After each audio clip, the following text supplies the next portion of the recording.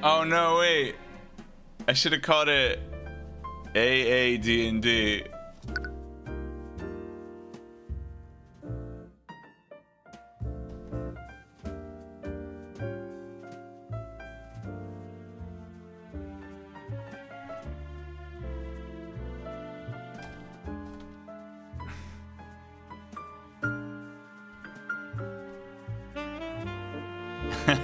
AAD&D. That's pretty good.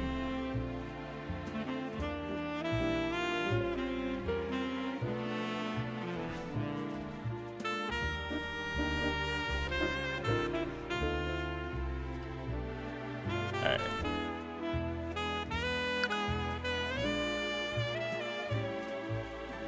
I guess I don't need to save these. Get out of here, save number 3. Hey look, that girl's back, eventually. Who's that guy? Guess we'll find out. Got metal cheeks. Case number 3, the origins of Horus. Ooh. Interesting. Who's Frey Cuthbert? My mom? There's so many things I wanted to tell you. Wait. We're in a Dungeons and Dragons world. I have a power named after an Egyptian god, and I have a parent named after a Norse god. I'm afraid that I can't do that now. I need you to be strong now. This world is bleak, merciless, and unforgiving. But I've seen you. I know how bright the light within you is. Wait, maybe I'm not actually from Dungeons and Dragons land. Which would explain why I'm involved in, like, the real world mythology. Use my eyes. Peer beyond the divine gate as I once did. What? Use it to reclaim the future? What the heck are you talking about, Dad? Frig. Episode 3, The Origins of Horus. Preposterous, completely and utterly preposterous. Is something wrong, Lord Von Sanctus? You filthy rat. You cheated, didn't you? That's right. You're just a cheat and a charlatan. Name, Lloyd Von Sanctus. Occupation, nobleman. Do you have any evidence to prove that ridiculous claim? Alright, I mastered chess before you could crawl out of whatever rat hole you came from. Do you honestly expect anyone to believe that you could defeat me? Honestly, I'm just as disappointed as you are. I was expecting more of a challenge from House Von Sanctus. But I suppose all the gold in the world can't buy you a modicum of skill. What? You little upstart! Oh. I don't have any eyes. Von Sanctus' acquaintance clears his throat and gestures subtly to the crowd of spectators. Everyone's attention is on him, and you can see the crowd muttering amongst themselves. His undignified behavior probably isn't doing any favors for his public image. Realizing himself, he tries to regain his composure. Oh hey! It's our buddy, Abjuration. It does exist.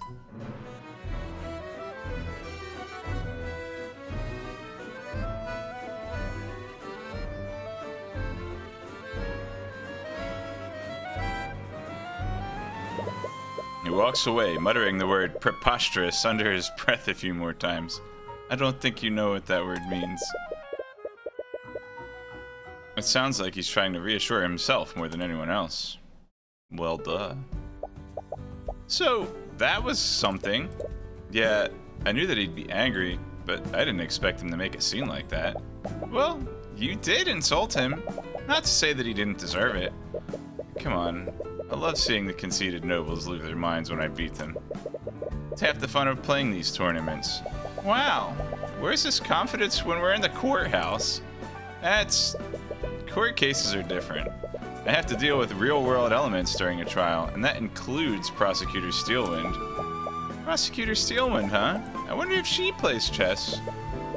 Now there's a thought. Maybe she plays shogi. You wonder if she'd be willing to play against you sometime. She can't be any worse than these pampered nobles. Anyways, we should celebrate somewhere in town. Even if he was a pushover, you just beat one of the top-ranked chess players in the kingdom. Huh. To be honest, you had your reservations about returning to the city of Aranax. If you weren't facing one of the 4 pillars, you would never have come back here. You'd rather leave this city as soon as possible. I saw a cafe while we were walking around. The food smelled great. I'd really like to go there. We could always go to one of the cafes in the capital. There are plenty of places to choose from there. Trust me, I've traveled around the world. There's nothing better than food from a thriving port city. Fish. Alright, I suppose there's no harm in staying a little longer. She does have a point. The city streets seem livelier than when you last saw them. You see a lot of businesses that weren't here before, and they all seem to be very well off. Despite being a port city, Aranax used to look like a ghost town. Has the local nobility been investing in the city? You find that possibility very hard to believe. Well, no one even got murdered yet. It's been over 5 minutes. You arrive at the cafe that Celeste told you about. As you enter, you're struck by a powerful aroma of freshly baked pastries and coffee. I love freshly baked coffee. I'm just kidding. There's nothing wrong with the construction of that sentence. I was just being a jerk. The scent of the baked goods swirls around you. You take a moment to inhale the enticing smells. You have to admit that it's making you very hungry. So you seek to enter the domain of the Deathbringer songstress. Is she the Deathbringer songstress? Well, if glory is what you seek, then look no further. We stand before Mosorika Tudor, Dark Lord of Aranax. As you head further into the cafe, you're approached by a familiar face. Name Mosorika Tudor. She looks like a diviner, but she's an evoker. But Rika, is that you? Oh, I knew it. It's Phantasy Star 4. Ha! It appears that my reputation precedes me. How good of you to... Wait, you're Tyrion? You're back! Hi. You... Why didn't you tell anyone that you were back in town? Do you have any idea how worried we've all been? Do you two know each other? Right. Celeste, this is Mosorika Tudor. I was friends with her when I lived here many, many years ago. Wait, you used to live here? Yeah, Aranax is actually the town I grew up in. What? But you were in such a hurry to leave before. Oh. You came here to eat, right? If you're still hungry, I can bring you some of our best dishes on the house. No, I couldn't possibly. Come on, don't be like that. Take the free food. It's been years since I've seen you. And you know how good my food is. Okay, but only for a little while. Rika sets a table for the 3 of you and calls over a waiter. You all place your orders. Now, tell me everything. I want to know all about what you've been doing since you left. Celeste McCoy. So, are you going to introduce us? Right. This is Celeste McCoy. She's my bodyguard. Bodyguard? And Celeste, this is... as if I need such introductions. I am Mosorika Tudor, Dark Lord of Aranax, High Archmagi of the Cadmium Flames, and the proud proprietor of this cafe. Oh, okay. I was friends with her when I used to live here. She's a little eccentric, but she's a good person at heart. Hey! She's also a common folk mage like you. Ah, so you come from the same humble beginnings that I do. Which spells have you mastered? I haven't really mastered any of them. I know about 7 spells, though. 7? That's almost 4 times the amount that I know. So she knows 1.6. I guess she knows 2. She's learned even more spells now? She's been picking them up rather quickly. See, she's just a fast learner. At first I thought maybe she was a sorceress. Because, like, if it's D&D rules, the sorcerers don't need to study spells the same way that wizards do. But she also showed that she could learn chess really fast, so might not be that suspicious.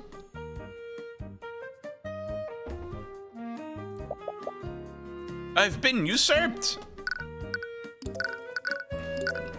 I'm an attorney now.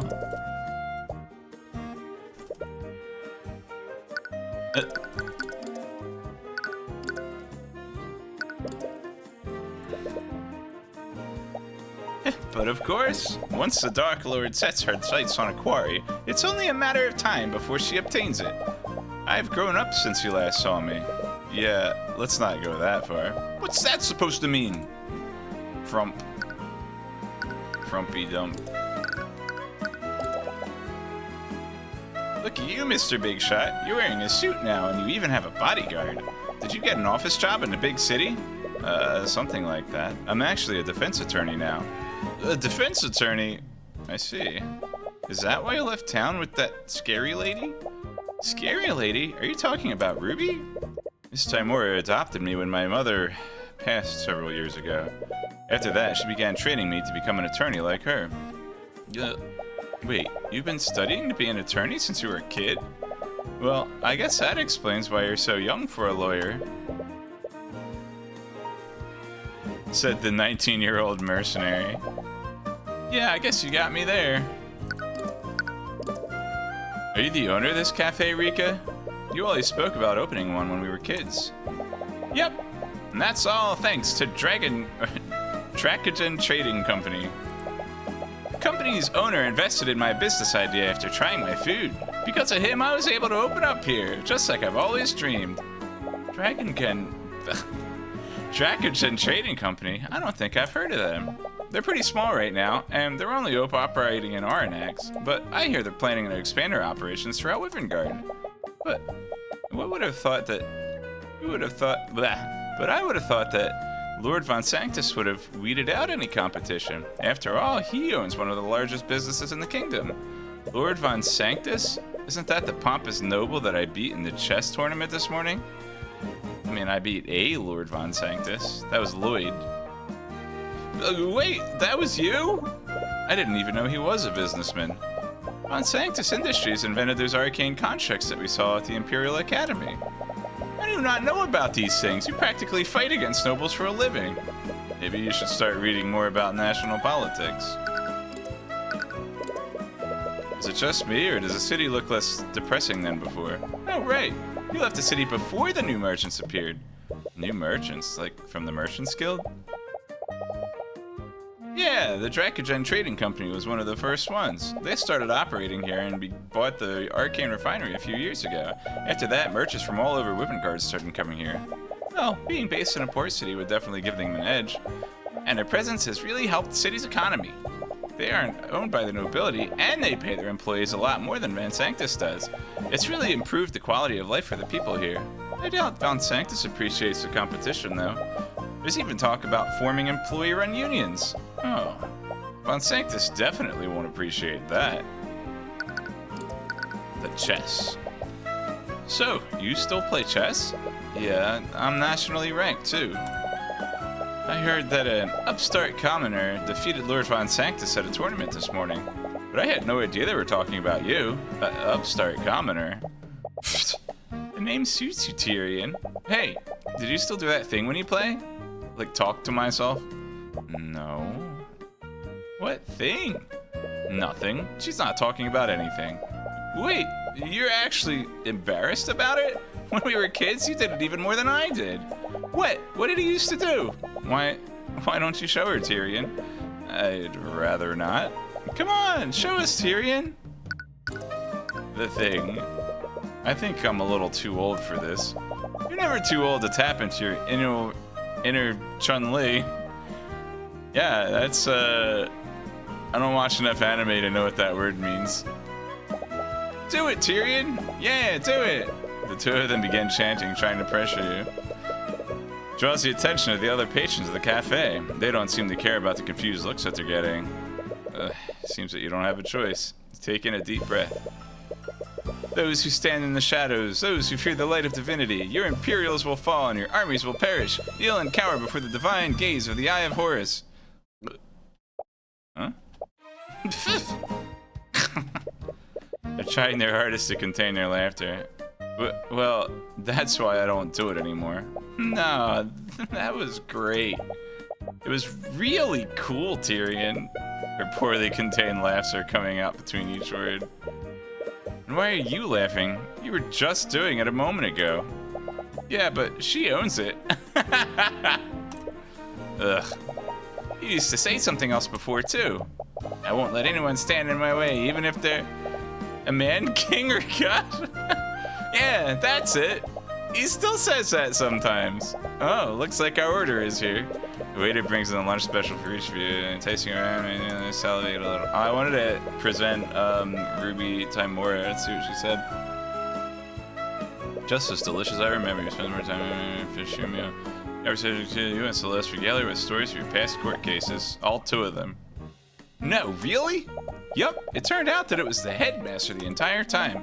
Wow, I would have never figured that out. How did you know, Tyrion? Maybe he saw it with his eye of Horus.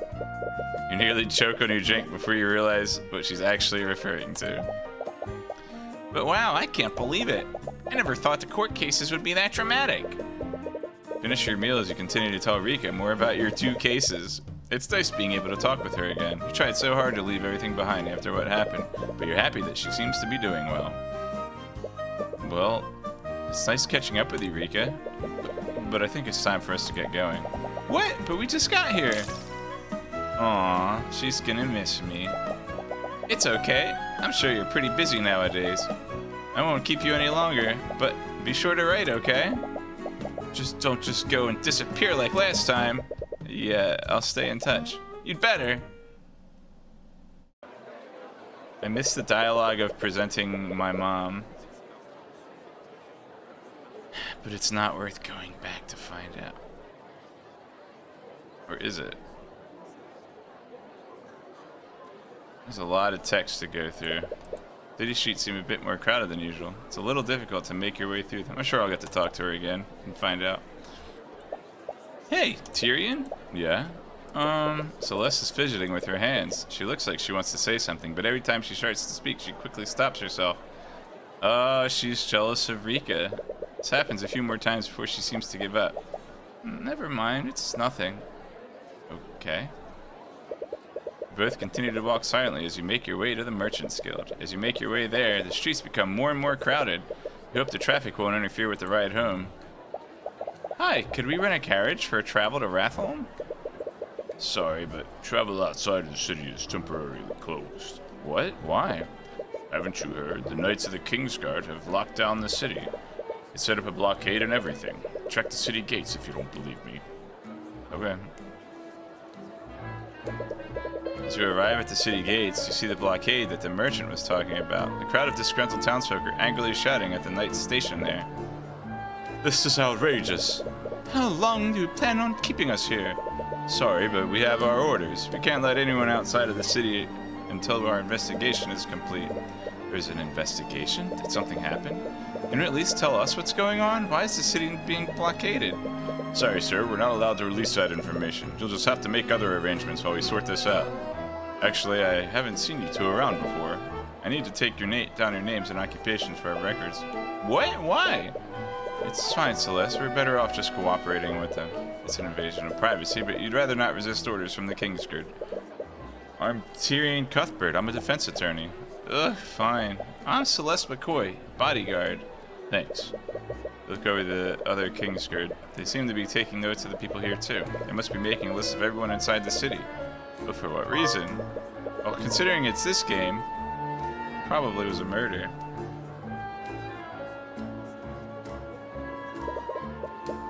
Alright. It's eating away at me.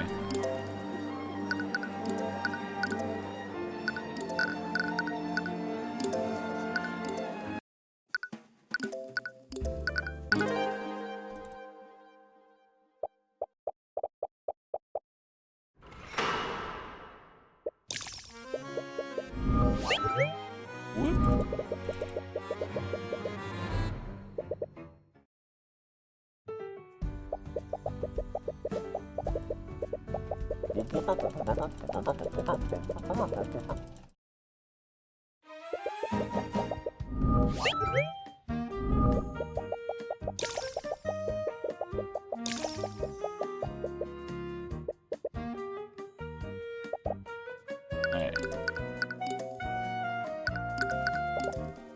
The scary lady, she's your mother now? She's my guardian, yes. Is she nice? Nice isn't the first word I'd use to describe Miss Tamora, but she's always taken care of me. She taught me everything I know about being a defense attorney. I don't think I'd be the person I am today without her. That's good. I'm just glad she treats you well. But why do you call her the scary lady?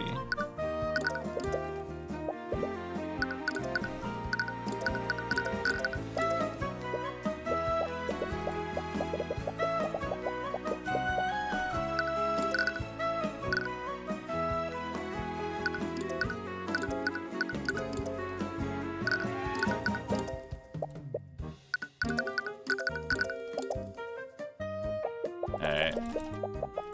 I mainly just wanted to check out the mom. You know her? Alright. Cool. We did it. Whew, that wasn't so bad.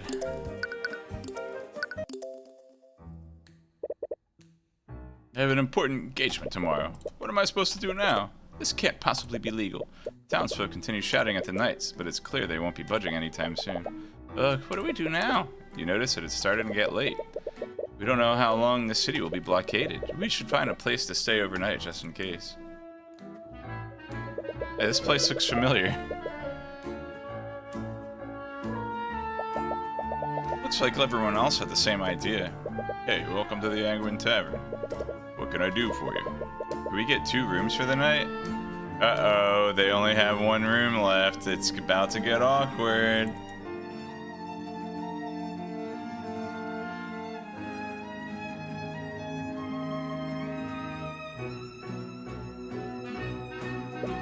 Sorry, I can't even spare 1 room. Oh, it's gonna about to be even more awkward. Is that less? I'm not sure. We're completely full with the blockade and all. Wait, let me take care of this. Celeste takes out a large pouch of gold and plops it on the innkeeper's desk. Oh, would you look at that? One of our rooms just opened up. Only 1? Hey, the entire city's locked down. Even with your gold, that's the best I can do for you. What? Embarrassed to share a room with me, Tyrion?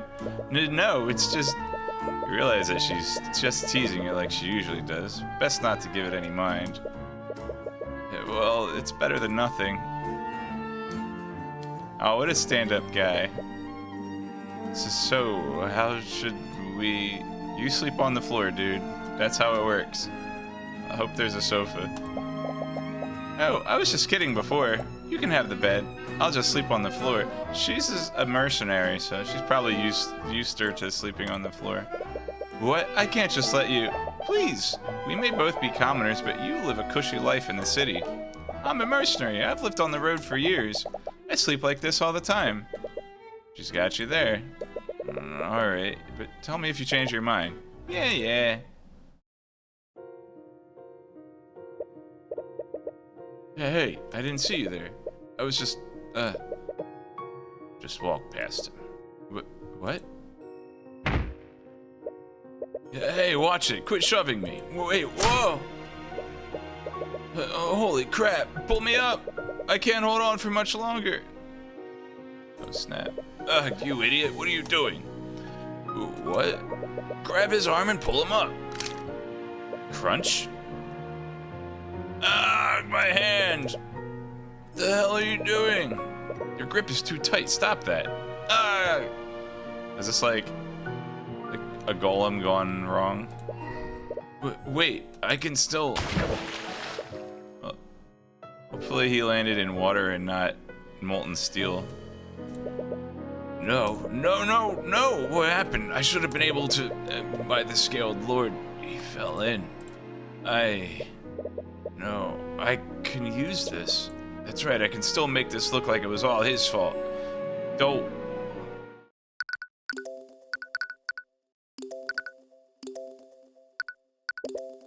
Find yourself falling into a nightmare. Tyrion, I'm so sorry. I can't believe they made you watch. Are you okay? What? Right, of course not. Are you going to keep fighting them? Your voice is quiet. Your question barely comes out as a whisper. What? Are you going to keep fighting the nobility? Falling into a nightmare. What's up, Penguin? I don't know if I can anymore. Today, they showed me what they're truly capable of. I was naive. I thought that the truth would prevail, but I'm only one person. I can't do this alone anymore. So, you're just going to give up? You're the only one who will fight against them. Okay, what about Celeste's dad? And all his secret allies? And also whoever seems to be giving her money. And also Arya Steelwind. There's 3 people right there. Why is this guy wearing a pilot helmet?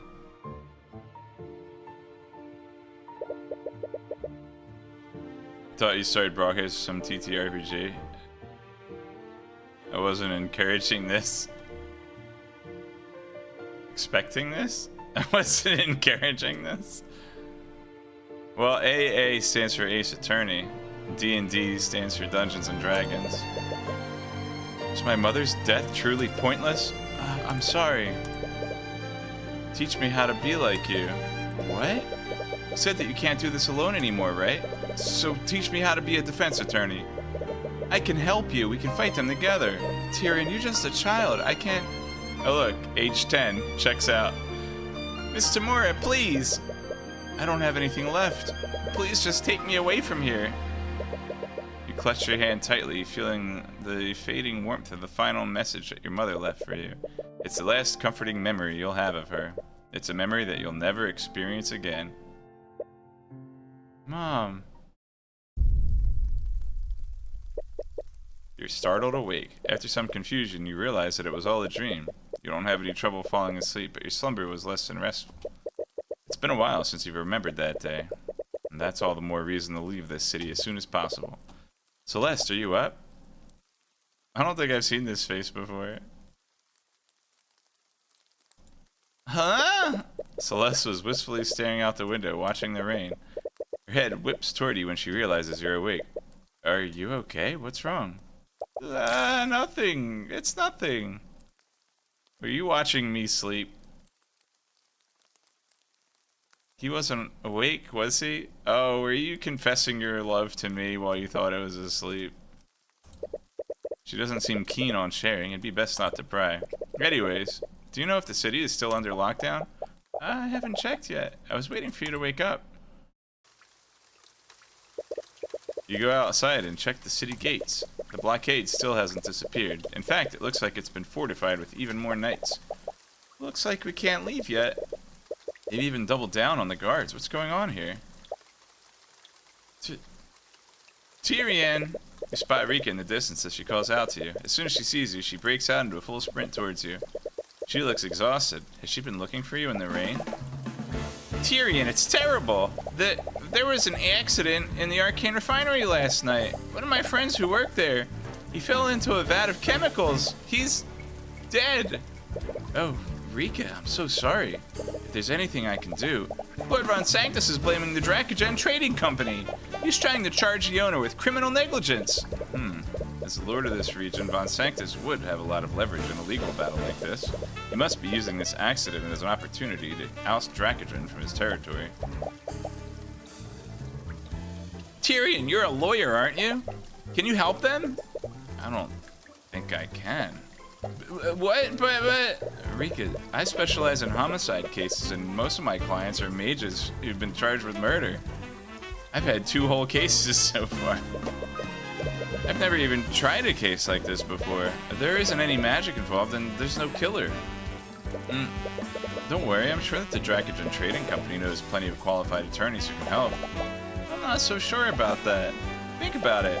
A lord from one of the 4 pillar families is pressing those charges. Do you honestly think anyone else will try to fight them on this? She has a point. There aren't many attorneys who will go against the nobility under any circumstances. The only ones who will do that are you and Miss Timora. Meh. Alright, I'll see what I can do. Really? But please don't get your hopes up. I have very little information to work with right now. And to be perfectly honest, I'm really out of my element. That's okay. I'm sure Dracogen will take any help he can get. Mr. Dracogen? He's the owner of the Dracogen Trading Company. He should be at the old Arcane Refinery right now. That must be the scene of the accident, too. It would probably be best to start your investigation there. I've been away from the shop for too long, so I can't come with you. But drop by if the cafe if there's anything I can do to help. Oh, she's gonna be the hint NPC. Follow Rika's directions and move through the city's industrial district. It reminds you of your childhood, back when you couldn't control the Eye of Horus. You always avoided this part of the city. It was always covered with an overwhelming fog of misery and fatigue. However, you feel less of that now. Is it because you have more control over your powers, or has something else changed? Alright, we're here. You arrive at the refinery and see that there aren't many people around. Few people you do see appear to be from the city watch. Operations must have been halted for the accident. Wow, so this is an arcane refinery. I always saw this place as a child, but I never really understood what they do here. Those machines refine the arcane crystals that are used in artificery. Those crystals are used as a power source for conducting magical energy. I look around and spot an especially frustrated individual. He seems to stand out from the knights and cleaning staff. Could he be the guildmaster Rika spoke of? He takes notice of you as you head further into the refinery. Hello there. You must be the attorney that Mr. Tudor spoke about. I am. I take it you're the guildmaster of the Dracogen Trading Company? Yes, my name is Stefanik Dracogen. Stefanik? I don't know. How do you say my name? I'm pleased to make your acquaintance. Occupation, guildman. I really appreciate you lending your aid in this matter. I already told Rika this, but I've never tried a civil case before. Is negligence a civil charge?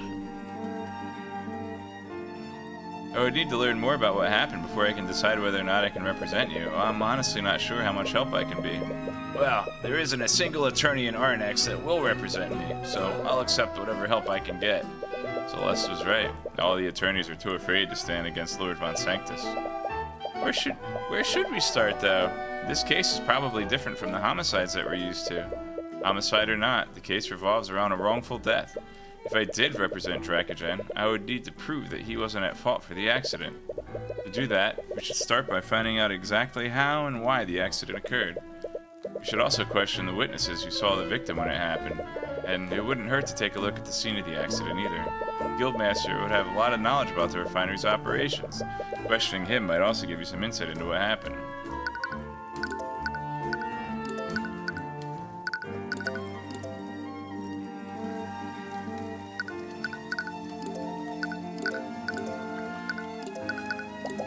This blockade is really a pain, and we still have no idea when they'll lift it. Well, at least we have this case to work on. It'll give us something to do while we wait. Yeah, they had the lockdown before the accident happened? I love that thing that Rika does. What did she call it? It's called... Shh. Alright.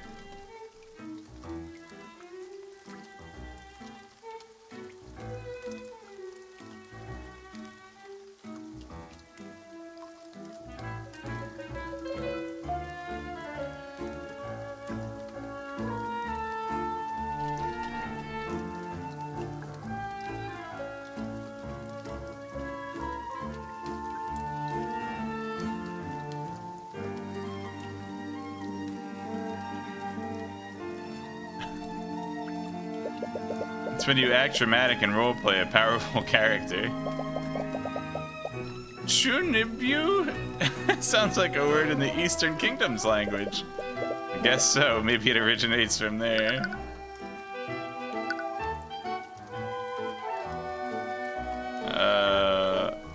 It does sound like an anime word. You're right.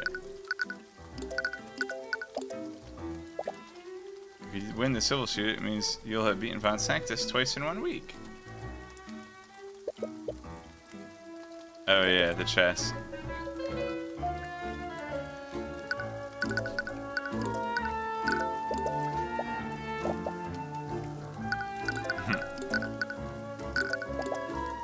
Are you okay, Tyrion?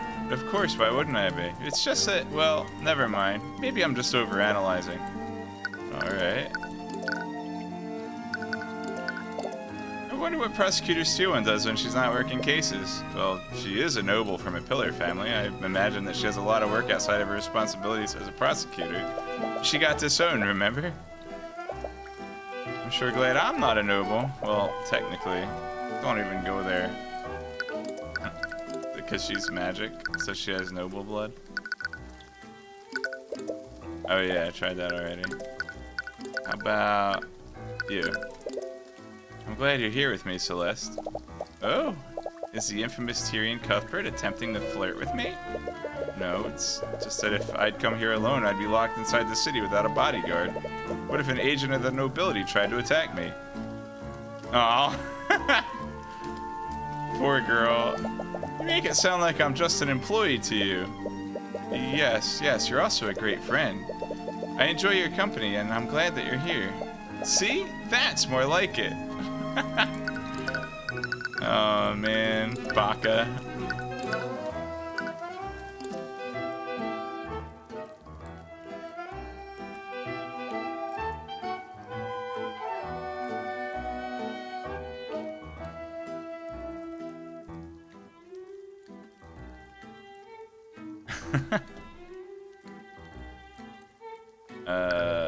But let's talk to this guy. To start, could you tell us exactly what happened? It all began during the work rush yesterday evening. One of my employees fell from the walkway and into a vat of magical chemicals. Those chemicals contained extremely volatile, destructive evocation magic. Because of that, he unfortunately died before we could have pulled him out. I see. But that all just sounds like an unfortunate accident. Why is Lord Osha blaming you for what happened? There are guardrails on the walkways to prevent people from falling. Supposedly, those guardrails broke apart when the employee tried to lean against it. According to Von Sanctus, the accident was a direct result of my negligence to maintain the refinery. But my employees have taken great care to inspect and maintain the facilities. I have no idea how this happened. Is he telling the truth? This could all just be a lip service. The only way to know for sure is to inspect the walkway yourself. Earlier, you said that the victim was an employee of yours. Could you tell us more about them? Yes. I hired him just a few months ago. It's a shame what happened to him. He was a young man named Justin Wayne. Justin Wayne. Is he a good employee? He was a hard worker. He was a bit rough around the edges when he first started. Before working for me, I heard that he'd always spend his time with the local delinquents. His tutor practically begged me to hire him. She told me that she wanted to turn his life around. That does sound like something Rika would do. She always had a habit of getting involved in her friend's personal business.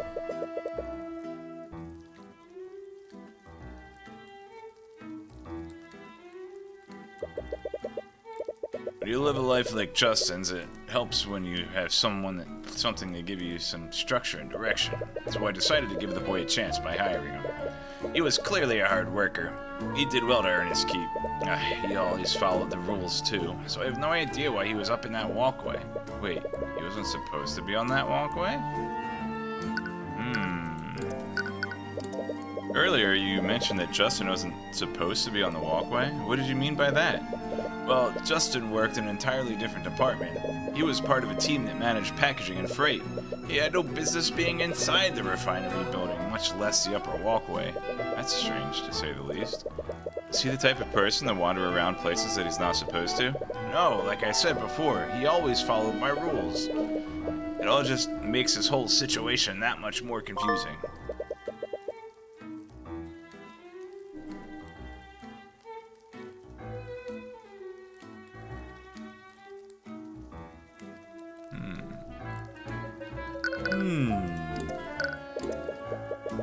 Was there anyone around when the accident occurred? Did anyone see Justin fall? There were many employees here at the time, but there were only a handful of witnesses who actually saw Justin fall from the walkway. Who were these witnesses? If I remembered correctly, Miss Tudor was the one that saw him fall. Wait, she also works here? Wait, Rika was there when it happened? Yes, she witnessed the accident alongside the harbor master. Morrison. Oh, you're acquainted with him? I am. Morrison was close friends with your mother when you were a child, but after you left Arnex, you went out of your way to cut contact with everyone from your past. But what were all these people doing here in the first place? Rika is the cafe owner, and Morrison is a harbor master. I'm a little concerned about that myself. I'm still unsure about this, Miss Tudor, but the harbor master was accompanied by a nobleman of some sort.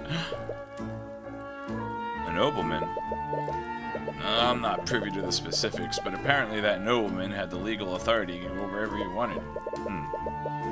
You'll want to ask Morrison more about that, but it will be awkward to speak with him after all these years. Repario Arcanum! It's like magic all over the place. There are traces of transmutation magic on this power box. It is an artificery device, so that's not too out of the ordinary. There are traces of transmutation magic on these parts of the vat. I'm honestly not quite sure how these vats even work. Perhaps transmutation magic is used in the refinement process somehow. It's a vat filled with chemicals that I can't quite identify. According to Celeste, these chemicals are used to refine and create arcane crystals. It's a power box. It contains artificery hardware and an arcane power cell. It's connected to the chemical vat, so it must control some function of the refinery. Oops. Look on the walkway. You better look by moving there. Yeah, I was gonna do that. Don't worry. It's such a shame what happened to Justin. I can't believe an accident like this happened under my watch. Must have a pretty big watch if you fell from under it. What did you say? You seem sincere, but you're still a little still seems sus. Did you happen to know anything about the blockade surrounding the city? I know that the Kingsguard is involved, but that's about all I know. I am a bit curious as to what caused such a stir, but I suppose I have more pressing matters to focus on right now. I'm an attorney.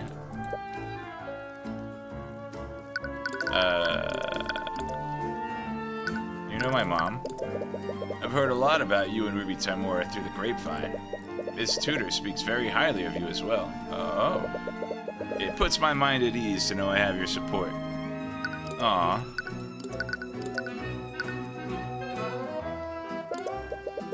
Rika mentioned that you gave her the capital to open the cafe. After trying her food, I would be remiss not to. I'm aware of how difficult it is for a commoner mage to succeed in our society. It's quite philanthropic of you. Well, many other businessmen would show reluctance in dealing with a mage. That makes them an untapped resource. Pragmatic might have been a better word to describe Stefanik.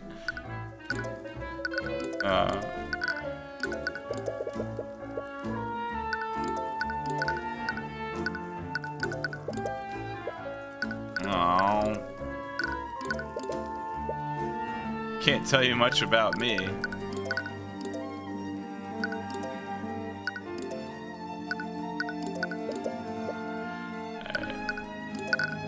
Oh, a couple things opened up.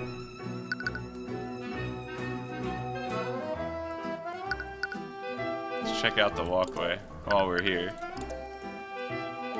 It seems dangerous. Tyrion, do you need me to scan for magical traces? I mean, there's a button right there. You don't need to remind me, but thank you. Well, there aren't any magical elements in this case. But I suppose it wouldn't hurt to check. Alright. Looks like the guardrails completely broke apart. The rail's completely rusted, too. Is Dracogen lying about properly maintaining the site? It's a vat of dangerous magical chemicals. Supposedly, they're corrosive enough to dissolve anyone unfortunate enough to fall into it. Celeste is watching you carefully. She could be a little overprotective at times. Aww, that's adorable. Repario Arcanum! There are traces of evocation magic in the evocation vats. That makes sense. Evocation is school of magic for supposed to create and disperse energy. These chemicals probably do some sort of magic to create arcane crystals. What? What's wrong? There are traces of transmutation all over the guardrails. Transmutation? Do you see those traces anywhere else on the walkway? No, it's only this area. Their magic Just only. Ooh. Transmutation is a school of magic that changes the properties of physical objects. Usually, mages use transmutation spells to strengthen and repair objects. How did the transmutation spell affect the guardrail? Negatively, I'd suppose.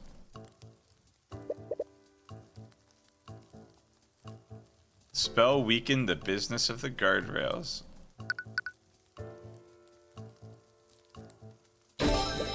Right, someone used a transmutation spell to weaken the guardrails. Afterwards, the guardrails were so weak that Justin accidentally broke them. And only these guardrails were weakened? The sabotage rails are right next to the vats of corrosive chemicals, too. What was the intention of weakening the guardrails? There was clear intention behind the actions of this unknown mage. Judging by what happened, the intention can only be one thing. The unknown mage wanted to...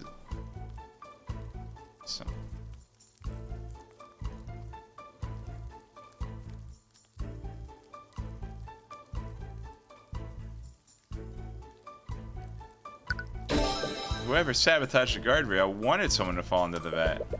Why else would they have targeted those specific guardrails? But why? Who would do this? You could feel your fist clenching tightly. Ugh. Someone committed murder using magic here, and whoever did this had the gall to try to cover it up. Tyrion? What's with the colors? You won't forgive whoever did this.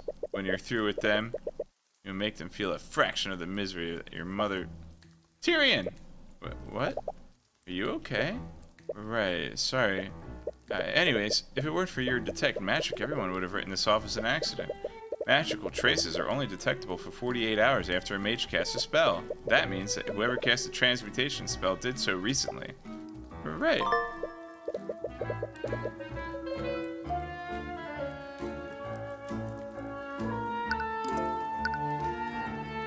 Repario Arcanum.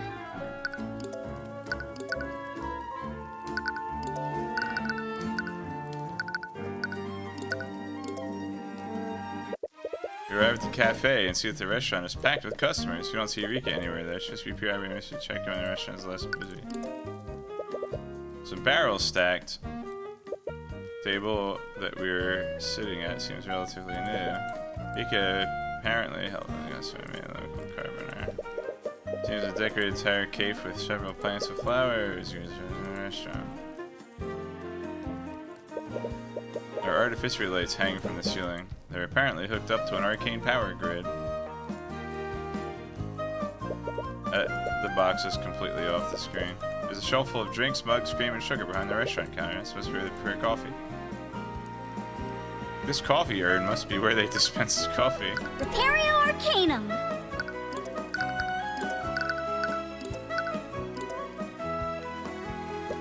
You arrive at the harbor in search of Morrison, a harbor master. However, you notice a large concentration of knights in the shipping area. Notably, the Arcane Inquisition is among them. Spot Commander Wade and Prosecutor Steelwind coordinating the knights there. I wonder what those two are doing here. The knights at the blockade said they were investigating something. There must be magic involved if the Inquisition is here. Do you think this has anything to do with what happened to Justin? I doubt it. We didn't see any Inquisition knights at the refinery. It must just be a coincidence. You're probably right. But I'm kind of curious about what the Inquisition is investigating. It has nothing to do with our case. It'd be best to leave them to their business. Alright. Oi, you there. You best clear out. The knights have closed the harbor. Morrison? Huh? Oh, I know you. His name is Noah. That's pretty good. It's named after Jim Morrison. And Noah. What, Cuthbert? Is that you? Hi. I heard from little Monsterika that you were back in town. What can I do for you? His voice hurts. We heard that you were at the refinery yesterday. From what I heard, you witnessed the accident. We wanted to ask you some questions about what you saw. Oh, right. Monsterika mentioned that you're an attorney now. What? I just hope you're still not hung up over that business with your mother. Sorry, I guess it's none of my business. Anyways, I'll tell you what I know. Repario Arcanum. Say that again. It's Boathouse Row. June saying I'll go to buy my own house on the harbor front. Well, you have a job as an attorney now. You can always move back here. No, if possible, I never want to return to the city again. Dope. Modest ships for the. Can't help but feel nostalgic seeing these ships. I used to travel by sea all the time when I was traveling the world. I was probably my favorite part. That does sound pretty nice. I'd like to be riding. I'd like to try riding one day. You can't even handle a carriage, my dude. Are you sure? You get motion sick pretty easily. Sailing on a ship might kill you. She has a point there. There are several crates containing all the kinds of goods. They must be merchandise to local business. I like that the things pop up and I don't have to click on them and repeat a bunch of text to find out that they're the same thing. Alright. You know my mom?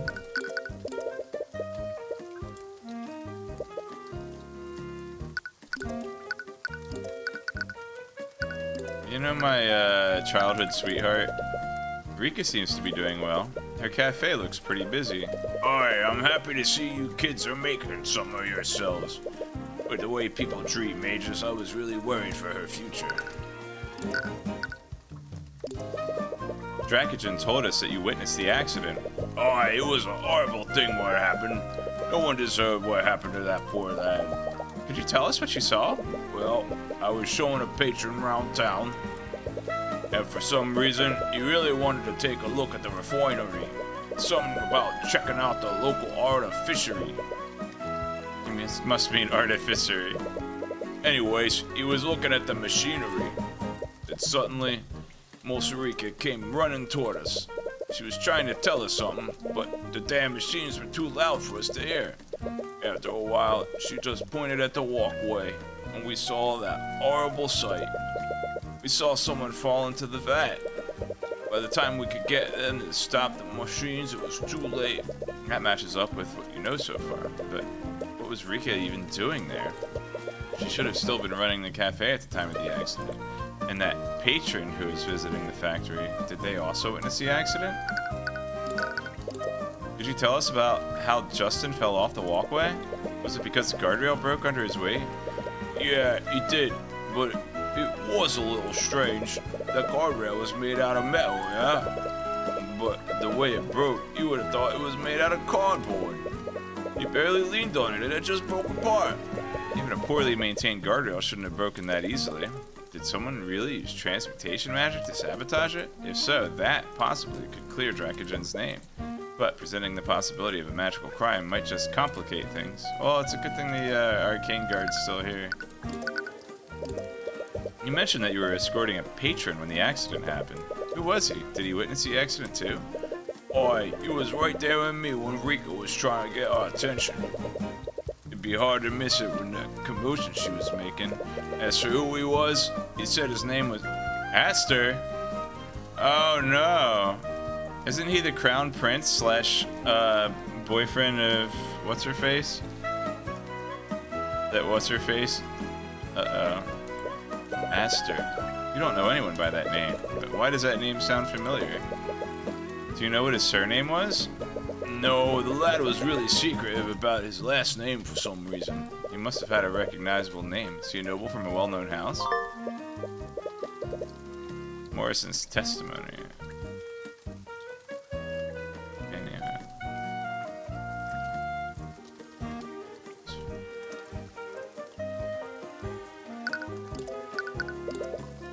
Why were you escorting this Aster in the first place? Don't you have to manage the harbor? Well, I can't really manage anything because of them. He gestures towards them. They blocked all sea travel out of the city till this mess is sorted out. They have a lot of knights investigating the harbor. Do you know what they're looking for? Well, you didn't hear this from me, but according to them, Aster's ship just up and vanished in the dead of night. Vanished? Isn't someone hijacked it? That's the thing. The guards would have noticed if something had driven off with the ship, especially one of that size. From what I heard, one of the guards could have sworn that they saw it vanish in a flash of light. A flash of light? Like something created by a spell. What kind of ship was it? Do you know how big it was? From the size of it, I'd say it was probably a galleon. It was at least a gallon. Maybe 5 quarts. That would be pretty powerful to affect a ship to that size. I wonder who this Astor person is. He must be of high profile if they're calling him the Kingsguard and Inquisition for him. All over a missing ship. You spent some time with him, am I correct, Morrison? Did he tell you where he was staying? If I remember right, he's staying at the local inn near the town square. What? That's the tavern that we were staying at. If he's this high profile, why is he staying at an inn for commoners? No idea. He's an eccentric one for sure. Whoever he is, he's also witness to the accident. You'll definitely want to speak with him. And if he's a noble, there's a chance that he's the mage that sabotaged the guardrail.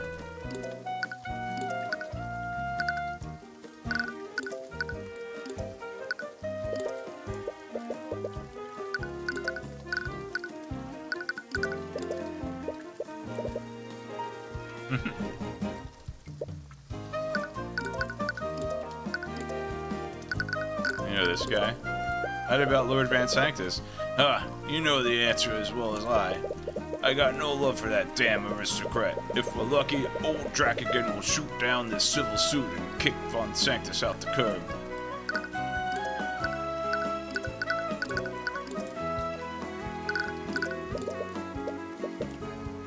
Alright. Let's make sure. Oh. Oh, wait. Repario Arcanum.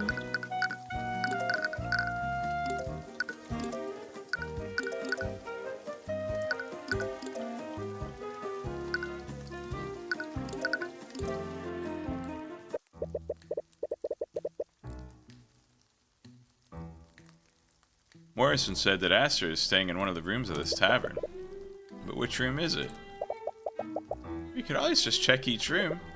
That might irritate the patrons, though, and if Astor doesn't want to be found, we might alert him if we annoy too many people. I guess you're right. Family owns a tavern, right?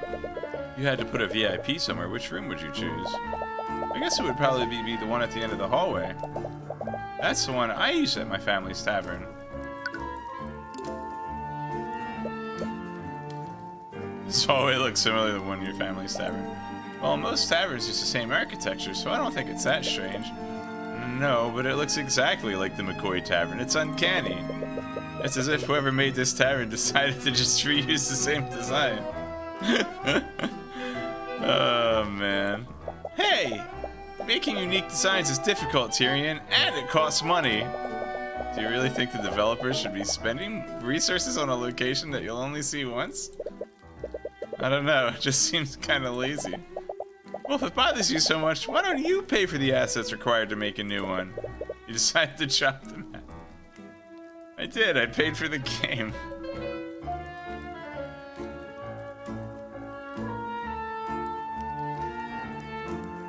No, she's right up there with Eris breaking the fourth wall.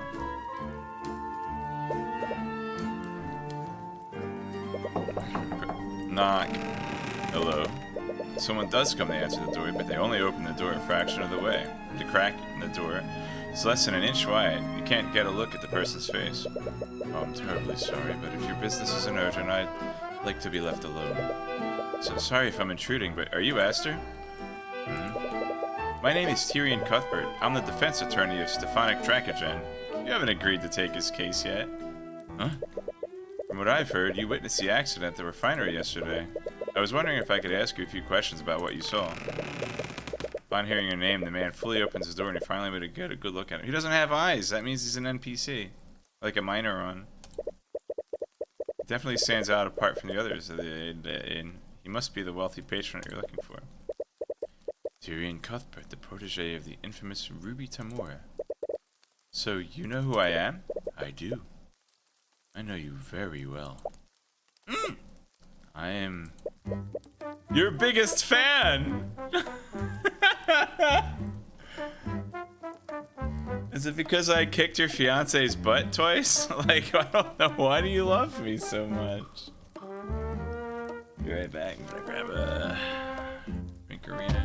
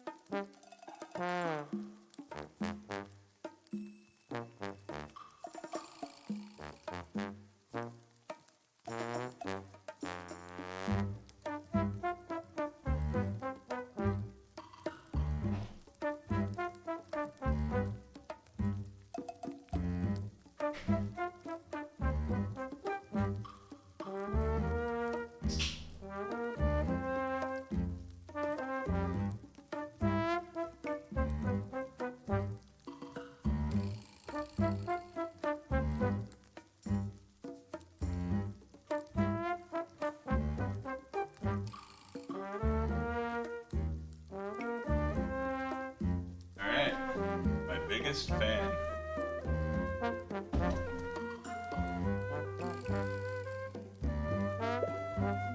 What? I can't believe it. The infamous Tyrion Cuthbert is standing right in front of my tavern room. What? I've read all about your feats, Mr. Cuthbert. You successfully indicted the head of House Pierce. You didn't think twice about confronting a member of House Frege. And you even defeated Lord Sanctus in the chess tournament yesterday. I'm so lost right now. And you must be Celeste McCoy, Tyrion's first client and the Crimson Demon of the Eastern Kingdoms. Oh man, she like has a mercenary name? What? How come she's not Shuni Boyo? How'd you find out about that name? The Crimson what? Don't ask. Anyways, if you are asked her, does that mean that you witnessed the accident with the harbor master yesterday? Yes, I did. Are you going to interrogate me about what I saw? I'll answer whatever questions you have. I've never met a witness that has been this eager to cooperate, but hopefully this means that he won't hide any details about what he saw. Repario Arcanum.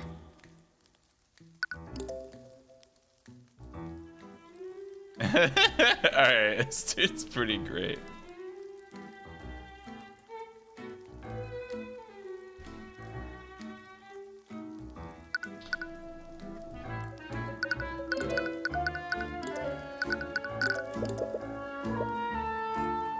Sorry, I'd love to help you, but I can't say much about that. So, what exactly is a Crimson Demon?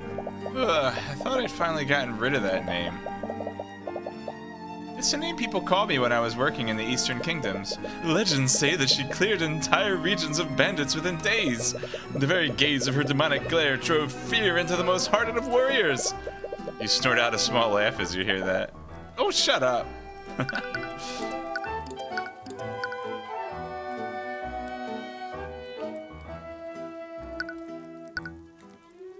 Soon. I'll do that one last. I can't believe I actually came face to face with the legendary Tyrion Cuthbert.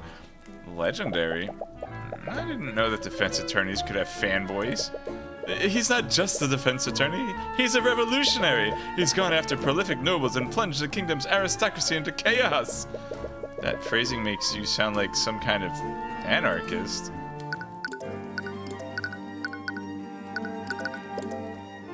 Wait, if you're here, is Ruby Tamura here too? She isn't. I originally only came here for the chess tournament. I didn't expect to be working a case while I was here. In truth, you wanted to leave this city as soon as possible.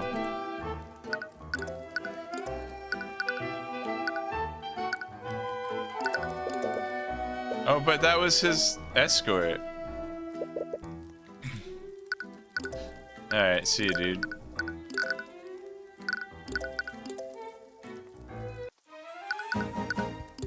Repario Arcanum.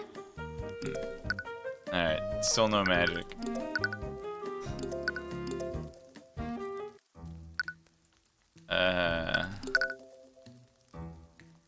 This house sounds on fire, or is that the rain? You clearly know who I am, but I'm still unsure of who you are, Aster.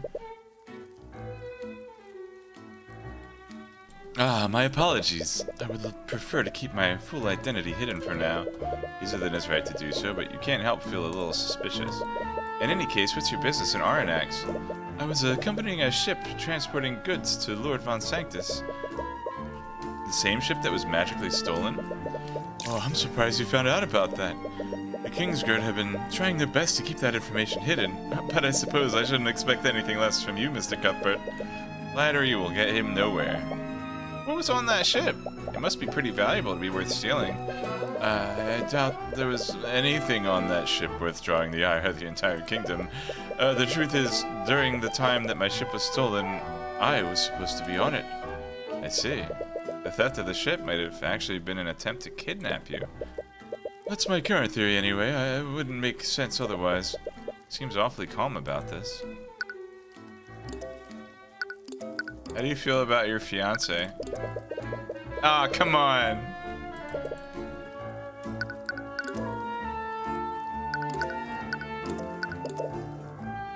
It's a terrible thing that happened. I can't imagine what Justin's last moments must have been like. I didn't expect an aristocrat to remember the name of a commoner. Comment came out harsher than you intended. He knows my name. I suppose I deserve that. I haven't done much to help the common folk. I have a long way to go before I can do that.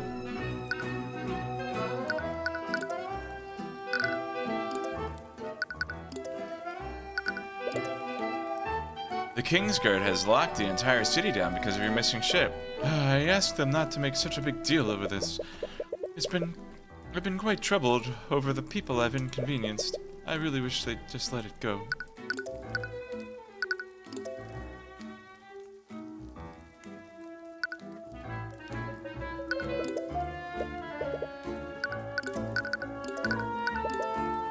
It'd be best not to talk about the transmutations that you found. You're still not entirely sure if he's the mage. Yeah, that's true. It could be him.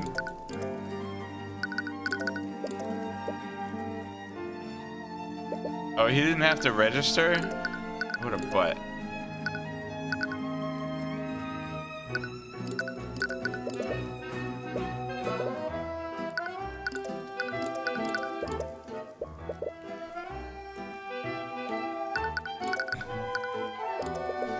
According to Morrison, you were also in the refinery that night. Did you witness the moment the victim fell into the vat? I did. Could you please tell us exactly what you saw? Every detail you can remember could be important. Well, it all began when I was visiting the refinery with the harbor master. I was inspecting the refinery's machines when a girl frantically ran toward us. She was hysterical. It looked like she was trying to tell us something, but we couldn't hear her over the noise of the machines. When she realized that we couldn't hear her, she simply pointed at the walkway. That's when we saw Justin Wayne fall off and into the vat. This next question is very important. Did you see the victim break the guardrail by leaning on it? Yes. He broke the guardrail before he fell. His testimony matches exactly with what Morrison saw.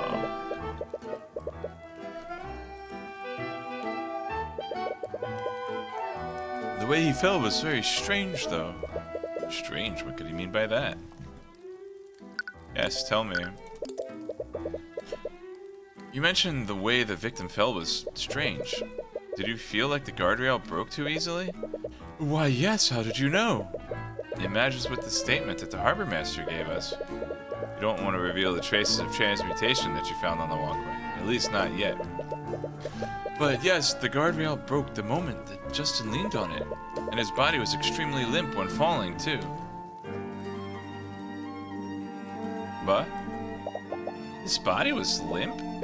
Normally, when falling from a great height, one would flail their arms, yes? But when I saw him falling, he wasn't moving at all. He wasn't moving? Did you see the expression on his face? He might have been unconscious. I'm afraid I couldn't see anything on his face. It was much too dark to make out his features. Wait, you didn't actually see his face? How did you know it was actually him that fell in? Well, who else could it have been? That is the question, isn't it? No one else has been reported missing. They also found the remnants of Justin's body in the vat. Oh, it was definitely him that fell in. That's true, you don't have much reason to believe that Justin might still be alive. Except that it's this game.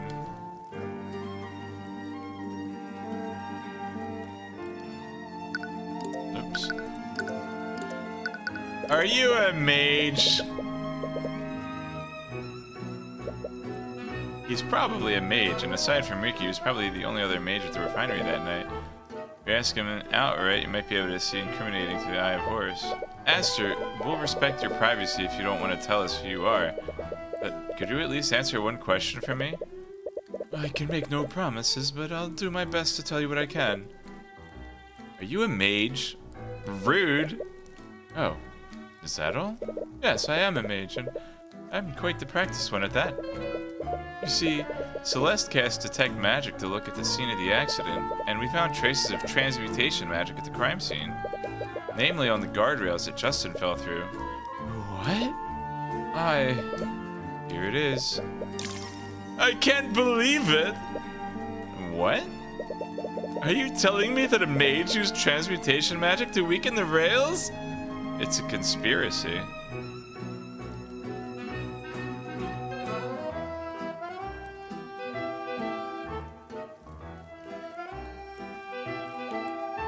Kamagawa?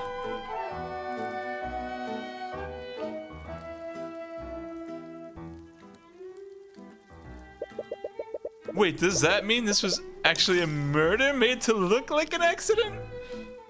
It's like something out of the reports I read about him.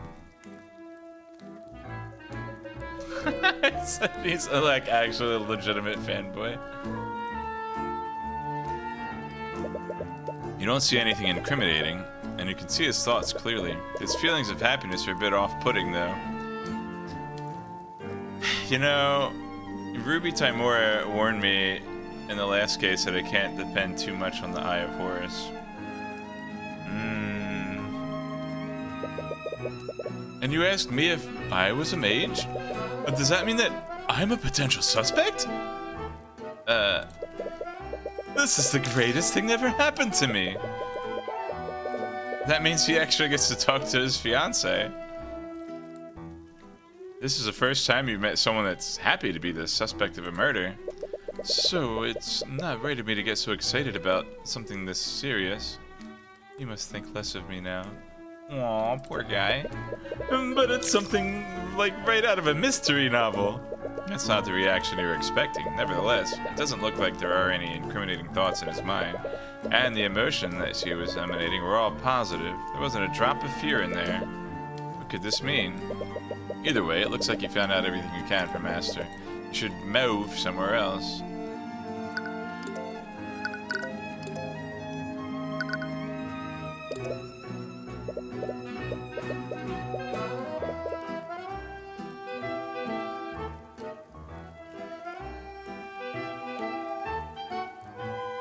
I want him and Steelheart to live happily ever after.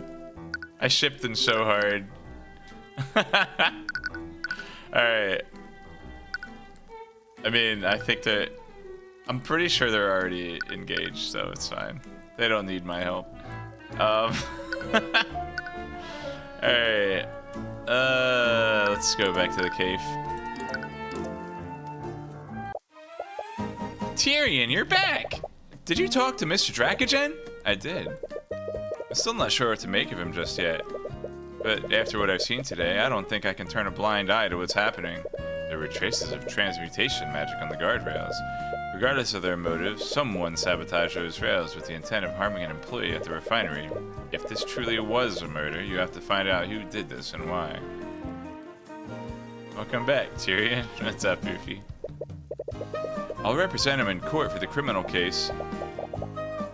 Thanks, it really means a lot to me. On that note, you were at the refinery when the accident occurred, am I correct? Yeah, I was. May I ask you a few questions about what you saw that day? Of course, I'll do whatever I can to help. I'm gonna have to argue with her. Why were you at the refinery? Didn't you have to work at the cave? I was making a food delivery to Justin. Wait, you were delivering food to the victim? Yeah, he never had time to make his own dinner. She has really long hair. I just noticed. So I always delivered his dinner during his evening break. But that night, I couldn't find him in the freight area, so I went looking for him in the refinery building. The building he's not supposed to go into. Why would you know to look for him in a building he's not supposed to be in? So the accident happened while you were delivering his food. Oh man, I'm so hungry right now. Justin, missed the first hour and a quarter. Quick summary. Alright, so I'm in my hometown. I came here for a chess tournament. Here, I think the easiest thing to do will be to go over the characters here. So I'm in my hometown for a chess tournament, and I won the chess tournament against this jerky noble guy. And then right after that, the Kingsguard like locked down the city. So we spent the night, and when we woke up, we found out that I don't actually have the victim here. The victim, John Wayne or whatever his name is. So he's a guy that works in an arcane magic refinery, and he broke a guardrail and fell through it into a vat of chemicals and died. So the guy that owns the factory, Stefanik Dracogen, who's also kind of like an entrepreneur and funds like local towns businesses and stuff.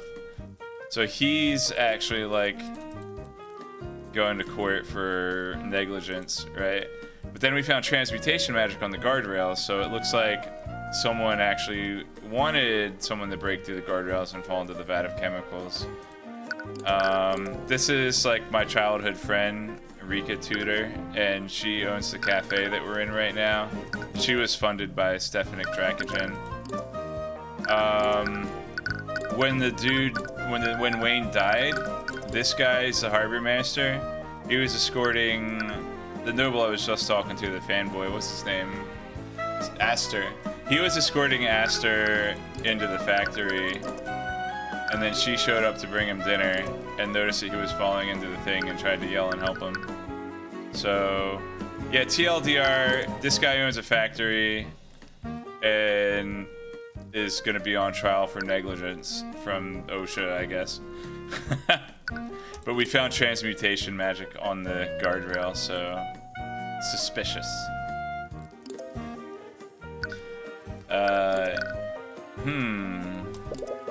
Oh, Justin Wayne is the kid what died. And Justin Wayne and Witch Girl or the Cafe Girl are good friends as well. Well, they were before he died. Did you talk to Justin at all before the accident? I did. When I finally found him in the refinery building, he seemed busy. He told me to leave his food in the break room. He was busy, but according to Dracogen, he should have never been in the refinery building in the first place. Did he say that he was busy with? He said he had a meeting scheduled with Mr. Dracogen. That can't be true, though. Dracogen didn't mention anything about this. She's like my number one sus right now. Obviously, like Aster wants to be sus, and the fact that they alluded to my Eye of Horus not being reliable makes me want to lean toward Aster, but I also think that he is Arya Steelwind's fiance. and I want them to live happily ever after, so I don't want it to be him. She's like, she's getting susser by the minute, in my opinion, but we'll see. Justin's meeting? Rika Tutor briefly interacted with Justin when...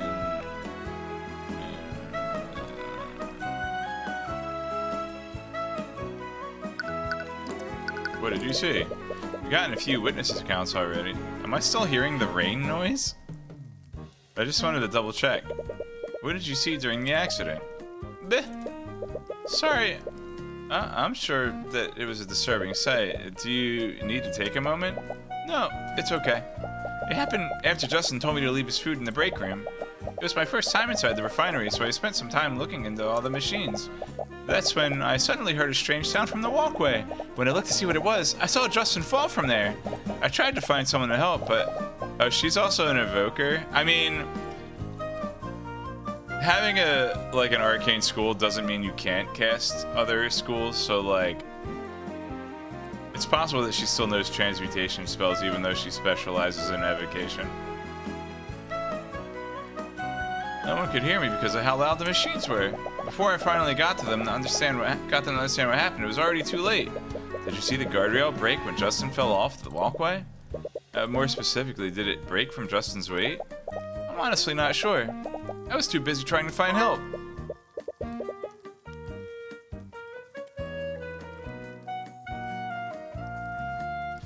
Most of Eureka's testimony has been added to my notes. You have matching witness accounts from Aster and Morrison. They saw the guardrail break. Having Eureka also confirm that would have been helpful, but I suppose Aster and Morrison's statements will have to suffice. Extremely suspicious. What did you say?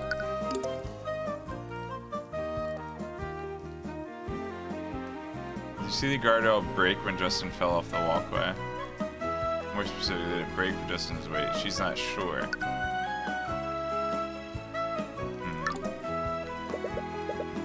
But what she did see Justin before the accident. You still have no idea why Justin was on the walkway in the first place.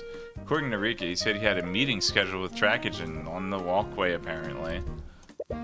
But this doesn't match what Tracogen told you. Either Justin or Tracogen must be lying in that case.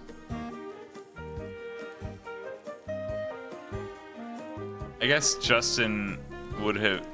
See, that's incorrect. That's an assumption.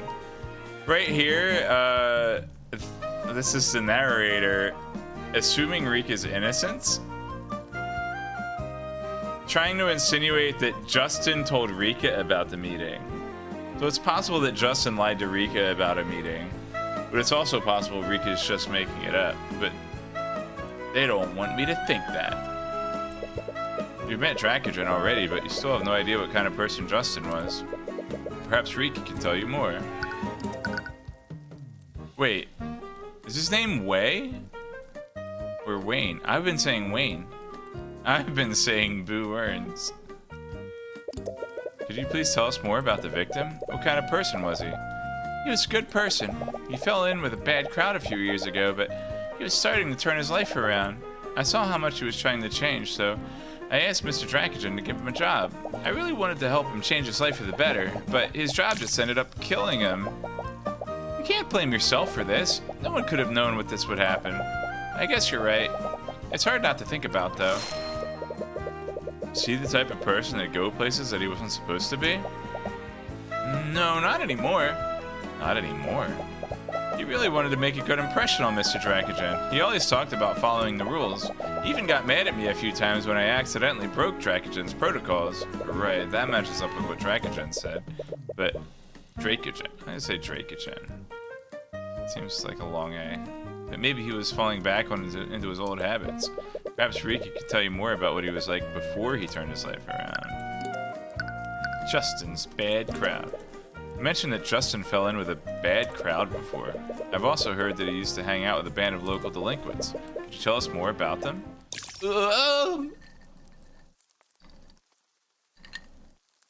She was the delinquent. What? Rika, this information will help us with our investigation. I need to speak with other people who knew him. Do you know where I could find his delinquent friends? I'm sorry, I really didn't know him that well. I should keep quiet. It might make him mad.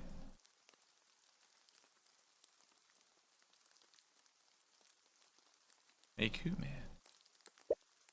Rika, are you hiding something from me? What? Of course not. What would the Dark Lord of Aranax possibly have to hide from you? Yeah, she's definitely hiding something. You'll need to argue against her if you want the truth.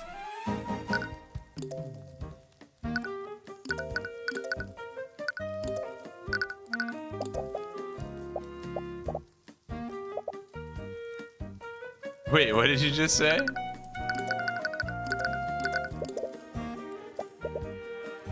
Wait, can I present evidence without clicking on something? Oh, I guess the default is attorney's runestone.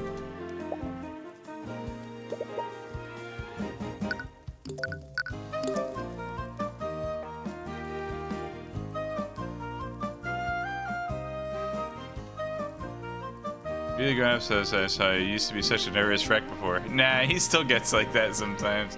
Should see him when he enters the courtroom.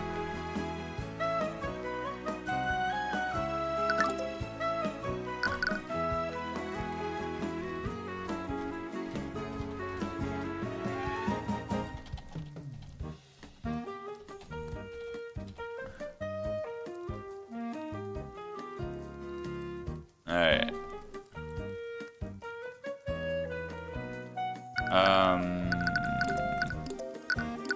Oh, we have to get the continuity in.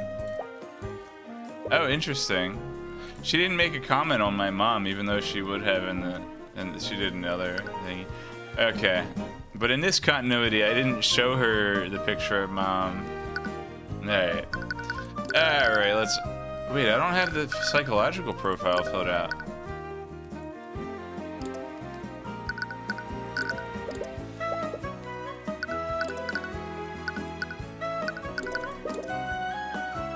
Terribly sorry for what happened to Justin. Are you doing okay? Yeah, it's difficult to think about sometimes. You always hear about these things happening, but you never expect them to happen to people you know. But have no fear. I will take more than this to bring down the High Archmagi. She's reverted back to her Chunai personality. Chun-Li personality.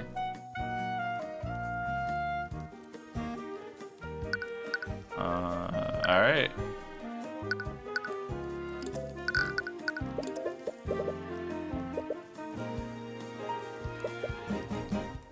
Yes. Beep, beep, beep, beep, beep, beep. Argument. Riki, you know about Justin's friends, don't you? Just be honest with me.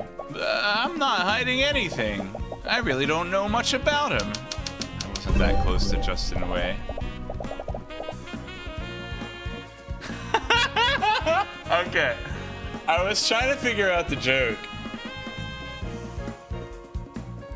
Oh no, this is too good. I was trying to figure out the joke before because I misread his name as Justin Wayne. And I'm like, why is his name Justin Wayne? I was like, alright, what's the symbolism here, right? Like, what's the Dickensian appropriate name? Justin Wayne. But now that I'm rereading it, like, oh, it's actually Justin Way. So literally, he was just an innocent bystander. So whatever was supposed to happen, he was, quote, just in the way. And that's why he died. Oh, man. Poor guy. Imagine having that name and then living up to it and just being in the way and tragedy happens. Alright.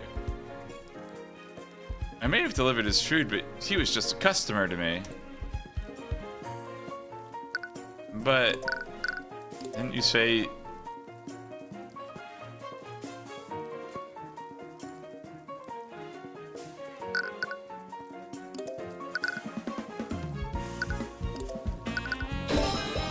I might have believed that you delivered his food because he was a good customer, but that wasn't all you did for him. You saw that he was trying to turn his life around. Nope. And you begged Dracogen just to set him up with a job. You wouldn't do that for a customer you barely knew. She would do it for, like, a customer that was a regular and she saw every week, though.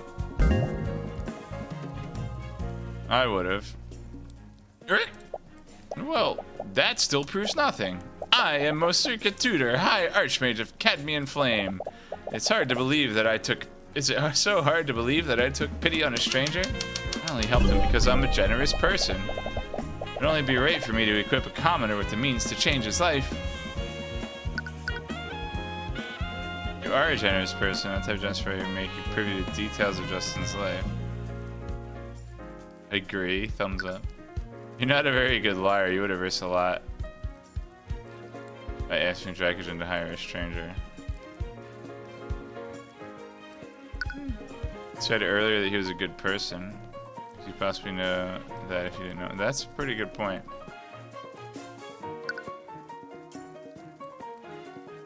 Like, oh dang, I'm compelled. You said earlier that he was a good person, and that he fell in with a bad crowd. How could you possibly know that if you didn't know him well? There are plenty of people who would have said that about him. He didn't exactly keep a secret. I only knew about him because of rumors that were floating around town. Oof. That does make sense. It makes sense that she would have heard that, but not that she would have repeated it. She thought she was hiding something. She has to be lying right now.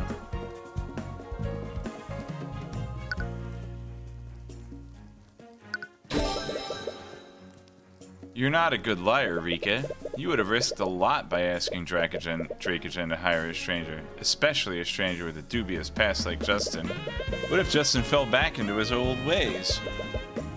That would have surely brought about consequences on you and your business. You wouldn't take that risk unless you knew him well enough to trust him. Gulp. Okay, fine. I guess we were friends. But like I said before, he was trying to leave his old life behind. He always kept his past a secret from me. He didn't like talking about the person he was back then. He wanted to forget about it and never brought it up. Maybe she's actually just sad because she really doesn't know.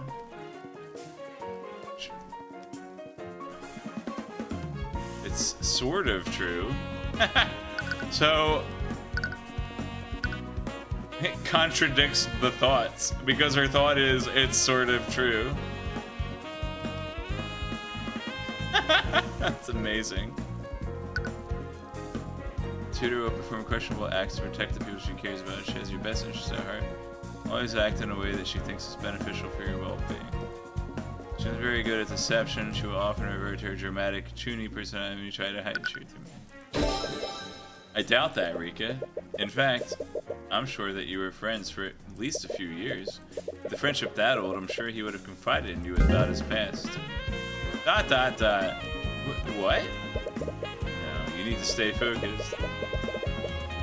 Rika, don't you know why you... Rika, I don't know why you had the thought you had to lie, blah, blah, blah. I don't know why you thought you had to lie about this, but I needed to talk to Justin's former friends.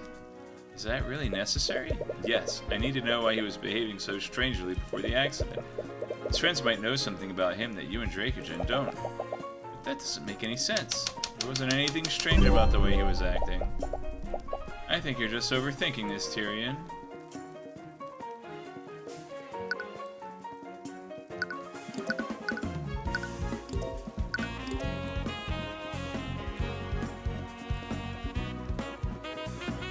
See, look. Justin supposedly told her that he was on his way to a scheduled meeting.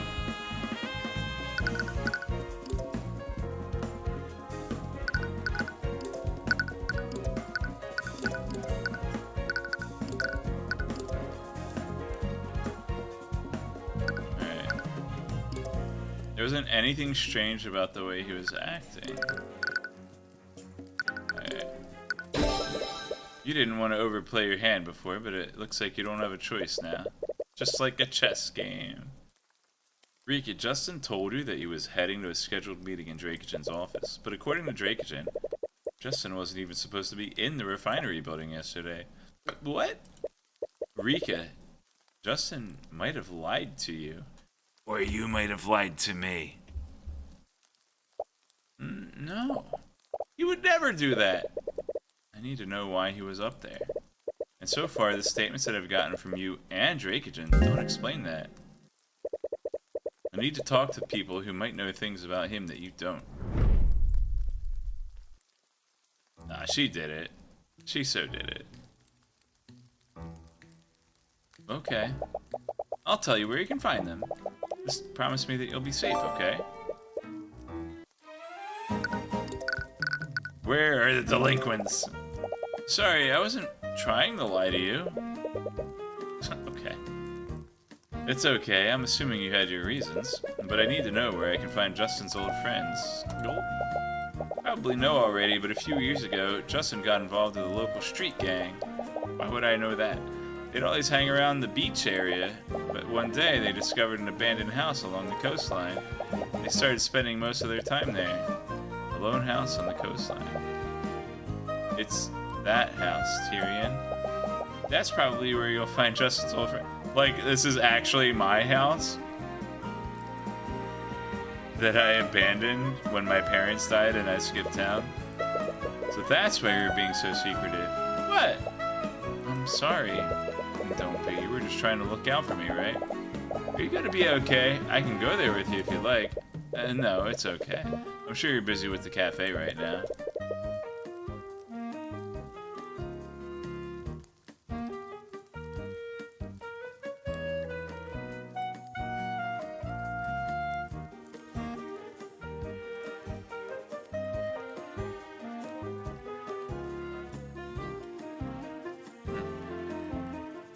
Bottle? Need to take another look at that regex. Alright. I don't know why the Twitch API doesn't have a has link attribute.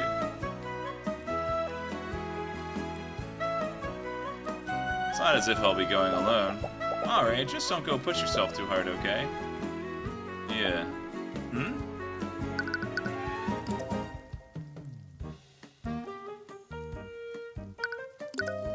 Just in way. Poor guy. Just in the way. Repario Arcanum.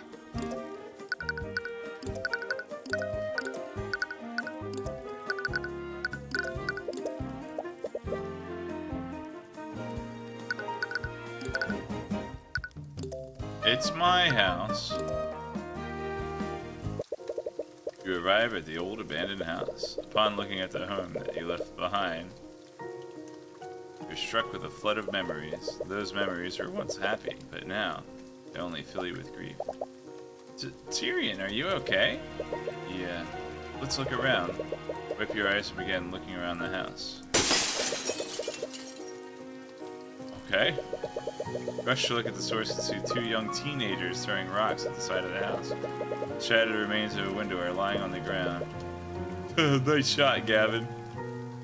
Yep. Gavin Kralin. One of the teens, apparently named Gavin, notices you approaching. You got company, Wyatt. Huh? Wyatt Eternal. Why Eternal? It must be a teenager. He's eternally asking why. Or a 2-year-old, I don't know. I feel like you should respond, but nothing comes out of your mouth. Suddenly you find yourself approaching the two teens. Eh? What the hell do you want? What the hell? Before you even realized what you were doing, you threw a punch straight into Gavin's face. Take that, jerk butt. Your eyes are slowly tearing up, but you can only see red. Grab Gavin by the collar and pull his face close to yours. Get the hell away from my house. Tyrion! Whoa, you wanna go? Huh, if you came looking for trouble, you sure found it. Okay, let's all calm down and just stay out of this. Okay. Excuse me? What? You got cotton in your ears or something? Yes, actually. Why don't you go and repeat what you said? I said, stay out of this. You little... 5 minutes later.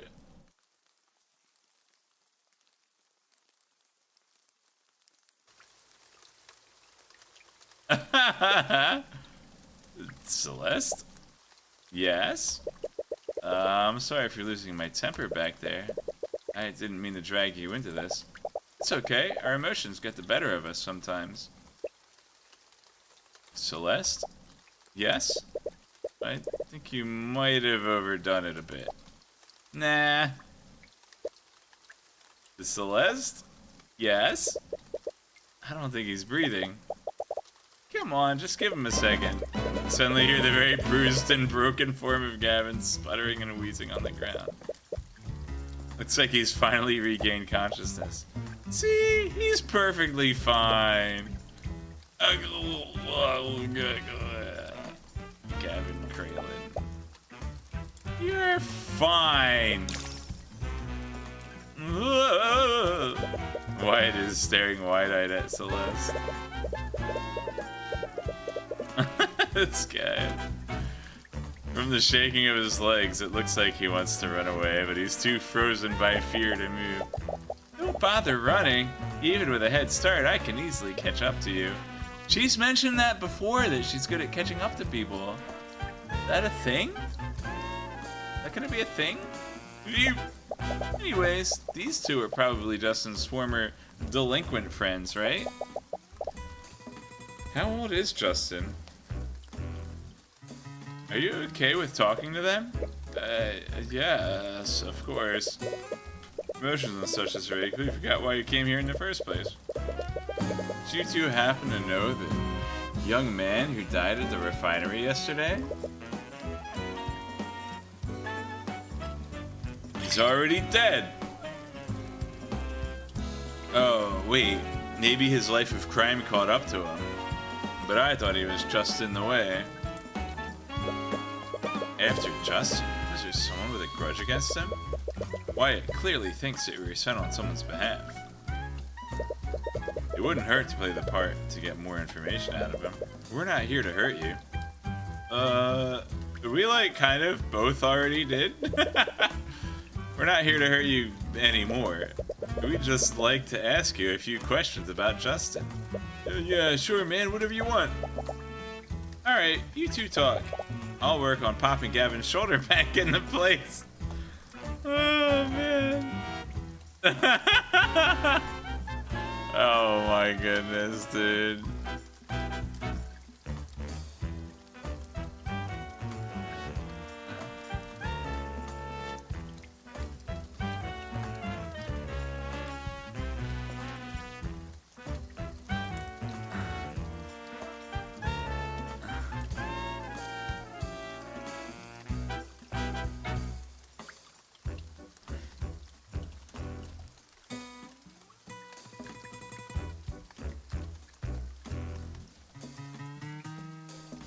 Yo, dude, the bass.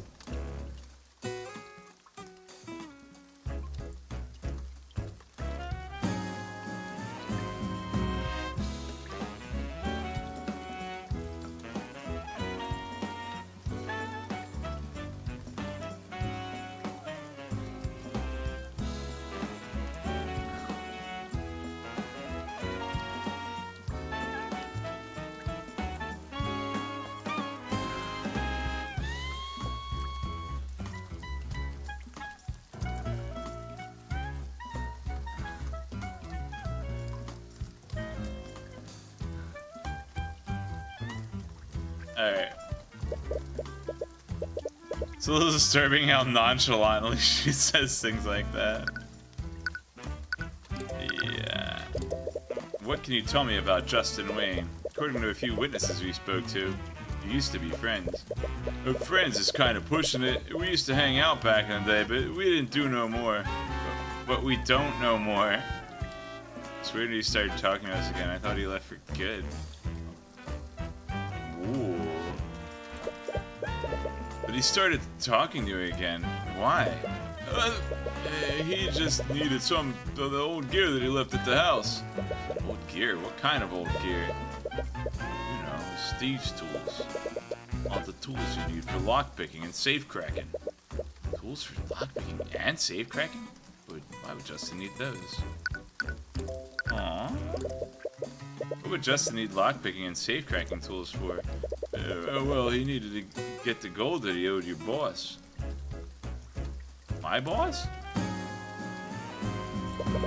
So he owed gold to someone. Word has it that he was working for the merchant that owns the refinery. I guess the owner trusted him a lot. Justin said that he had a way to get access to the safe in this guy's office. Justin was always a whiz when it came to breaking and entering. He even had tools that could crack magical locks. Getting the gold out of that safe would have been an easy score for him. Wait, Justin was planning to rob Dracogen? It's just like an ingot.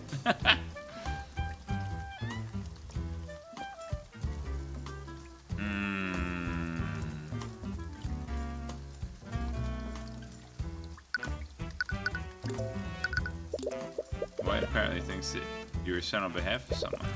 Well, he said for Justin owed a non-trivial amount of gold. First was some kind of criminal. Could they have been the one who sabotaged the guardrail? Did Justin tell you who he owed this debt to? Nah, man, he didn't say nothing. He might whack me too if I tell them the truth.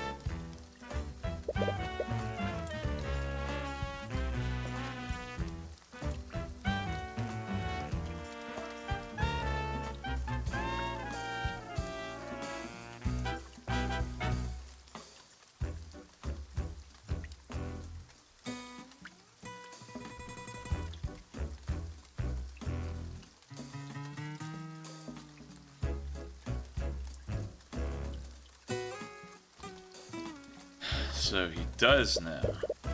There's no point in playing dumb. Just tell us what he told you. Did he give you a name? Answer the question. The Ideker.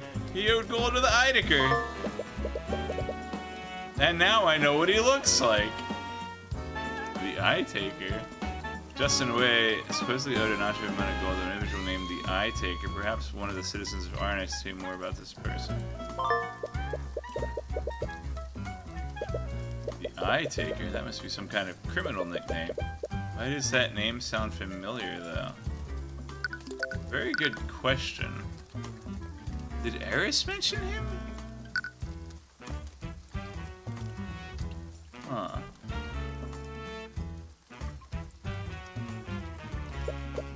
Either way, you need to find out who this Eye Taker is. Might be best to ask someone else.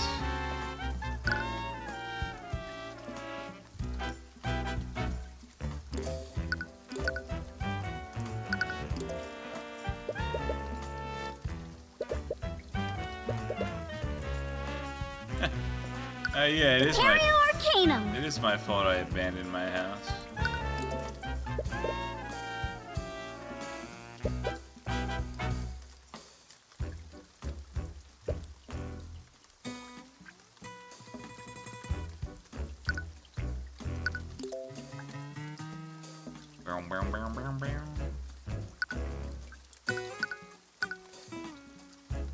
This track's good, man.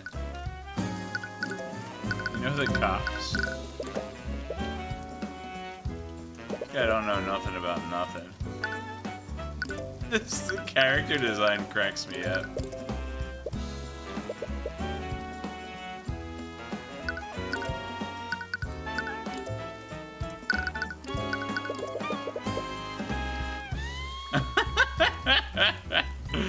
Oh man, dude. This guy looks hilarious.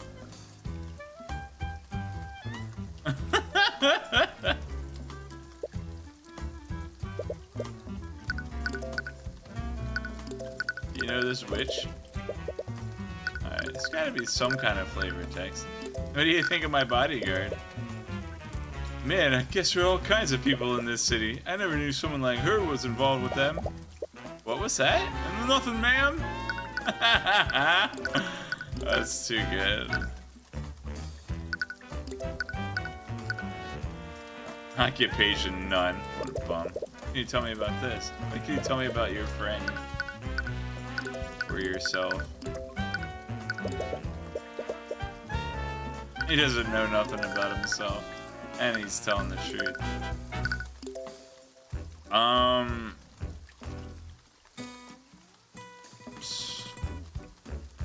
I would think that the harbor guy is probably the most logical person to ask.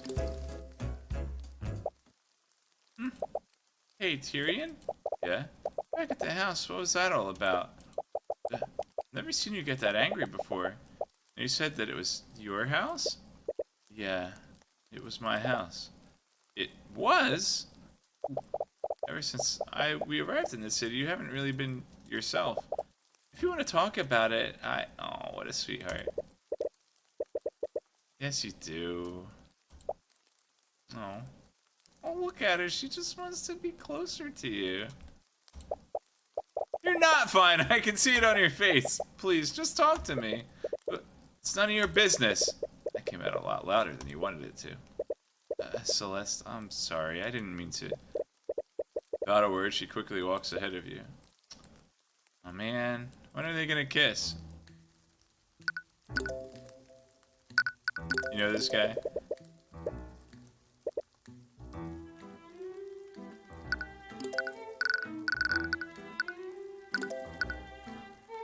Tyrion and Celeste OTP. Wait, why didn't I ask this guy about this guy? That would have been the smart thing to do. Okay. Yeah, that's a good point. Alright.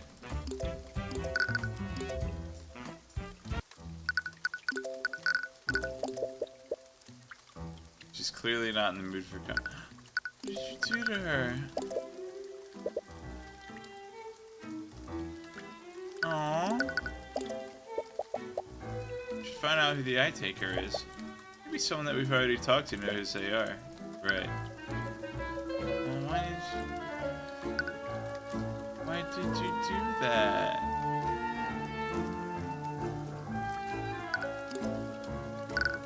Do you know who this is? Aww. She just wants to be there for you. Alright, I guess the Harborman's the most obvious person to ask. He knows everybody.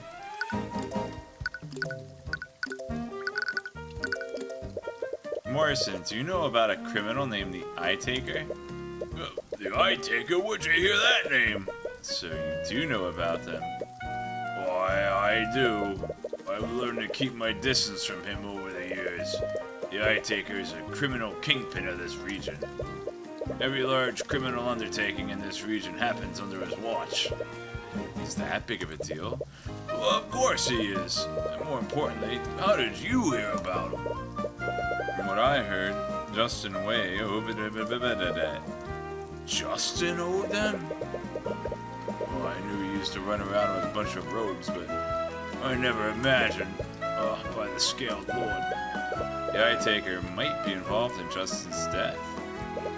Do you think someone like him could be behind this?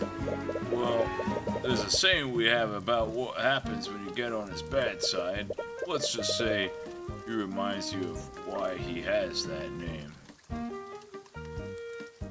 Wait a minute. If you take the I out of Justin's name, then he has an odd number of letters in his name. But he's, wait. But Way is 4. Definitely has another angle in this case.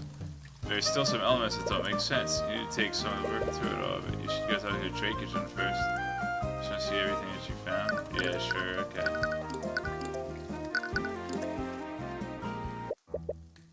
Hello, Mr. Cuthbert. I trust you're doing well. We are. For the most part. Aww. We've spent some time looking into the accident and the people who knew Justin. I think there might be more to this case than meets the eye. Oh? Spent some time explaining your findings to Drakeagen. He seems troubled when he explained the chase of transportation he found on the guardrail. He's even more taken aback when he mentioned Justin's supposed plan to rob him. This is quite a lot to take in. Are you missing any valuables in your safe right now? No, actually, but... What is it? After the accident, I did a careful inspection of the building. When I checked my office, I noticed that the lock on the safe was disengaged. The safe was open, but you said there wasn't anything missing. Well, that's right. When I saw the safe open like that, I was already worried that I'd been robbed, but I double-checked the contents. Everything was accounted for. Because of that, I just assumed I'd forgotten to lock it. This doesn't make any sense. Maybe it was just a coincidence? I might believe that if it weren't for where my office is located. Oh, I got a map. What do you mean? The walkway that Justin fell from leads to my office. Why? Why does a walkway that goes past toxic fats lead to your office? Why didn't you put your... There's a window that... Oh, yeah, actually, okay. Already answered my question. Alright, I'll take that. There's a window that overlooks the refinery. That would explain why Justin was here in the first place. I don't want to suspect one of my employees, especially one that isn't alive to defend himself from such accusations, but it just all fits too perfectly together. Except for one thing. Why wasn't anything stolen? Well, regardless, I think you have a pretty good case. So does this mean you'll represent me? After what I've discovered, I won't just stand by and let Von Sanctus have his way. Well spoken. I'm glad I have you on my side, Mr. Cuthbert. Anyways, regardless of why, someone clearly magically tampered with the site of the accident. I doubt the court will find you at fault for what happened. Although, what's wrong? Civil cases are a lot less strict than criminal cases. If we present evidence suggesting foul play using magic, they'll treat this exactly like our other cases. Yeah, they might stall the trial until they find out exactly what happened. For this accident, all we have to go on is witness accounts. Finding concrete evidence of what happened could very well be impossible. The idea of hunting down the mage responsible sounds very tempting. It looks like you have your work cut out for you. I just hope things turn out okay in the end. And with Von Sanctus on the other side of this, who knows what might happen. It'd be best to keep your wits about you. I can't believe this. I have more important things to do than resolve your petty squabbles for you. Yes, the missing ship of your betrothed. I knew it, because she told me in the last episode. Listen, the sooner you help me resolve this mess with Drakerton, the sooner you can return to being the prince's lapdog. Dude, slap him for that. Yeah, give him the slappy face. That is to say, once I'm not preoccupied with this case. Is he an attorney?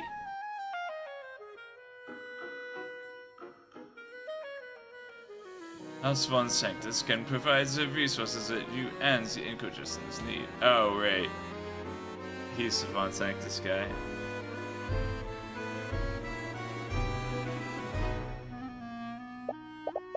I suppose I don't have a choice, do I? So she's gonna end up being the prosecutor just to get him to cooperate with her missing fiancé ship. Okay. Well, at least this case should be relatively straightforward. Oh, man.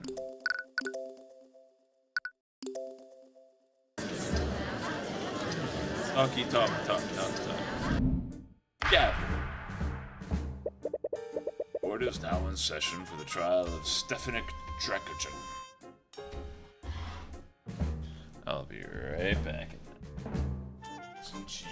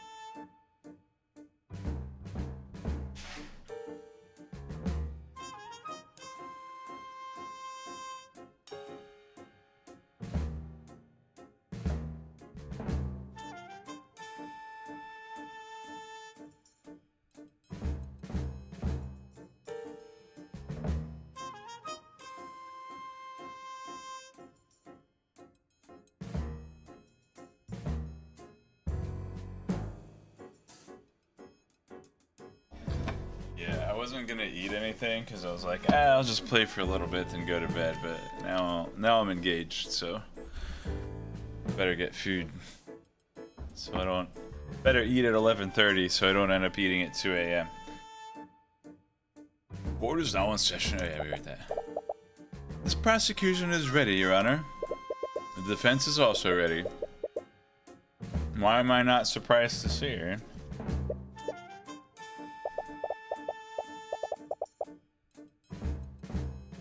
The defendant is charged with criminal negligence in the death of Justin Way. The death occurred at the Oranax Arcane Refinery last night. Mr. Way was an employee of the Dracogen Trading Company, a company owned by the defendant. During work hours, the victim accidentally broke a poorly maintained safety rail and fell into a vat of corrosive chemicals. Attempts to save his life failed and his body almost fully dissolved. I see. What a gruesome end. The defendant displayed clear negligence in maintaining the private facilities. As such, the responsibility for Mr. Wayne's death falls squarely on his shoulders. To begin, the prosecution would like to call Noah Morrison to the stand. Noah Mortonsalt. Main occupation. Yeah, the name's Noah Morrison. I'm the Arbor Master of RX's Arbor. It's my understanding that you witnessed the accident that night. Am I correct? I did. Could you please testify to the court about what you witnessed?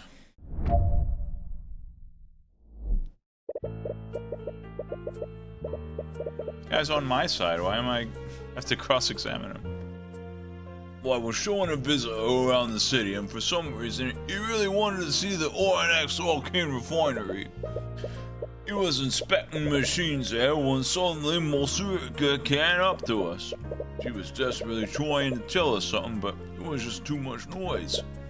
After a while, she just pointed at the walkway overlooking the refinery. That's where we saw someone fall into that accursed vat. There was a guardrail that should have prevented him from falling, but he broke through it as he fell. Yeah. Upon closer inspection, the city guard found that the rails were extremely rusted. They were clearly poorly maintained by the company. I see. This negligence is the basis of the prosecution's charges. Are you going to present the traces of transmutation that we found? I can't help but feel like there's something in Morrison's testimony that doesn't add up. Right now, those traces are the only defense we have against Von Sanctus' accusations. Not a piece that I want to use just yet. And once you use that piece, who knows how the judge will act? Not much has changed with Morrison's testimony. However, you collected a lot more evidence since you last spoke to him. Is there anything you found that contradicts his testimony?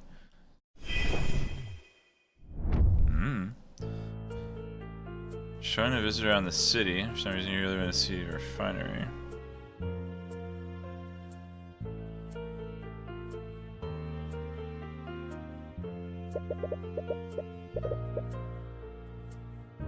This was the patron you mentioned before, am I correct, Morrison? Aye. Astor seemed keen on keeping his identity hidden. It would probably be best to leave it at that. Aside from being a mage, he hasn't given you much reason to suspect him. For now.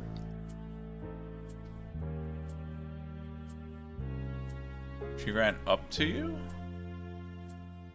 Is that quite right? You're referring to Mosurika Tudor, owner of the local cafe? Aye, for whatever reason, she was also there and witnessed the accident. Yes, we are already well aware that Mosurika's testimony was a lot less detailed than Morrison and Astor's testimony. She's probably more focused on saving Justin than taking in her surroundings. She's so sus. But are there any points where her testimony doesn't add up with Morrison's? That's what I was thinking. This says she ran up to us.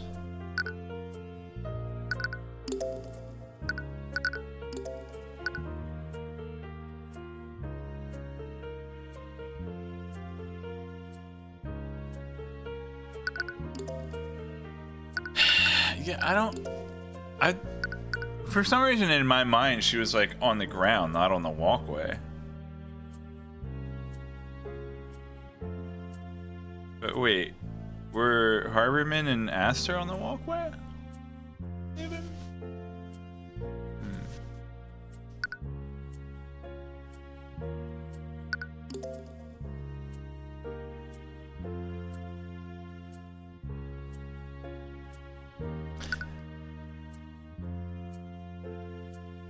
Before the accident.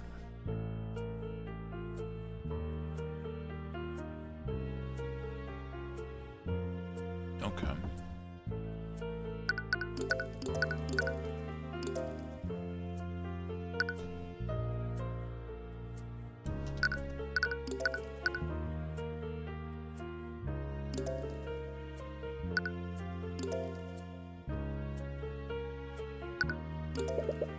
And this noise came from the machines in the refinery, I presume? Those machines were loud as all hell. I could barely hear myself think with that noise. There's no way I could hear young Mosarika over that.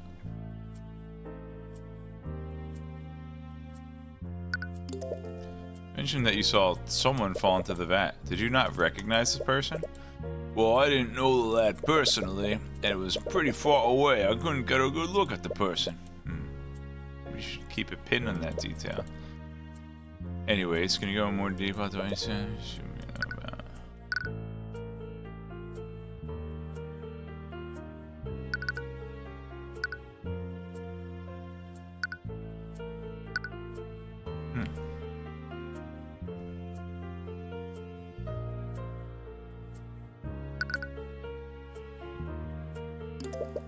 What happened to the guardrail before Justin fell?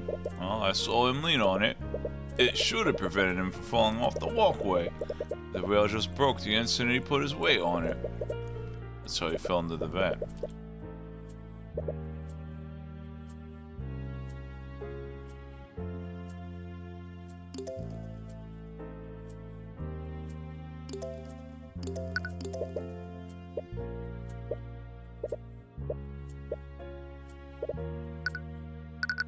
Oh man.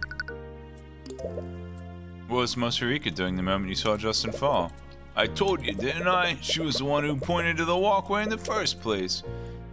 That's how we saw Justin fall. Please include that. Oh no. Oh crap, I overwrote it.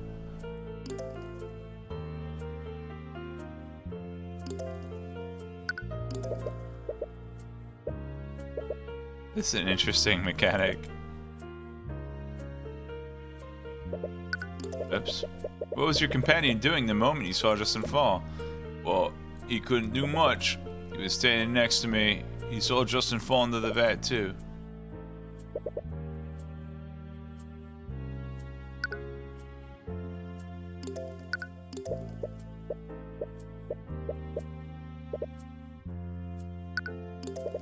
Did you see the guardrail before Justin broke it? What kind of condition was it in? More specifically, was there any rust on it? I made these details pretty far away.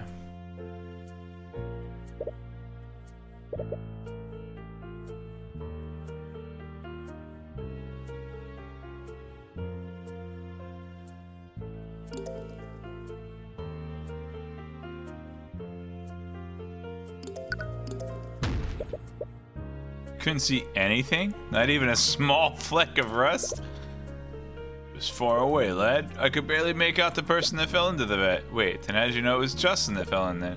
Well, who else could it have been? Found evidence of the victim's personal effects. His personal effects? I thought they found, like, his DNA or something in there. Okay. Wait, what personal effects? Like his lockpicking kit? Huh.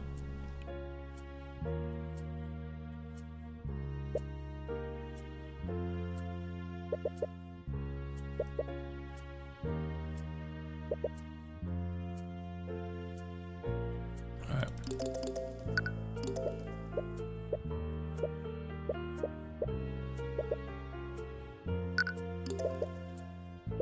So this was like the bit that was missing that it should have held him up. And he saw the guardrail break? Aye. It was hard to see most things from that distance, but I definitely noticed that. Definitely made an impression on me. It's like those rails were made out of cardboard. Which only proves our point. A properly maintained guardrail should not have broken that easily.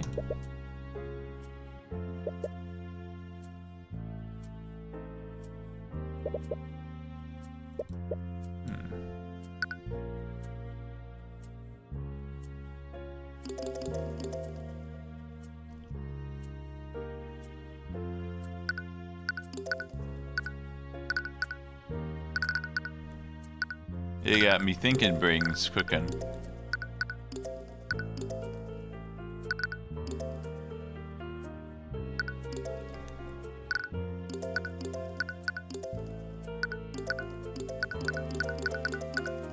I don't even have a profile of the victim.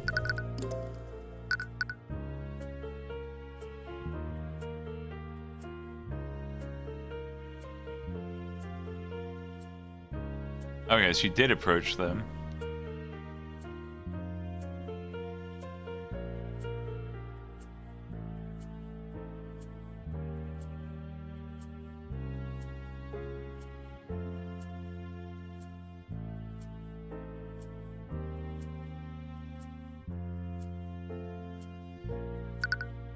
This is like the only thing I can think to present.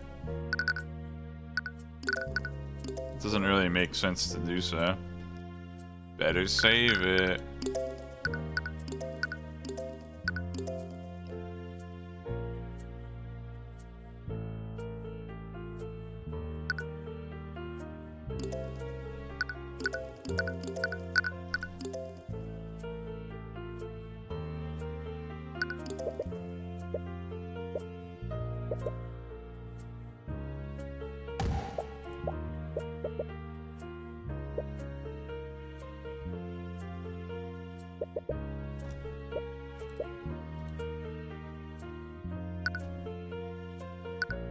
What did I find out since I talked to him?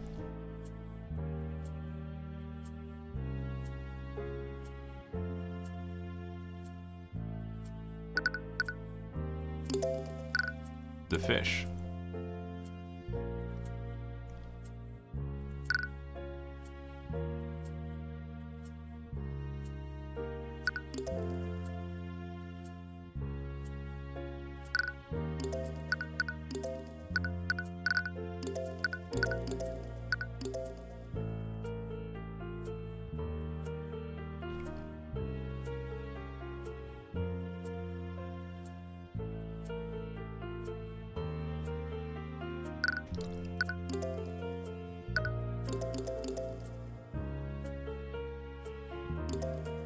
Oh well. I'm gonna do the only thing that I can think to do. Objection! Got me.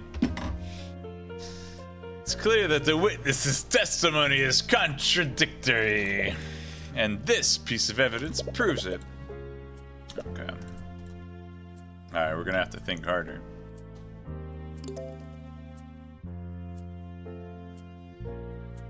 So what did I find out? After I talked to him, I found out that there was this supposed meeting.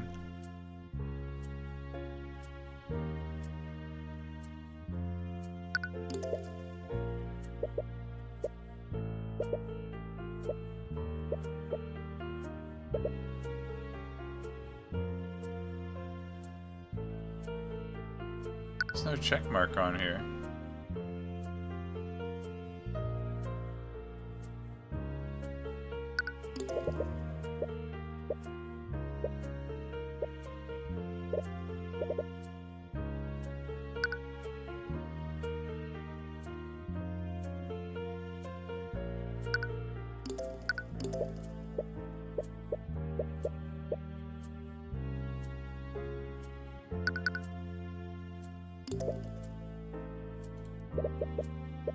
She was the one who pointed the walkway in the first place. That's how we saw Justin fall.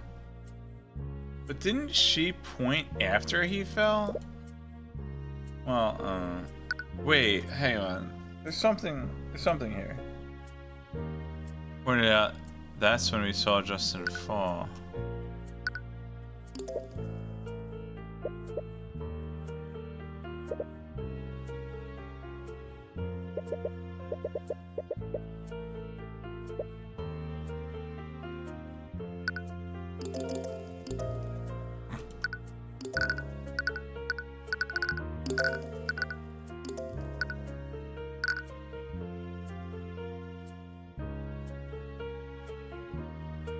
That's the part that doesn't make sense.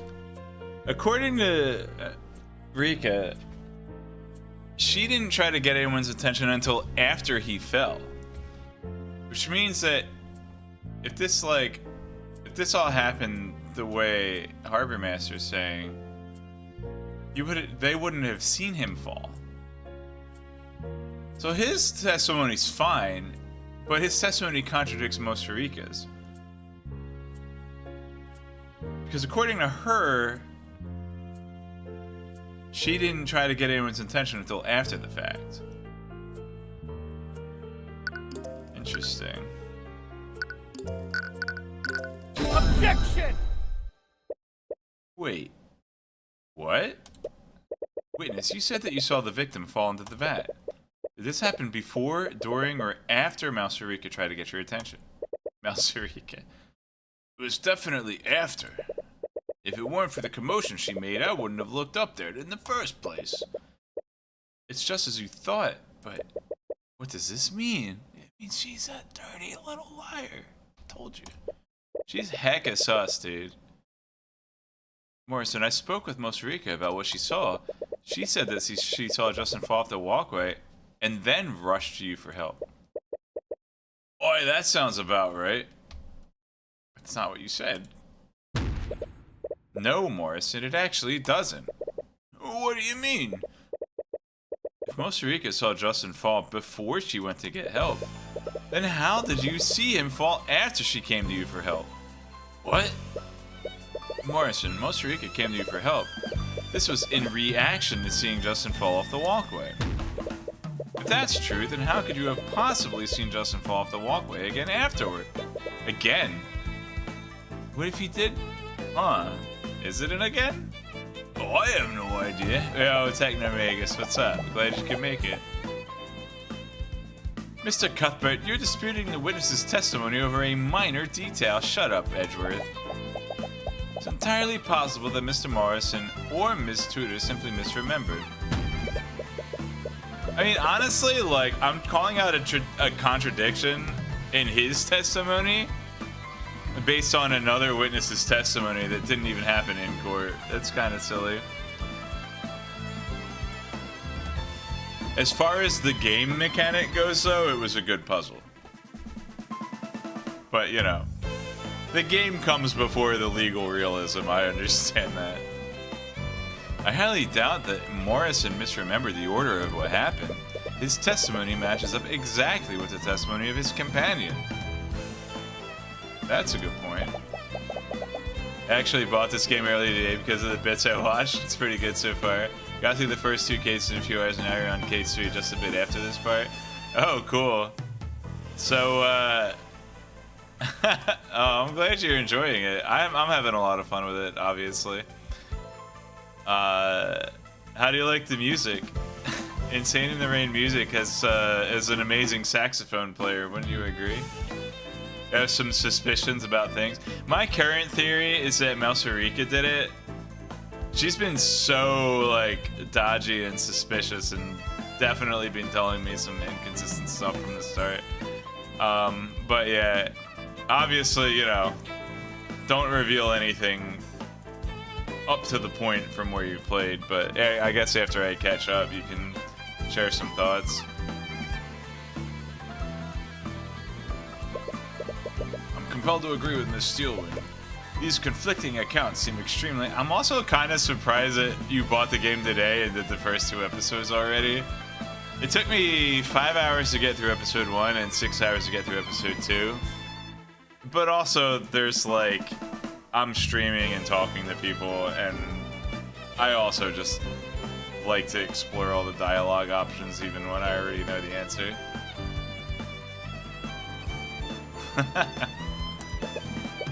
Prosecution's case is based on the broken guardrail, and only 3 individuals witnessed Justin Way.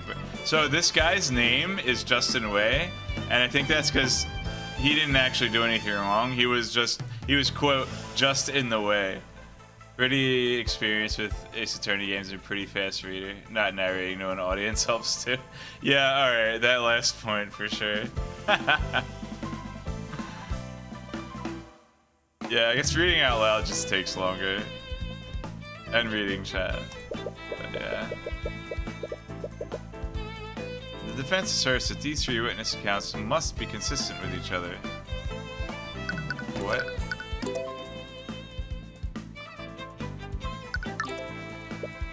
Otherwise, this evidence is not strong enough to find my client liable. Please. The break in the guardrail is directly over the vat. I also ship Arya and Aster so hard.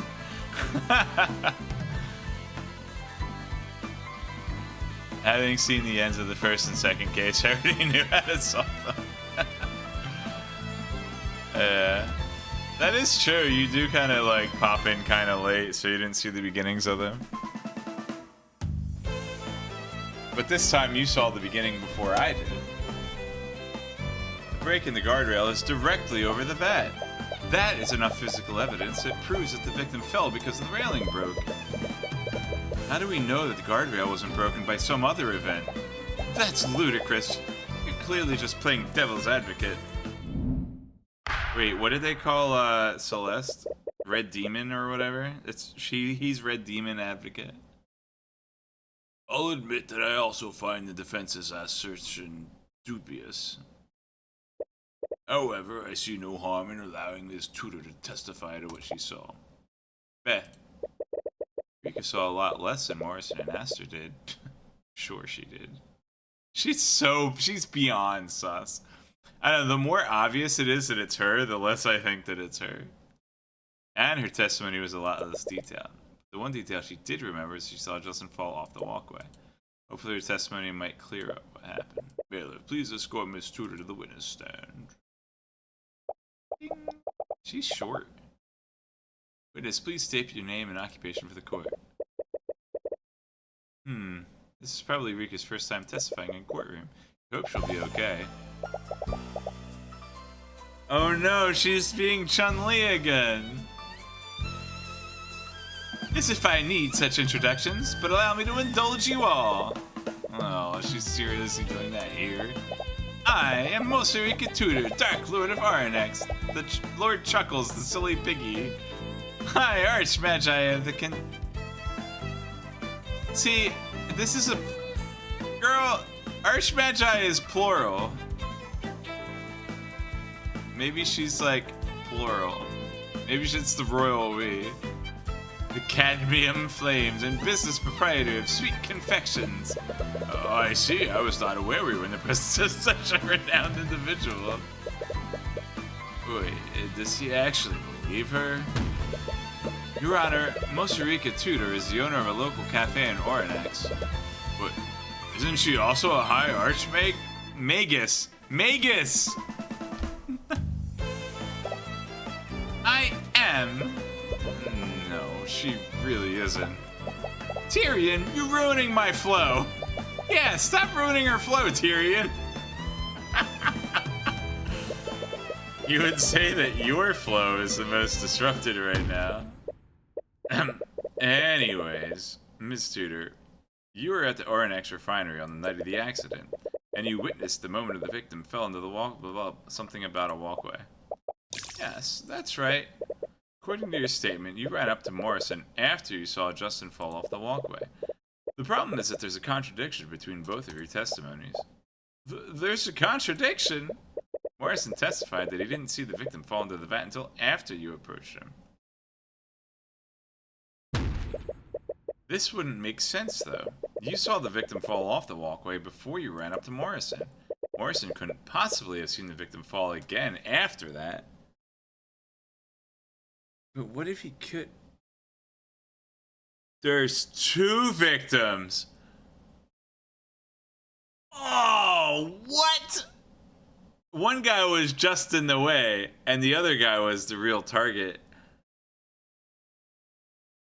Oh, no. No? Oh, I think I see what happened. You do? I think you're misunderstanding what I said before. I misunderstood you? If that's true, could you please testify to the court exactly what happened? Maybe, like, eye gouger actually was the intended target. Huh. Please include every detail you can remember. Sure.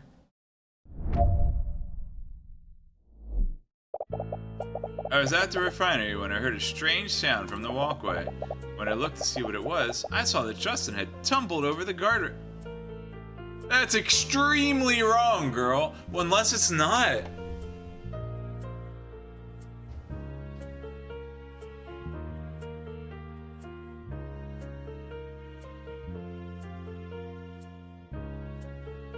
Because Justin could have tumbled over the guardrail, and then the second victim broke through it. Oh, man. But he hadn't fallen into the vat yet. I saw him barely hanging onto the edge of the platform. That aligns with the omniscient cutscene we had at the beginning of the chapter. This is the first thing she said that was right.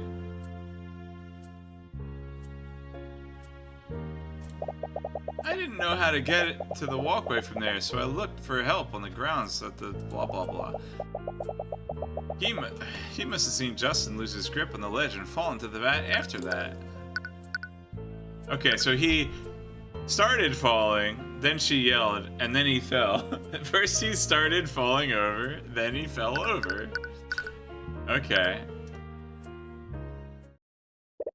So the victim didn't immediately fall into the vat. He was hanging onto the ledge of the walkway. That would explain how Mr. Morrison saw the victim fall into the vat after Ms. Tudor saw him fall off the walkway. Yeah. In any case, Mr. Cuthbert, you may begin your cross-examination. Yeah. I know.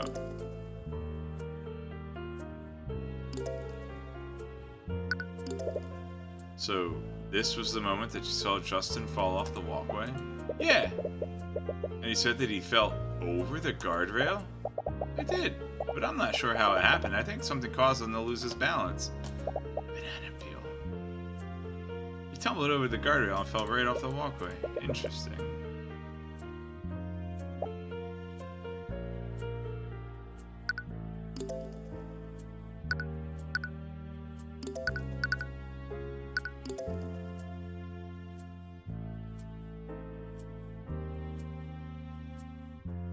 Is there anything more other than this evidence that says that he broke it? I think that's fine. The attorney's runestone.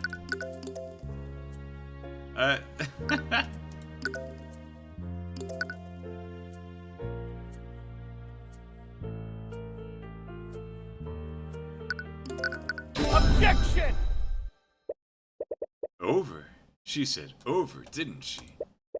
Rika, you said that the victim tumbled over the guardrail. As in, he was thrown over it? Yeah, that's right. What? Did you see the moment the guardrail broke? No, I didn't. I already told you that, didn't I? But you did see the moment that Justin fell off the walkway. And in that moment, did you see Justin break the guardrail? No! Like I told you, I didn't see the moment that the guardrail broke. But that's the thing, Rika. According to Morrison, Justin Wayne broke the guardrail as he fell into the vat. More specifically, he said that Justin was standing on the walkway when this happened. What? According to the prosecution, Justin Way leaned on a faulty guardrail and broke it, falling into the vat. That's not what you saw, was it, Rika? No, I saw him tumble over the guardrail.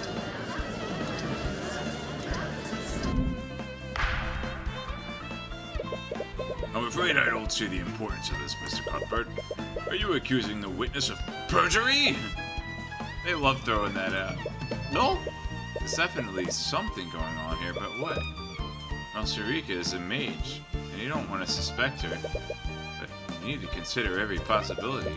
What is happening here? They're both telling the truth because there's two victims.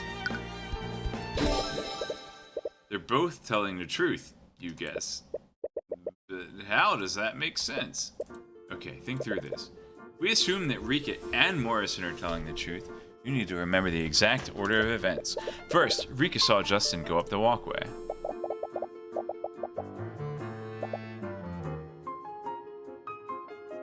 Nobody ID'd Justin as the person who broke the guardrail. That's the thing. They just see somebody broke the guardrail. And Justin had already fallen in. Okay.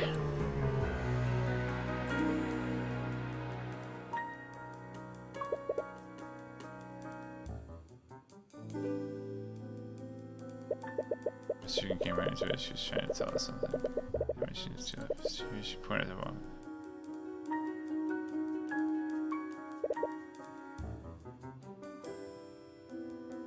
She's still sus, but this is starting to add up with her being truthful. I'm not completely writing her off, though.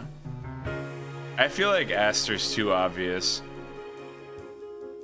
But the thing that kind of, like, most points to Aster is the meta information I have from the end of episode 2, where Ruby Timora was like, you can't always rely on the Eye of Horus. And there's Aster's account of events. You see the expression on his face? He might have been unconscious. Afraid I couldn't see anything on his face. It was too dark to make out his features. You didn't actually see his face. Aster and Morrison couldn't see Justin's face. That one detail of their testimonies never sat right with you, but you dismissed your suspicions. They found Justin's body in the vat after all. You know for a fact that he fell into the vat, but you never considered one other possibility. Justin survived. Another person? Is that really possible? But it's the only thing that makes sense. Well, that or someone's lying. It would also explain how Rika, Morrison, and Aster all saw someone fall off the walkway at different times. But then, who is the second person? Ugh, you don't have a choice. Even if you don't know all the facts, this is the only conclusion you can draw. I think you've had quite enough time to deliberate, Mr. Cuthbert. Are you accusing the witness or not? I am not accusing the witness of perjury, Your Honor. For the first time in my life. Both Miss Tudor's and Mr. Morrison's testimonies appear to contradict each other. They are both telling the truth. And please enlighten us, Mr. Cuthbert. How could both of their testimonies possibly be true? Well, I think there's only one possible explanation. Both Miss Tudor and Mr. Morrison saw someone fall from the walkway. But the person that Miss Tudor saw and the person that Mr. Morrison saw were two different people. Oh. Huh. What? Are you serious, Mr. Cuthbert? Do you honestly think some random person fell into the vat moments after Justin Wayne fell in? It's the only conclusion that makes sense, Ms. Steelman. Ms. Tudor knew the victim and recognized him. That's how she was able to confirm that it was him that fell into the vat. However, Mr. Morrison and his companion did not know the victim personally. They could only barely make out his features. They only assumed that it was him after learning that he fell in. Please. Oh, there's a new spray. The cane pointy spray. It's far more likely that Miss Tudor is simply mistaken about what she saw. What? No, I'm sure I saw Justin tumble over the guardrail. And let's not forget Miss Tudor's allegiances. As a beneficiary of the Dracogen Trading Company, she has every reason to confound this case in the defendant's favor. Woof. That's not...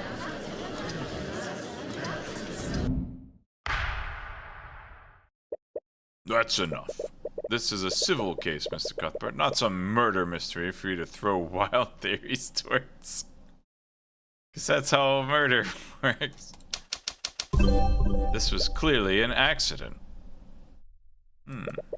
Looks like you don't have a choice. You're gonna have to use your trump card. You have one piece of evidence that implies this wasn't a simple accident. My attorney's badge. You sure about that, Your Honor? What? Justin Way's death was reported as an unfortunate accident. As a result, the city guard put minimal resources into their investigation. More specifically, there was no reason to call in the Arcane Inquisition. What are you talking about now? Why would the Inquisition be... no, are you saying that... Unlike the Aranax City Guard, I have a mage capable of casting Detect Magic. My bodyguard, Celeste McCoy, scanned the crime scene for magical traces, and she found traces of transmutation on the broken guardrail. Traces of magic were found at the crime scene? But that would make this a potential homicide, Your Honor. This is ridiculous.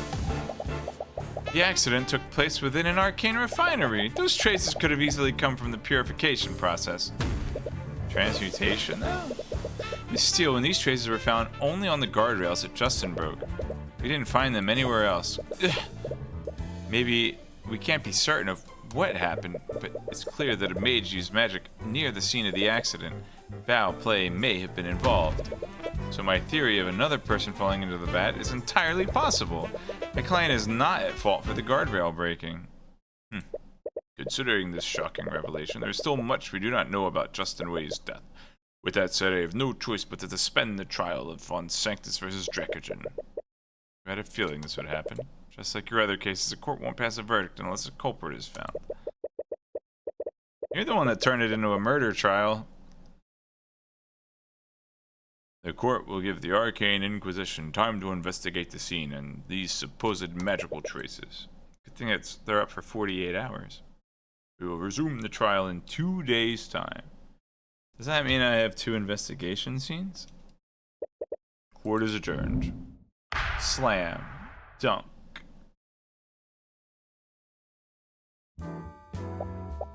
Well, at least we survived the first day. But it kind of feels like we're back to square one. Yeah, the Inquisition will get involved. They know that magic played the role in what happened. If you want them to dismiss the case against Dracogen, you're going to have to find out exactly what happened. If that's even possible.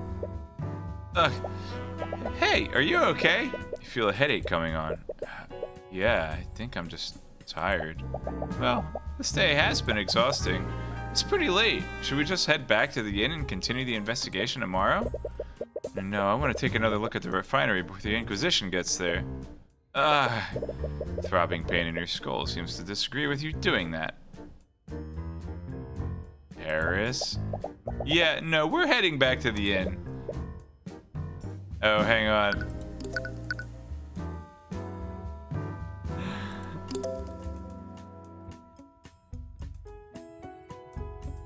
Hang on. We gotta troll someone right now.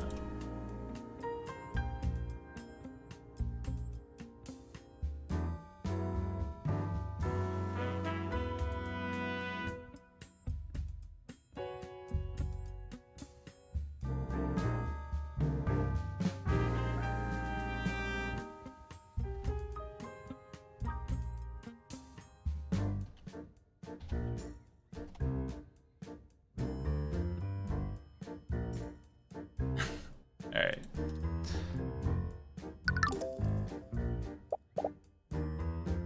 And they're anxious about the trial, but you need to get some rest. Celeste, it's fine. It's not. You're going to overwork, work. Would you just stay out of my way?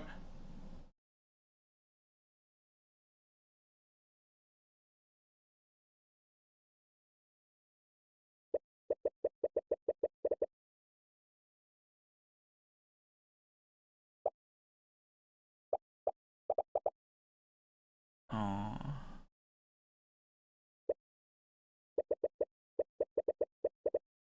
I don't know, man. It's probably Eris using her enchantment spells.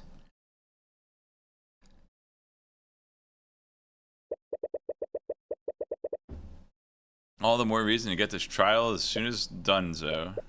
The soreness in your head doesn't seem to be going away anytime soon. Perhaps she's right. You'll be better off investigating the scene after some rest.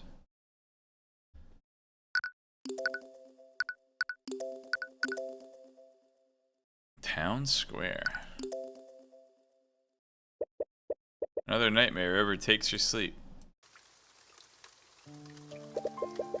You clutch the note tightly in your hands as you read it. Be right back. More cheese time.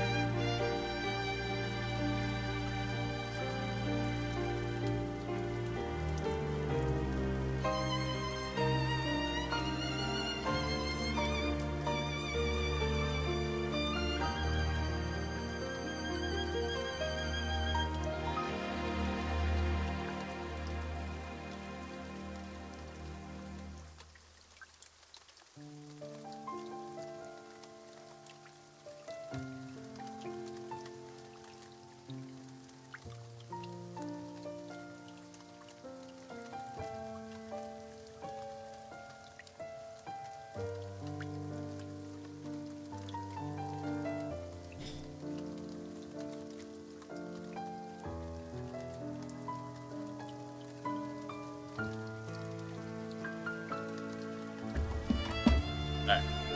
When I went to the store last week, I bought 4 blocks of cheddar. I got a white sharp cheddar, a white extra sharp cheddar, an orange sharp cheddar, and an orange extra sharp. I'm trying to figure out if I can tell the difference. The extra sharp appears to be less elastic, I'll say.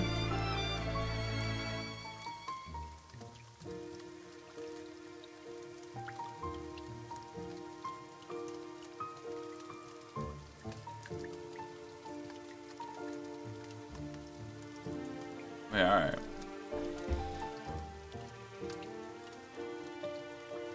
I'm sorry, Tyrion.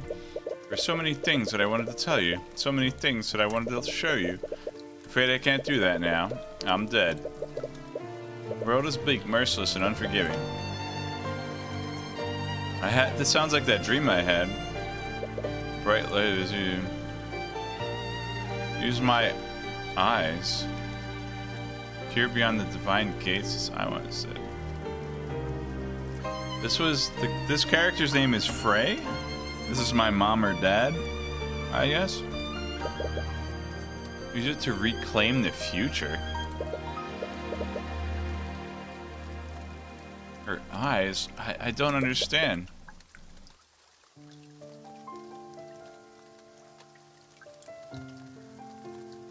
Execution?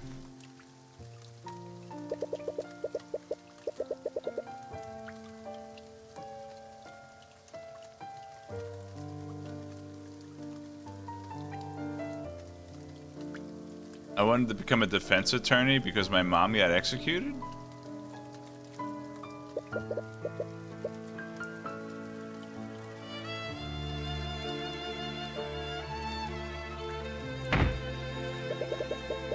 You try to sprint toward the gallows and Knight grabs your arm and pulls you back.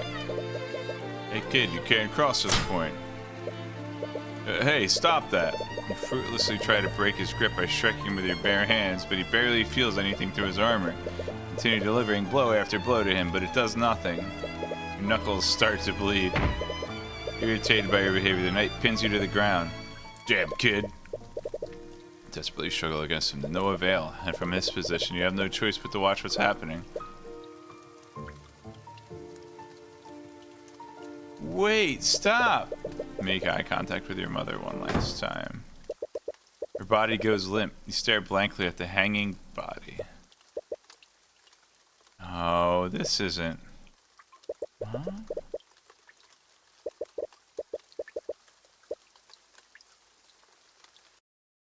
Dang. Tyrion? Celeste, I snapped back awake. It was another nightmare. Good thing that thing never happened.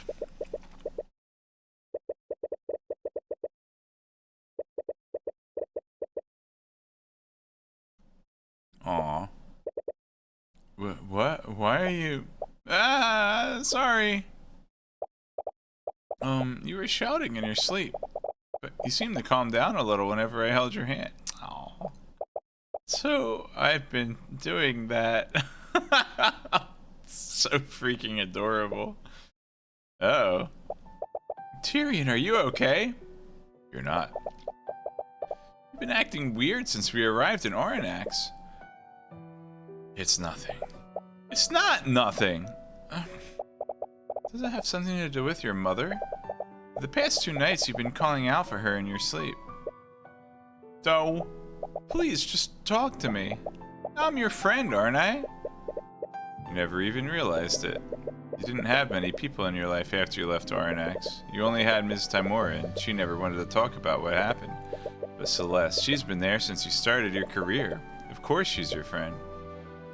It all happened a long time ago. We lived here together in that old house. My mother was a merchant and a mage. Your mother was a mage? But I guess the gift of magic skipped my generation. I could never use it.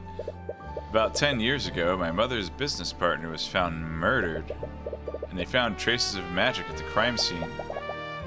I thought that your mom did it. Ms. Timora was my mother's defense attorney for the trial. She did everything she could to get her acquitted. So she's actually Misty Faye, not Mia Faye as we thought. But she could never find the real culprit. They found her guilty of first-degree murder. I tried to stop her execution, but I was 10 years old. Tyrion. I'm sorry, Celeste. What? Coming back here has brought back so many memories. I thought that I'd really moved on from what happened. If I could just keep saving people as an attorney, then maybe I could put all this behind me. I gotta say, I like his motivation for being an attorney better than Phoenix's. Phoenix was like, when I was a kid, my friend got pinned on something he didn't do, so I always wanted to be an attorney.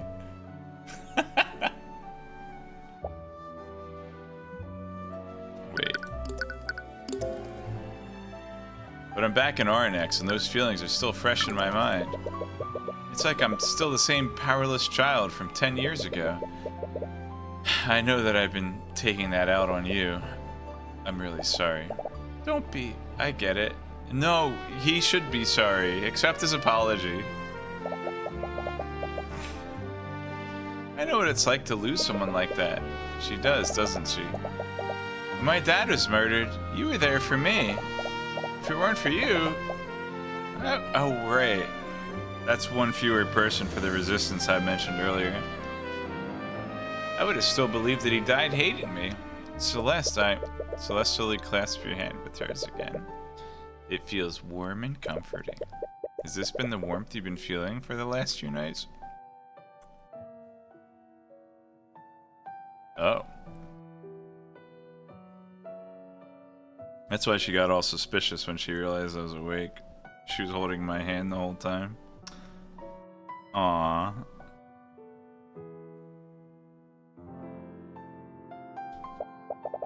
So, just let me be here for you.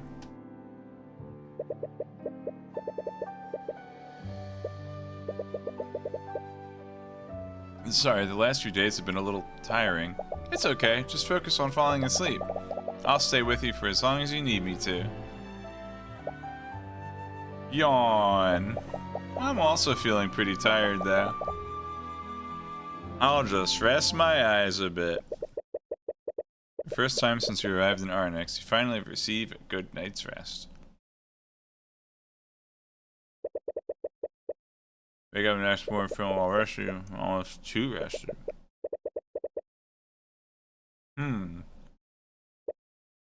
Yeah. Celeste, are you there? Your hand feels warm.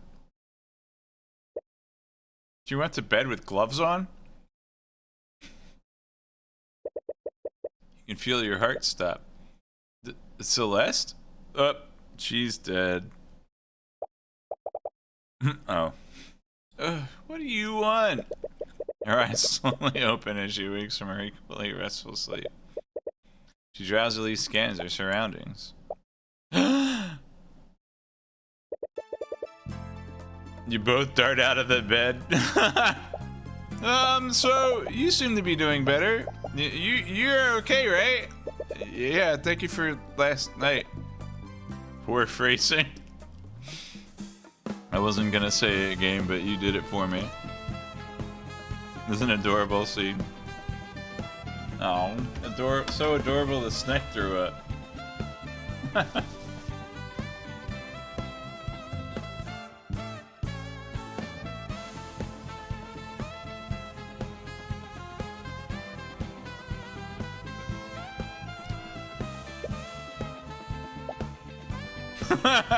Awkward.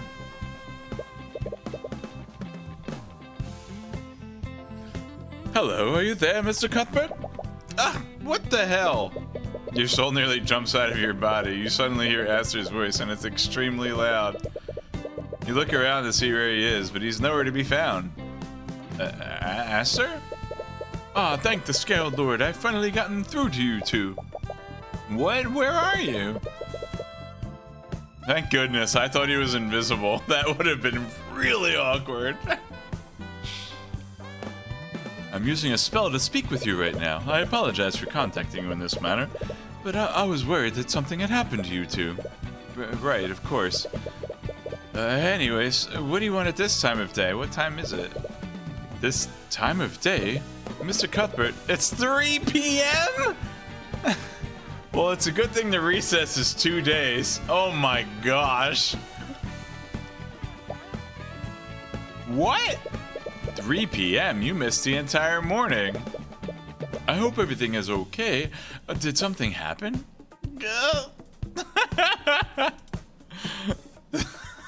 Aww. No, everything's okay. Anyways, if it's already this late, we should head over to the refinery. Yeah, the investigation. Let's do that immediately. Celeste immediately power walks out of the room. Oh man. And quickly follow after her. If you're heading to the refinery, do you mind if I meet with you two? There's something I'd like to ask you. Sure. Wonderful. I'll see you at the town square. You quickly meet Aster. That dude is tall. So, Arya Steelwind likes tall guys, huh?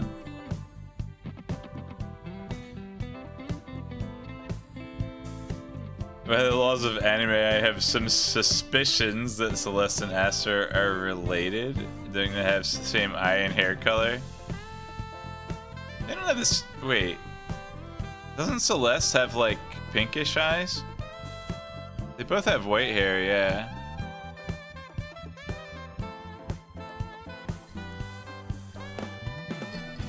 The laws of anime.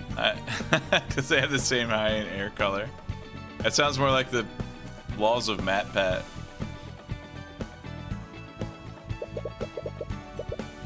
Oh, she's got like dark yellow eyes and he's got light yellow eyes. I think his hair's a little darker than hers too.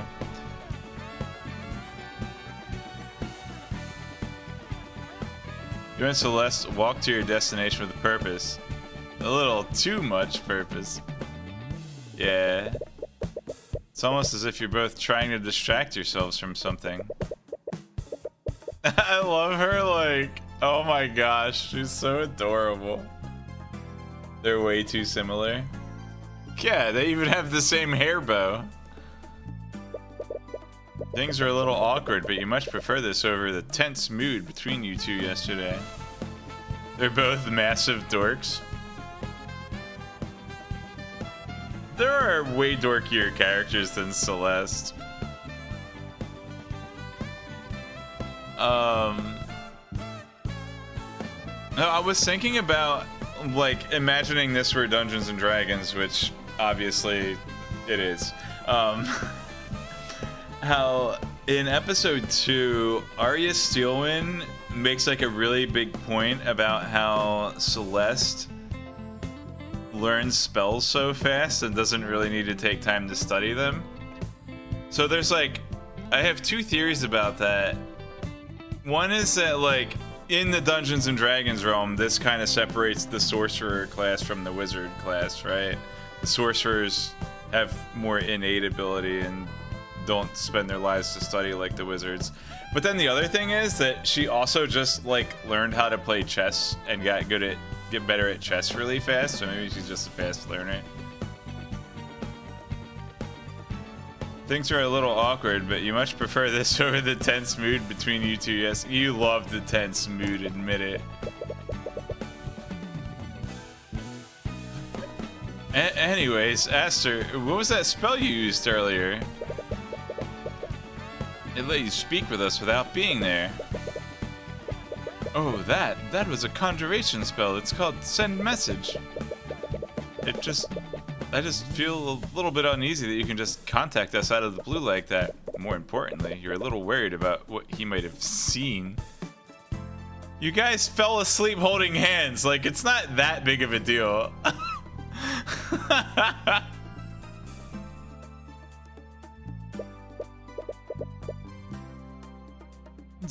Don't worry, this spell is perfectly harmless. I can give you the parameters if you'd like.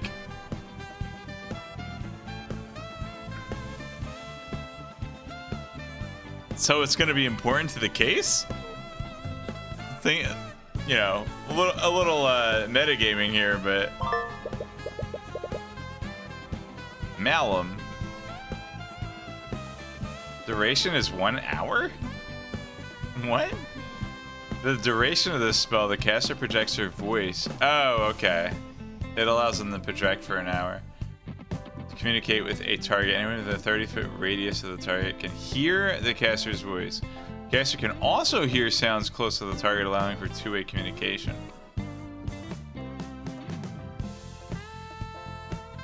The target must be a person known to the caster. That person must also be... What's the range? There's no range given? Wait.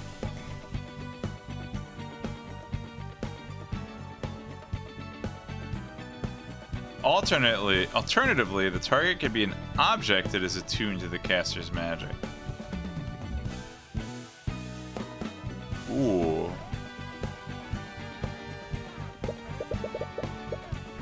It looks like it only facilitates communication. He definitely didn't see the embarrassing state you two are in. Yeah, fully clothed and holding hands. How dare he? By the way, I'm not trying to be rude, but why are you following us? Oh, yes. I was still trying to think of the proper method to ask you, but you both seem to be on edge at the moment. What did you want to ask us? You already told me about the traces of transmutation at the refinery, but the trial yesterday really highlighted the significance of that. I can't simply stand by if I was a witness to the murder. And? May I join you on your investigation? You're questioning his motives for a variety of reasons. He was the only other mage that was at the scene of the crime. What did we say? What was the witch girl's? She was evocation, right? But that doesn't mean she can't transmute.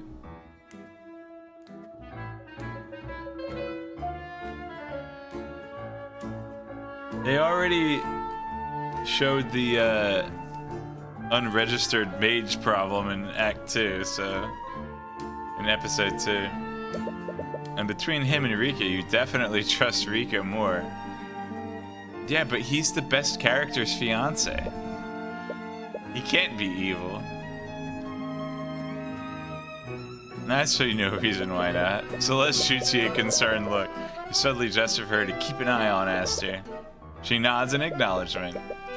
Aster is your prime suspect right now. Well, he definitely didn't do it.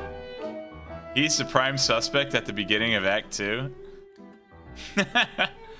He has to be aware of that, but if you keep him close to you, you might catch some dissonant thoughts through the eye. You arrive at the refinery and see that several knights from the Inquisition have already arrived. Yo, my guy. You glance at the damaged walkway and see Commander White there with a few of his knights. He seems to notice you too, but he only pays you a passing glance. Aw. Oh, Mr. Cuthbert, I've been waiting for you. For a while, I might add. Oh yeah, it's 3 o'clock in the afternoon. I suppose you have your reasons. And you've more than proven yourself worthy of my trust. Although... Dracogen gives Aster a suspicious side glance. He appears to have come to the same conclusion you did. Well, you've given me a little reason to doubt your judgment. I will leave the investigation in your capable hands. Speaking of investigation, where should we start first? Now that we've gotten the Inquisition involved, we might be able to learn more about the magical traces at the crime scene. You look at Commander White, who was inspecting the walkway. He's probably your best bet for getting more information about the investigation.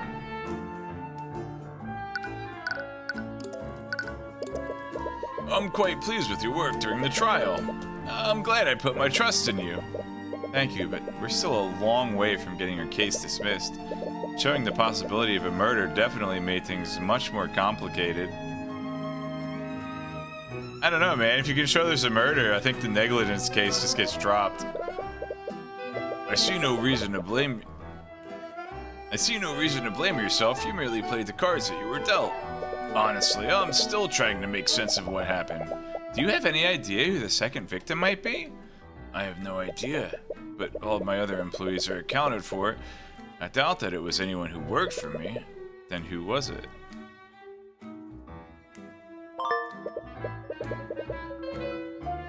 Aside from Justin Way, every employee who works there can require to account for justice. Only Drake is an employee who fell into the Nevada course of chemicals. The only character that still exists is Gougy Eyes.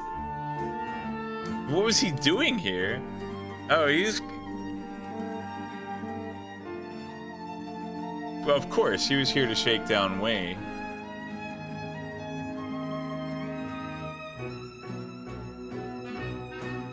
Maybe Justin Way was just like actually trying to get away from Gougy Eyes. Huh. To be perfectly honest, I'm a little concerned with how many unauthorized people were here that day. He has a point. Seems strange that Justin, Enrique, and Morrison were all there. And the other guy...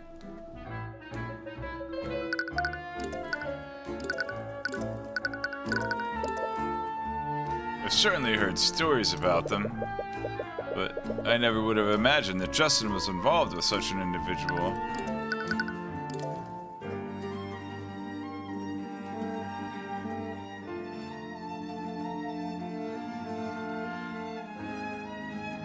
They've been ambiguous about the gender of this person, too. I don't know why I know what they look like. This guy is hilarious. This is my new favorite character. I think artistically, he's got the most humorous design so far.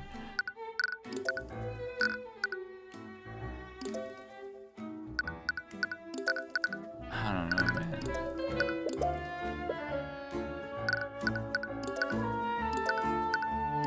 Repario Arcanum.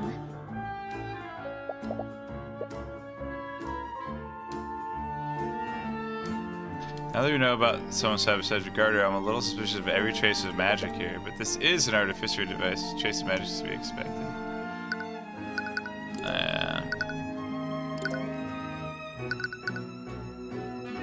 It's daytime now.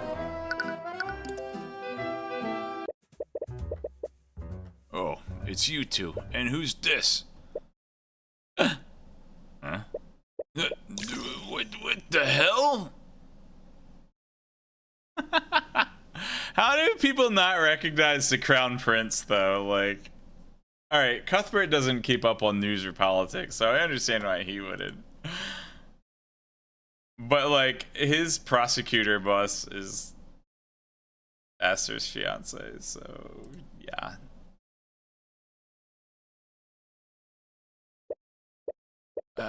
Commander, please don't... What the hell are you two doing with the Crown Prince? What? Guys.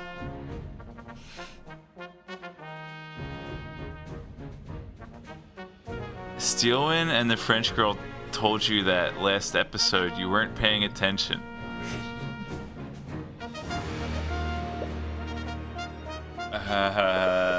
It appears that my cover has been blown, as they say.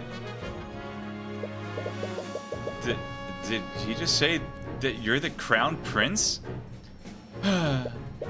Yes, my full name is Aster de Wyverngard IV, heir to the throne of Wyverngard.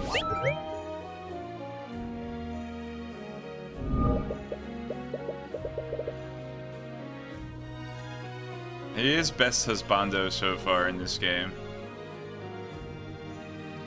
The entire time you've been speaking to the heir to the throne. I was hoping that it would come to this. Oh, sorry, Your Majesty. Please, none of that. I would much prefer if you all continued to call me Aster. No, I could never. I've never seen the commander this flustered before. This game is so loud.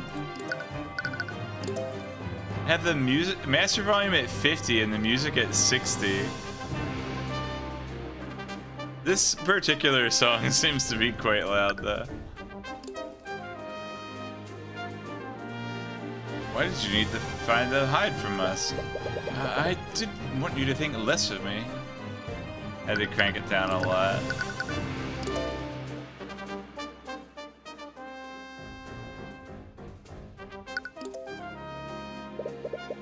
I admire your work, Mr. Cuthbert, which is why I was afraid you wouldn't speak to me if you knew the truth.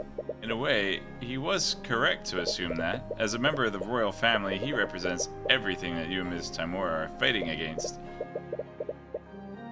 But he does look like a sincere and genuine person. At the very least, we haven't seen anything incriminating through the eye of Horus. Huh. This complicates things greatly. Yeah, now that I suddenly know that he's the crown prince.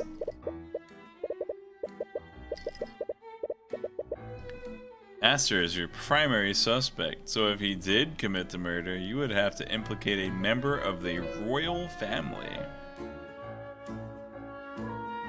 Yeah, the crown prince, that's like a step above just being in the royal family. A nobleman is one thing, but would it even be possible to convict the crown prince? Well, no matter what, you won't stop seeking justice. It doesn't matter who you're facing, be they man, king, or god.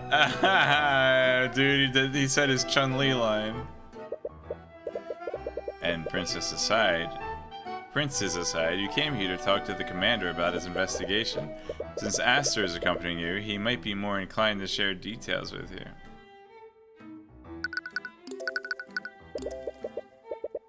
I'm surprised that the Inquisition is even here. I thought you were all busy investigating Aster's missing ship. What? You know about that? The commander glances nervously at Aster.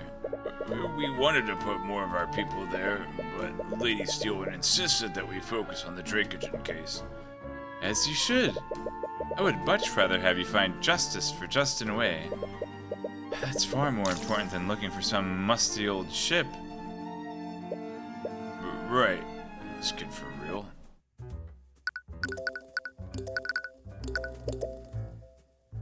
I had heard that the prince was exploring the town alone, but I never imagined he was with you two the entire time. My apologies. I'm aware of how uneasy the Kingsguard is about my actions, but I wanted to explore the city without their presence. Actually, they're probably keeping an eye on him from a distance. There isn't a chance that they'd let a prince wander around the crowded city alone. Probably watching him right now.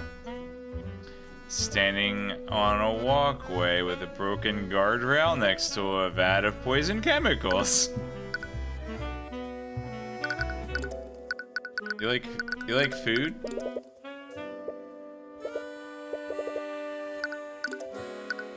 How do you feel about my mom? If you're here, does that mean... Don't worry, Miss Timura's not here. Ugh, good. Can't stand the sight of that woman. Gee. You know this guy?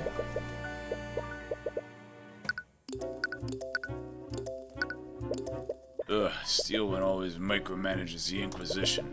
But now she's just dumping all her work on me. Honestly, I don't know which of these two is worse. Being a subordinate of the prosecutor does look like a stressful experience. We talked to this flat top guy. I have kind of more info, like a little more info than they do.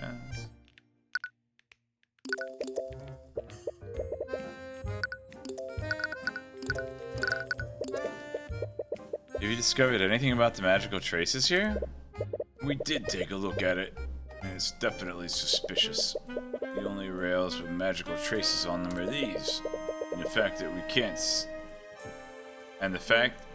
we can still see them means they were left within the last 48 hours. It's looking pretty likely that someone used transmutation on these rails that night. Still doesn't make sense, though. Why would somebody weaken these rails specifically? I have no idea. I'm just as confused as you are. If this is really foul play, then someone knew that Justin or some other person would be in the exact place. Like, if they have somebody keeping an eye on the traces of magic, they can pretty much pin down the exact time that the magic was used. But they don't seem to do that.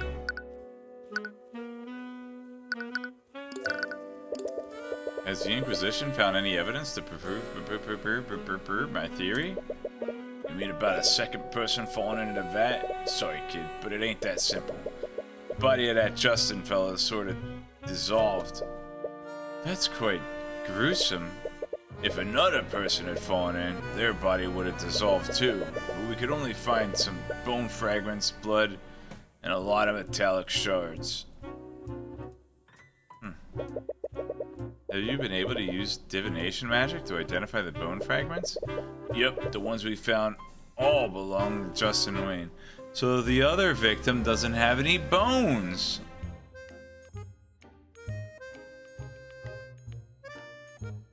Is it a construct? Or a conjure?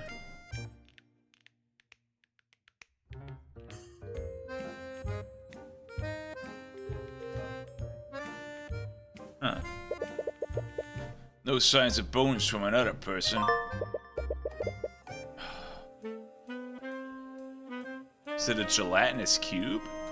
The Inquisition was able to fish out several pieces of bone matter and metallic shards. So yeah, it was a construct. The vat that Justin Way fell into. Divination magic confirms that the bones belong to him. None of the bone matter found belonged to another person. Ooh. Why would a construct have fallen in?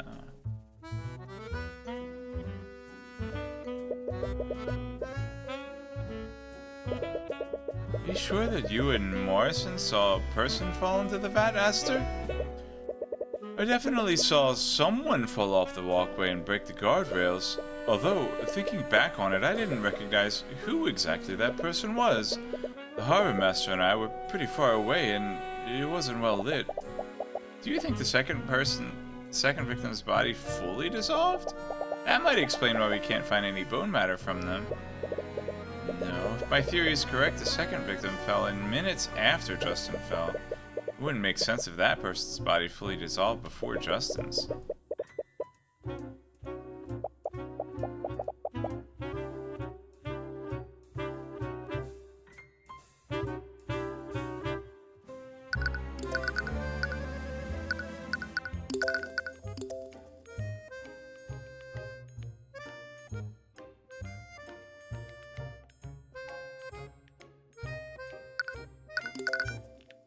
Huh. This is pointing to...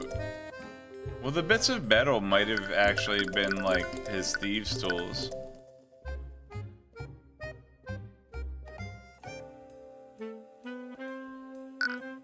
Weird.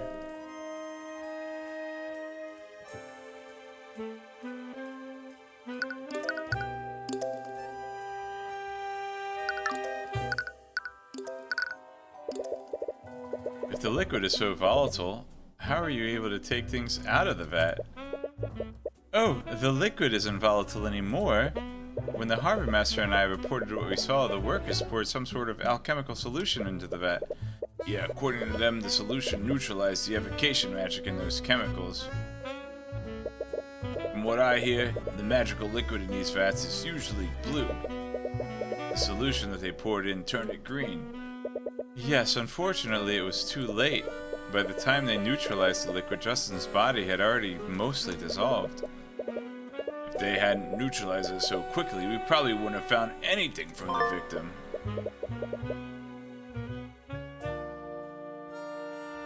They poured a yellow alchemical solution in the vat, which turned the blue into green.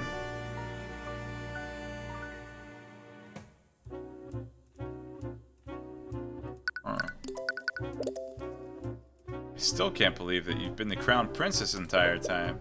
I wasn't trying to deceive you. I was just worried that you might treat me differently if you knew the truth. That's why I dress like a commoner. Alright, should I call Steelwind over here for you? She'll probably want to see you. No, I think it would be best if you didn't. But she's your girlfriend and she's so cute. Oh, I remember now. If you're the Crown Prince, that makes Prosecutor Steelwind your fiance. Right. Lady Frigga mentioned that during the Nightgrave case. That's why the name Aster sounded so familiar. Saw it in her thoughts. That Miriam. She's caused me so much trouble by publicly revealing my marriage to Lady Steelwind. I had hoped to keep it a secret for much longer. Why? Dude, if I were marrying Arya Steelwind, I'd brag about it all the time. Where is Prosecutor Steelwind anyways? She always investigates these crime scenes herself. She said she wanted to investigate the disappearing ship personally. She seems really hell-bent on finding the people responsible. They did attempt to kidnap the Crown Prince after all. Aw, she must really care about you, Aster. No, I highly doubt that. What? My marriage was arranged by our parents.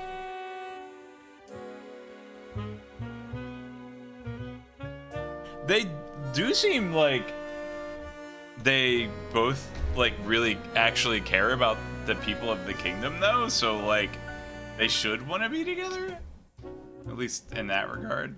Like they have similar goals, I would think. Obviously I could see why the Steelwinds would want to marry off somebody into the royal family. I could see why Arya wouldn't want to go along with it, but no.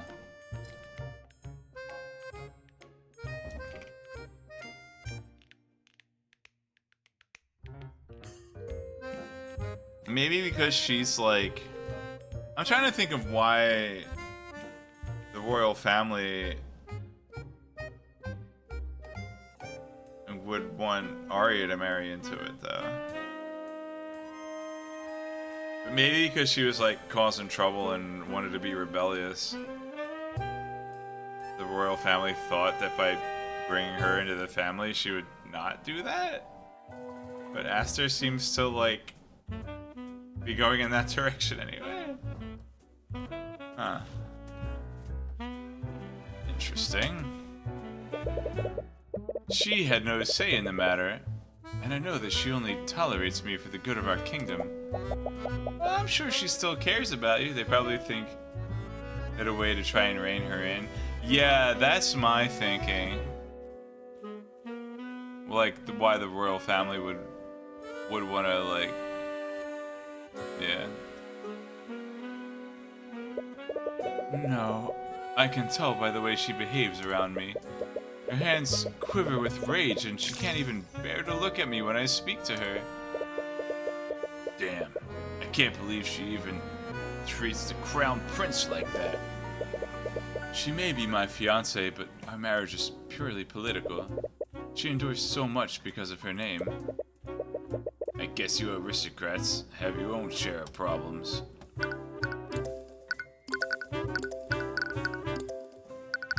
This guy. Like, she's brazenly open about her disdain for how the noble houses do things and the massive corruption they get away with. Yeah, maybe, like, Prince Aster is just, like, he's kind of good-hearted, but also just kind of stupid. Like, he's like, oh, we should care about people, and not understand that there would be consequences to that, whereas Arya's a little more wise to the world and is, like, openly defiant, but understands that her family is going to disown her for it. I could see how both sides would kind of want to arrange the marriage to shut Arya up.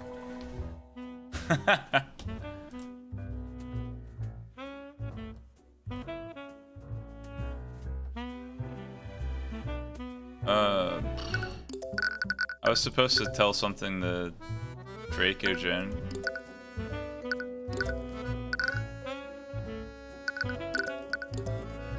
Maybe he's at the cave. Rika, are you here? closed for today. It looks like she closed the restaurant for today. Since the Inquisition is involved now, they might have taken her in for questioning. I really wanted to go into detail about what she saw, but it looks like we'll have to go somewhere else.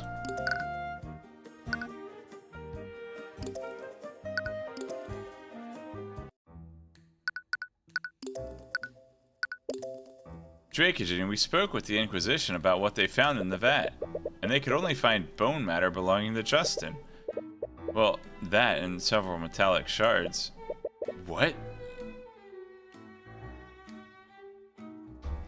He seems to be reacting to the metallic shards.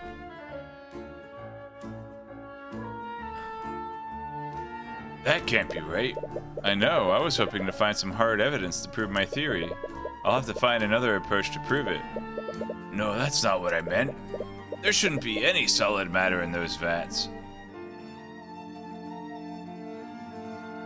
Okay, he's reacting to both. Are you talking about the metallic shards? I just assumed those were some kind of magical byproduct. No, the refinement process requires that everything in the vat remains as a liquid. Solid matter would absorb the liquid's magical properties and taint the entire batch. So those metal shards weren't supposed to be in there? Do you think they came from the broken pieces of the railing? Possibly. We'll probably want to double check with the commander to make sure. Yeah, they were like rusting and definitely dissolved before his whole body. This is definitely strange. I need to take a moment to work through all this. From what Drakeage said, there shouldn't have been any solid matter in those vats. We've already confirmed that the bone matter they found came from Justin's body. That leaves another question. It makes enough sense that his, like... that his tools would be found, maybe? Because he was bringing his thieves' tools over to rob Draco. So I think we're actually just back to, what's-her-face being full of crap. The cafe witch. What's her name? Eureka. Yeah, from Shining Force. I mean, Phantasy Star 4.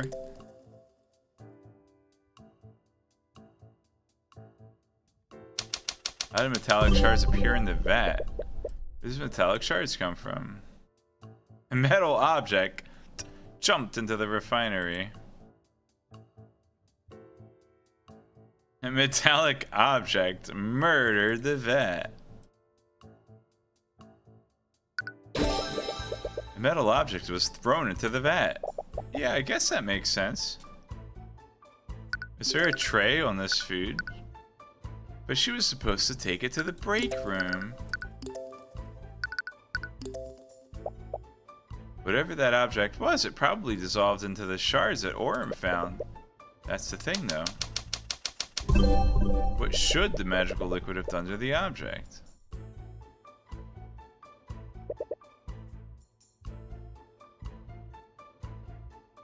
The vat liquid should have completely destroyed the vat liquid.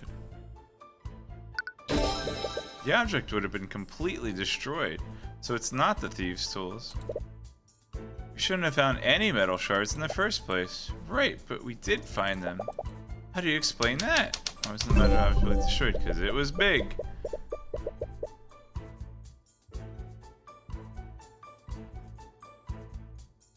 The vat liquid was neutralized shortly after the accident was reported.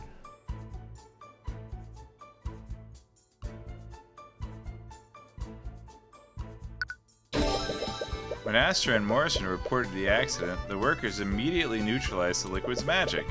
They did this to attempt to save Justin, but it would have also stopped the liquid from destroying anything else within the vat. So that's why we found those metal shards. Whatever that metal object was, it was only partially destroyed. This means that it fell into the vat around the time that Justin fell into the vat. If it fell in a while before the accident, it would have dissolved completely. And if it fell in after the accident, it would have dissolved as all. Furthermore, whatever that object was, it was probably as large as Justin. We're back to the construct theory. A large unknown metallic object found around the time just when he fell into it. The magical liquid is several small attacks. Do you think this metal object had something to do with the second victim? Maybe they were holding it when they fell in. I'm not sure, but it's definitely possible. We should take a closer look at the metallic shards that Commander White found. The shards might help us identify the second victim, if that person even exists.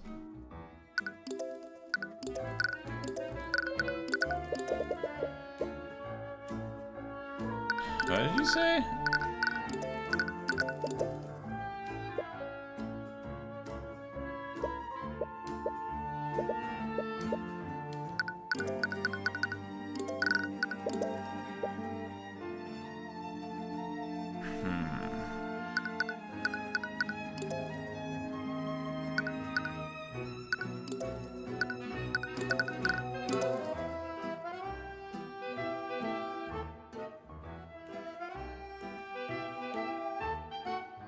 We should take a closer look.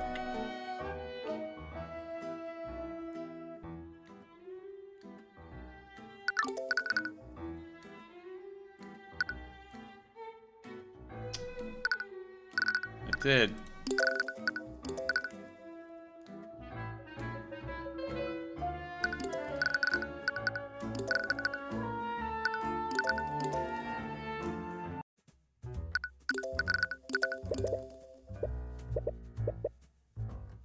Cool.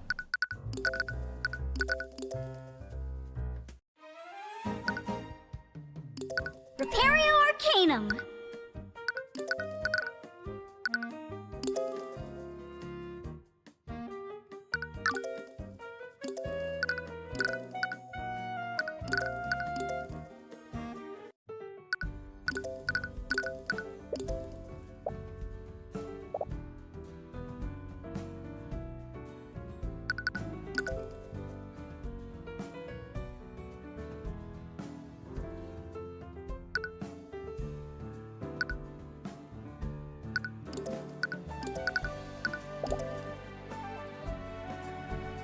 I am not looking forward to sifting through all those small metal shards. That's what we have to do to find our next lead. Yeah, I guess so. I had to ask Celestra where to go next twice to get through this part. Yeah, I just like... The hint was I need to look through the metal shards. I tried showing the metal shards to the 2 NPCs. I guess if you count Celeste, 3 NPCs I have access to. 2 different times. So I'm just like, I could just guess or see what happens here. Where should we go next, Tyrion? According to Draken, the metal shards the NPCs found weren't supposed to be there. Which means one of those metal shards might be able to tell us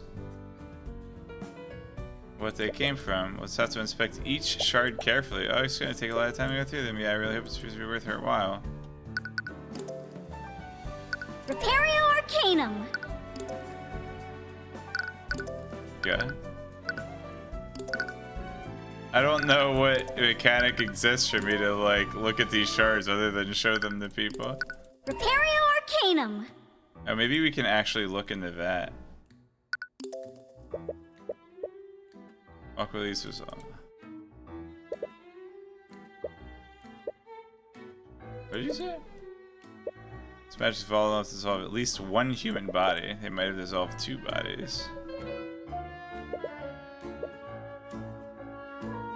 This wasn't super intuitive. There's only so many actions the game lets me take.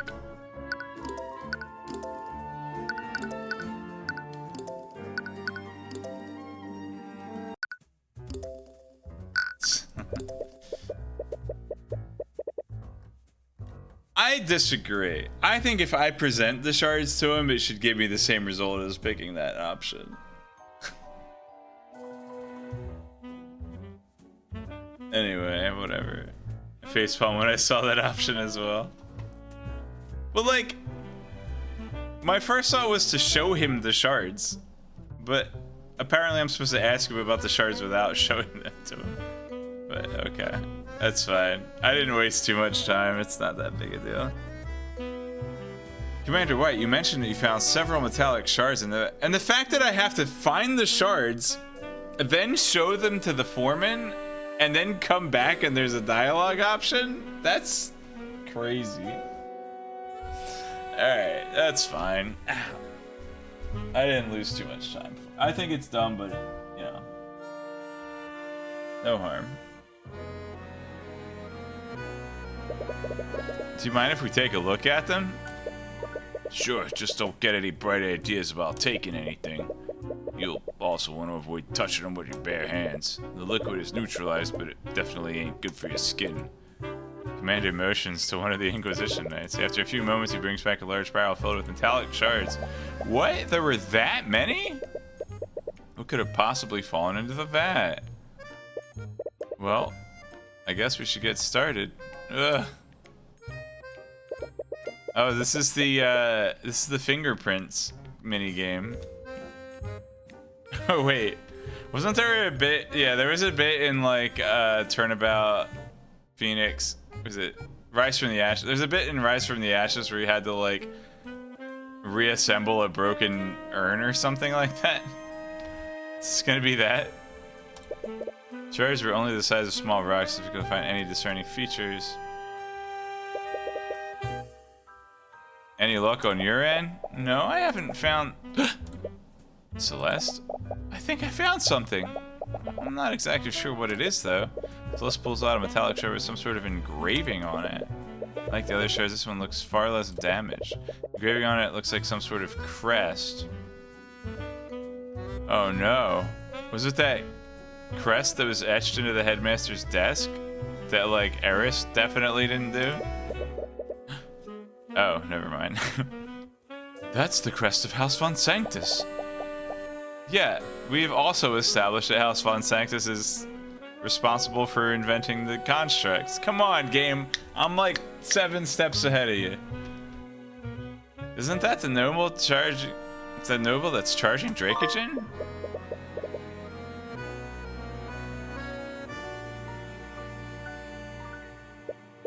Well, I doubt that Lord Von Sanctus was the second victim. Aster, do you know who would have a house emblem like this? Normally, only the Lord's retainers would have the emblems of his house. Well, I doubt that Justin was the one who had this in his possession. Do you think one of Von Sanctus's retainers fell into the vat that night? It's definitely possible, but if that did happen, why haven't we heard about it? Lord Von Sanctus would have the resources to keep something like that out of the public eye. The only way to know for sure would be to ask him ourselves. And even if we could talk to him, he would never cooperate with us. Glance at the prince.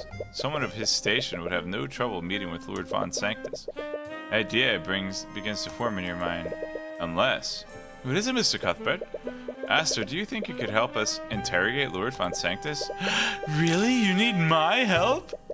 In this instance, it'd be very difficult to speak to him by ourselves, but as a crown prince, he'd be much more inclined to speak with you.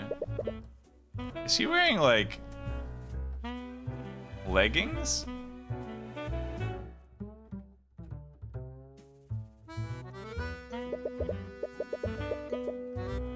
You might be overplaying your hand by utilizing Aster this way. You're still wary of the prince, especially since he was one of the few mages at the scene. Will this really work, though? It's not ideal, but it's the only lead we have so far. But it still bothers you. Why haven't you found any bone matter from a second person?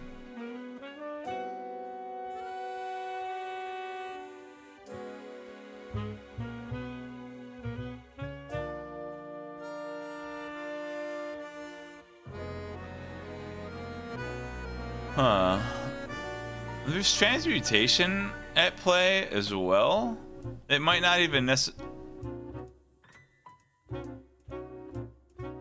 There was another point. So, oh man, it was, I forget who, I think it was the Wharf Master.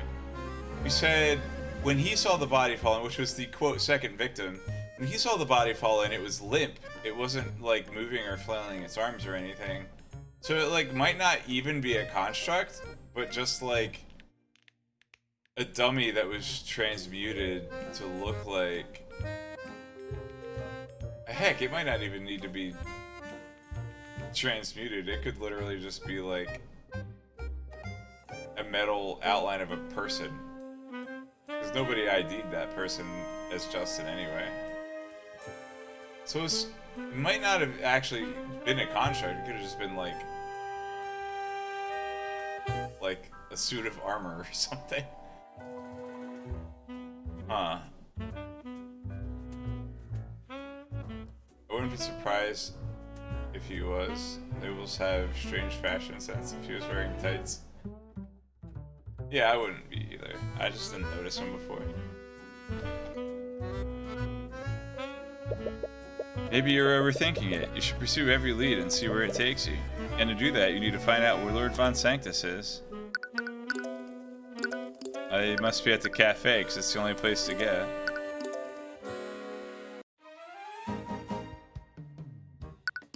Repario Arcanum. Nope.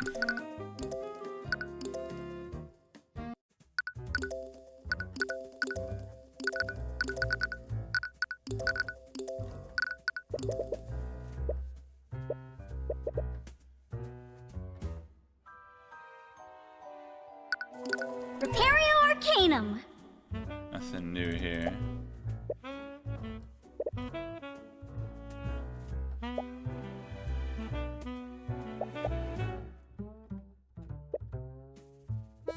Look at all these hexagons.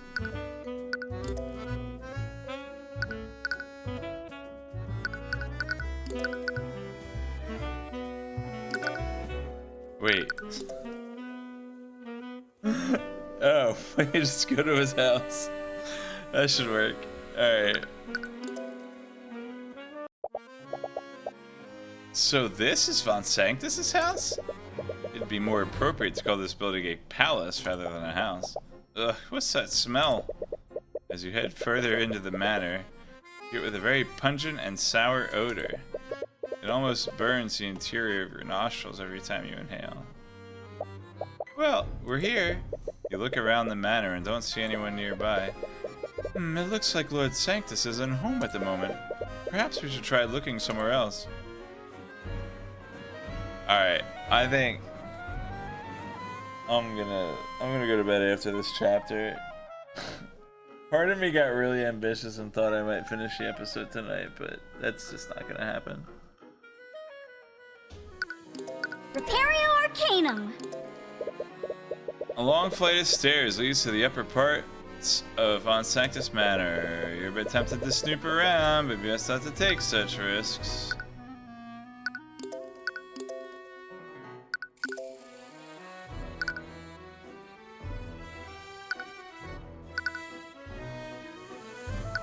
What did you say?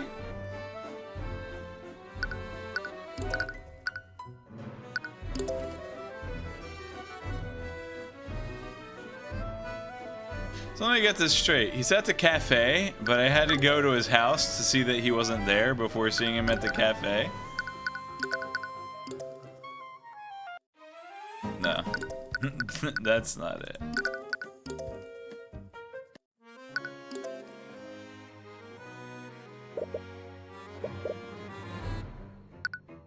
Repario Arcanum.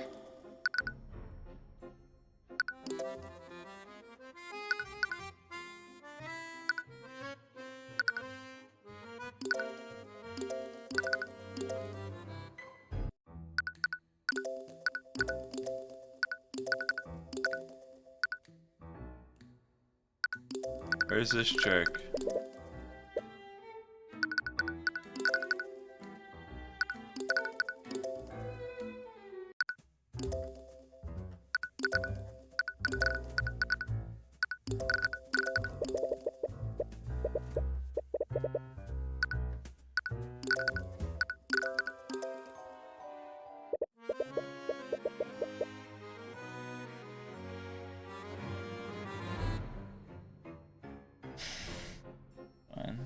They kind of teach you that this spot is for hints. Or whatever. You arrive at the town square and see Lord Von Sanctus speaking to several spectators from a podium. I'm gonna see if there's a good enough reason for him not to be at his house. So far, he's talking to people, so that's good. There's Lord Von Sanctus. He appears to be giving some sort of speech.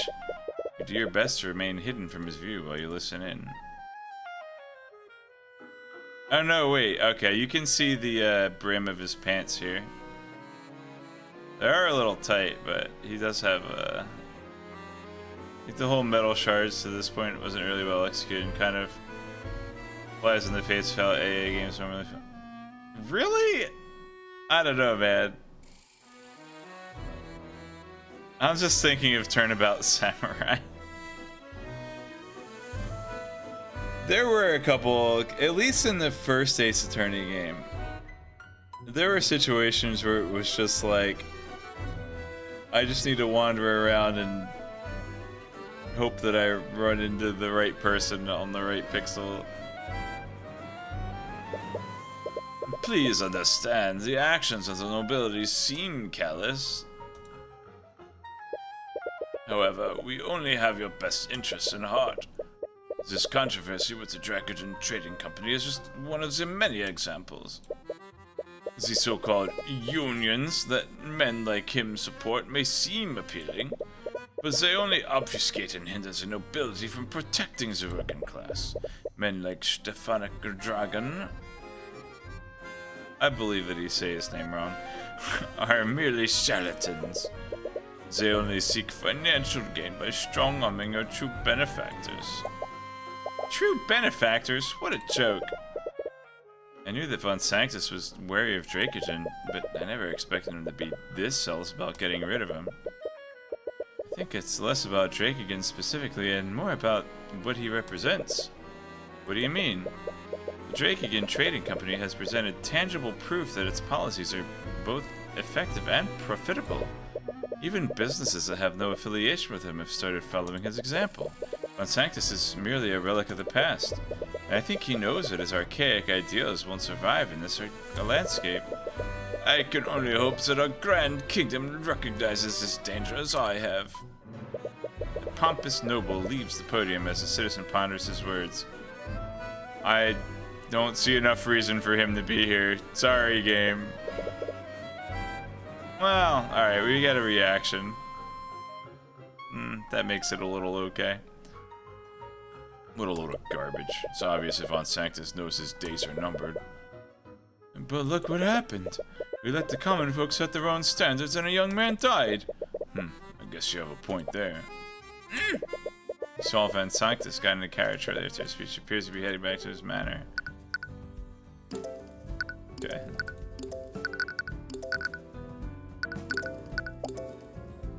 Hey, I just realized something.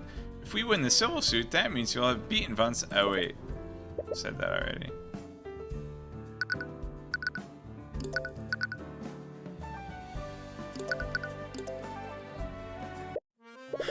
Anyways, we saw Von Sanctus heading back here. We should be able to speak with him soon. Wait, Tyrion. Isn't he going to recognize us? We can't really avoid that. If we want to question him, we need to speak to him directly. But even... Well, she's learned some new spells. Maybe she has a disguise up her sleeve. Crown presence. I mean, like how you civilly embarrassed and insulted him a few days ago? Right, you completely forgot about the chess tournament. Well, it's not as if we can hide our identities from him. I faced him in the chess tournament, and I'm Dracogen's attorney. He knows what we look like. What we look like?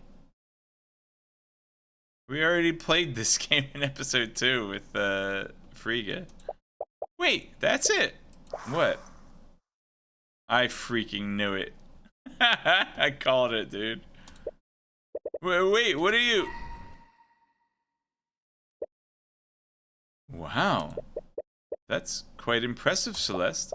Right? I've been practicing that one. What are you two talking about? Am I gonna get to see? I think you should see for yourself. The prince gestures towards a nearby mirror in the hallway. You reluctantly approach it. Just what exactly did Celeste do to you? What? I mean, I'd fit in here. Why do I look like Reese Rudolph? This part's worth it. It looks great, right? Eris taught that one to me. Who did what now? Alright, Eris is an illusionist. That's so crazy. Of all the people. But I guess, like, if I just get disguised as a servant, then, like, he's not gonna know me from any of his other servants. Do you honestly expect him to fall for this? I do. He's probably a powerful mage. He'll see right through this. Are you telling me that the Crown Prince is here? Why didn't you notify me sooner? You hear Von Sanctus shouting at his attendant from down the hallway. He seems to be quickly heading this way. Uh-oh. You might want to describe yourself as well, Celeste. Don't encourage her. This is extremely illegal. Alright, look. You should just dispel this ridiculous disguise and... He's almost here. I can't think of anyone. I'm terribly sorry for keeping you, Your Highness, waiting. Illusio. Is she just invisible?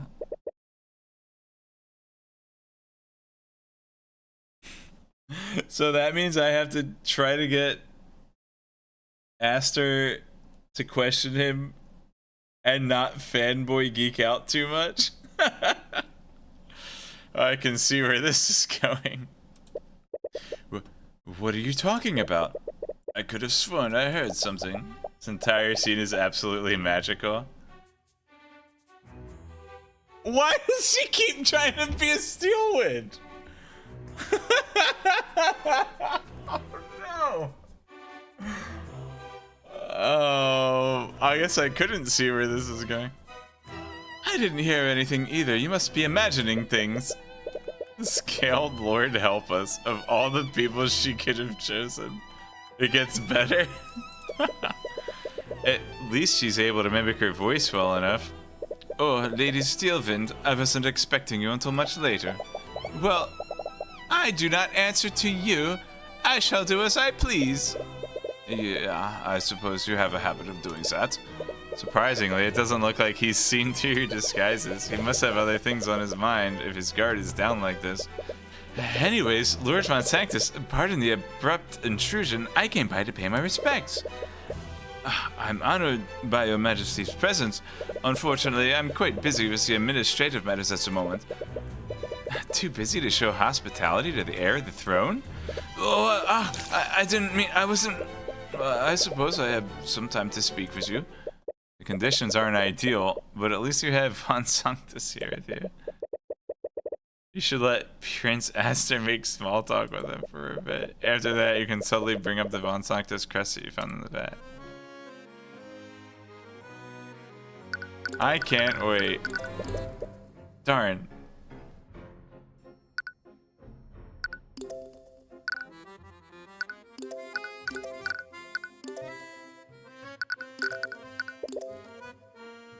Probably shouldn't present things to him while disguised as a butler.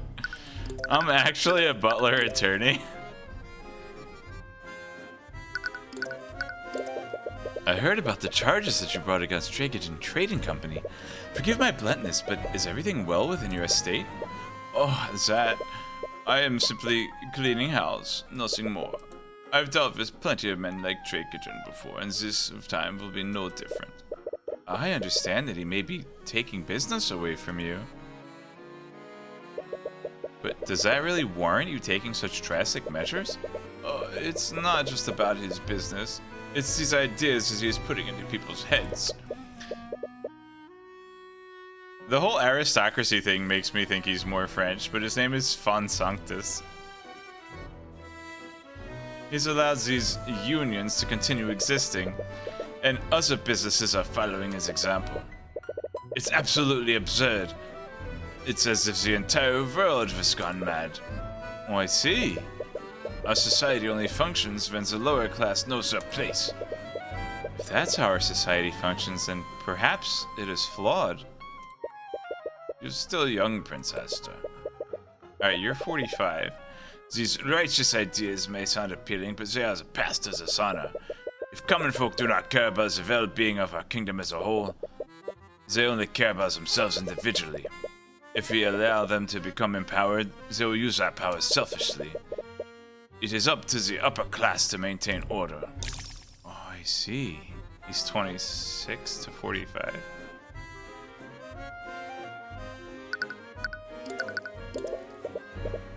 By the way, I'm surprised that you're representing Lord Von Sanctus, Lady Steelwind. Why are you talking to her? Oh, right. What is he doing? It's already hard enough to maintain this ruse. I knew that you recently became a prosecutor, but I never imagined that you'd represent a noble. Don't get ahead of yourself, Esther. What does that even mean? Let's not be coy, Lady Steelwind. If you must know, Your Majesty, House Steelwind and I came to an arrangement. The fair lady is so keen on wasting her talents on civil work. Given that, I might as well utilize her to my benefit. Do not speak to her like that. Oh, I meant no disrespect, but rest assured this is only temporary. I see. So you have an arrangement with Lucio Steelwind. Seems that Aster is collecting his own information. By the way, Lord Von Sanctus, have any of your attendants gone missing lately? That's an oddly specific question, but no, all of my attendants are accounted for. You don't see any dissonant thoughts from the eye, but he could be unconsciously shielding himself from it. I must ask, why would you ask such a question? You see, I actually found a discarded trinket while walking around the city. Is he the main character now? It had the crest of Van Sanctus on it. I was worried that something unsavory might have happened to one of your people. Ugh, I see. I suppose you must... He's trying to be... Yeah, right? Yeah... I suppose he must be on edge after what happened to your ship. However, items with the Von Sanctus crest are quite common nowadays. Really? The items that you found must have been a product produced by Von Sanctus Industries. An item produced by Von Sanctus Industries? So, the Von Sanctus crest is on some of the items produced by your company, and we've already established that they make golems? Not just some of the items, the Von Sanctus crest is engraved on every product created by Von Sanctus Industries. As a result, people have come to associate the quality of our products with the quality of House Von Sanctus. Or at least they did until hacks like Dracogen came out of the woodwork. So in other words, it's just branding. What type of products does Von Sanctus Industries produce? We used to produce magical accessories for mages. Oh wait, I don't know if they were specifically... No, I'm thinking back. I don't know if it was specifically constructs, or if it was just artificery in general that they were credited for. Magical accessories for mages, but now we produce all manner of products. As the head of commerce in our kingdom, we've diversified our holdings. Oh. Look, that means the metal shard could come up from anything.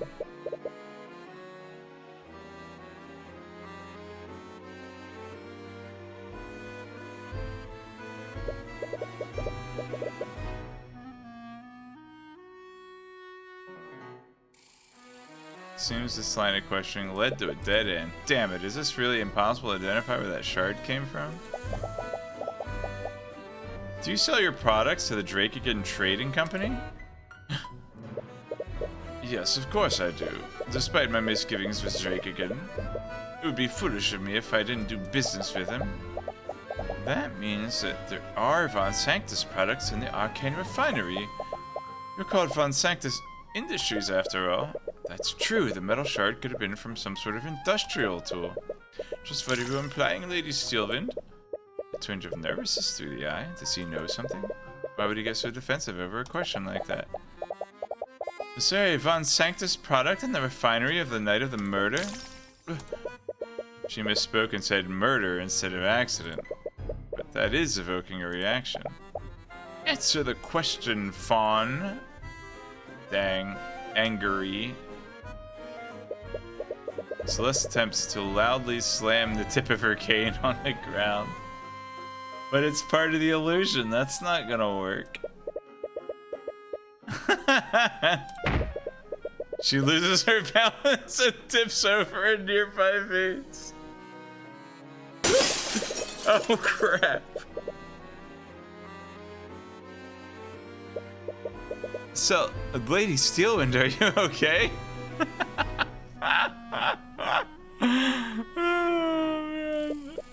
Celeste immediately regains her balance and tries to act as if nothing happened. I'm not paying for that. Lord Von Sanctus completely loses composure and recoils at the sight of the broken vase. Oh, there's the construct. I require your assistance. Acknowledged. And what does he speak in the same voice as the professor that was murdered? In response to Von Sanctus' call, the arcane construct walks out from a nearby closet. Construct, clean up this mess at once. Seems very disturbed by the mess. Is he some sort of clean freak? What's in the vase? Acknowledged. Construct begins quickly picking up the shards of the broken vase. You own an arcane construct? I do. Von Sanctus Industry is the inventor of arcane constructs, after all. There it is. Right. You recall Celeste mentioning that earlier. Would you like one, Your Highness? My apologies. I'm not very interested in using artificery. Suit yourself. In any case, I'm afraid Lady Steelwind must be taking a leave. Why did you say it awkwardly?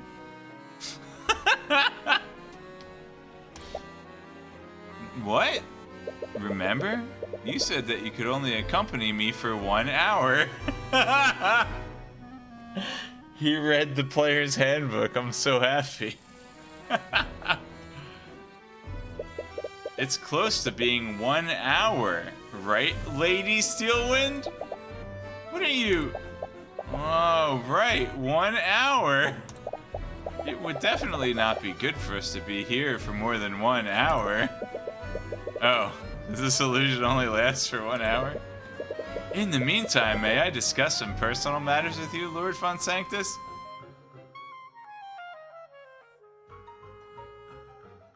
Tyrion, did you forget that you also have illusion cast on you?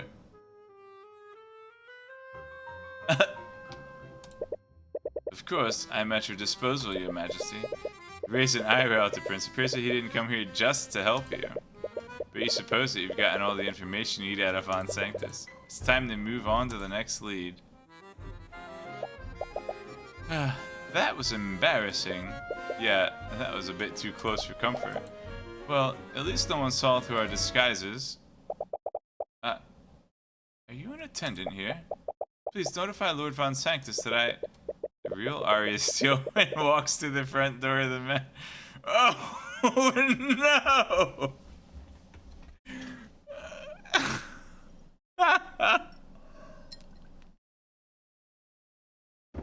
Oh, goodness. She immediately stops in her tracks upon meeting her doppelganger. Doppelganger. Speaking of German words. A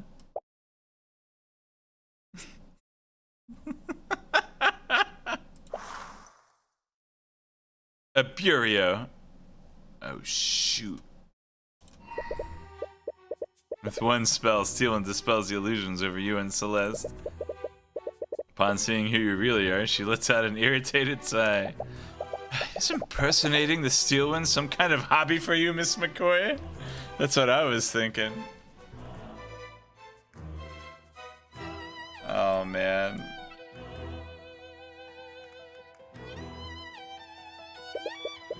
She looks really angry this time. No, there was a really good reason for us doing this. Let me guess. You wanted to interrogate Von Sanctus without him knowing who you really were. Huh. No?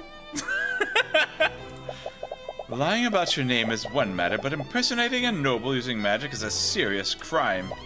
Tyrion, help, please? Are you seriously going to have to defend her in court again? You quickly try to think of a way to defuse this situation. Ah, sorry for the wait, you two. I had to discuss... Oh, Lady Steelwind? Great. According to Aster, Steelwind despises him. I don't think that's true, though. She loves him. Knowing that he was a part of this will just make things worse. Yeah.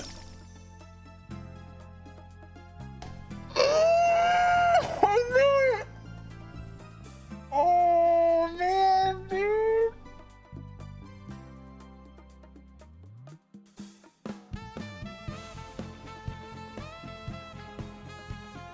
I told you it got better. Oh man, dude. Blushing Arya Steelwind spray? It definitely got better.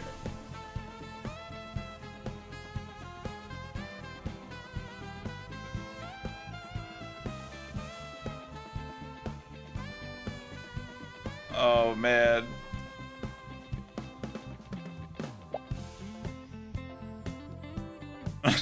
Why are you so mad? What? Oh, I see you've dispelled their disguises. You knew about this? Oh man.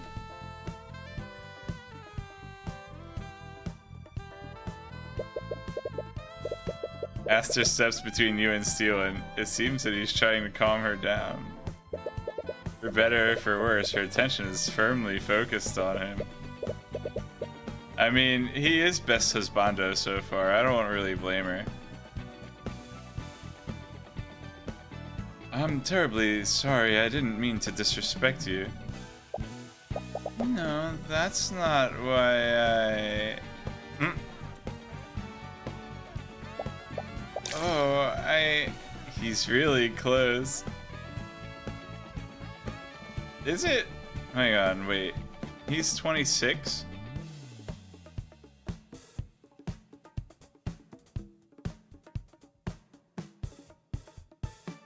I mean, it's an arranged marriage, but yeah, maybe at this age, I guess, yeah.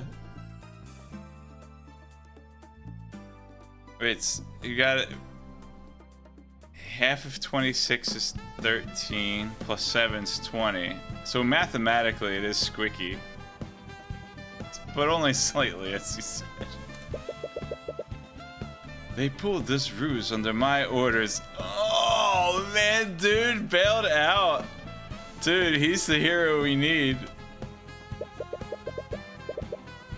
Why does he act like she hates him though? Could you please look the other way just this once? Okay. Thank you, Lady Steelwind. I won't forget this.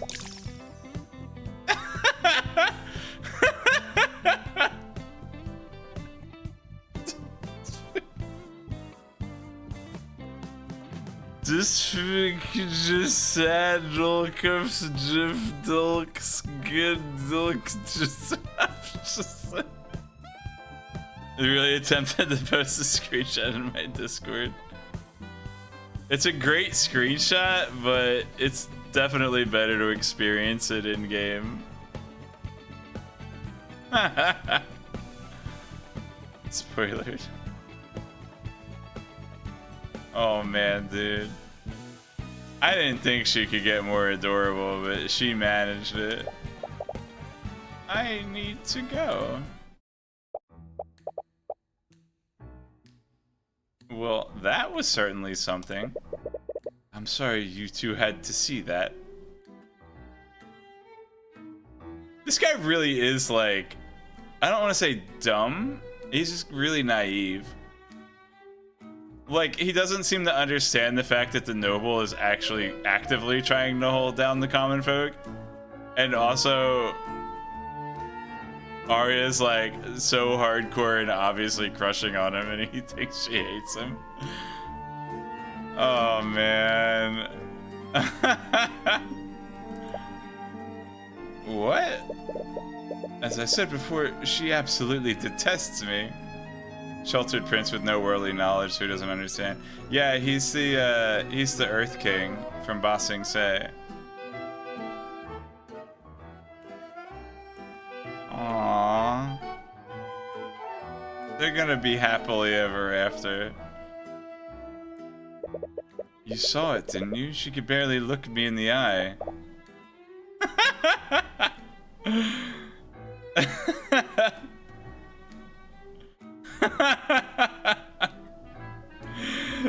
She's not having any of this.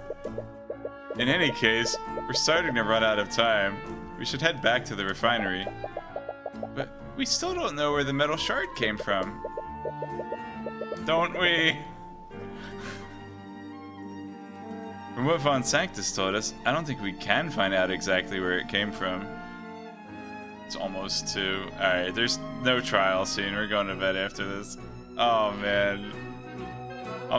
Can't wait to play more, though, after that.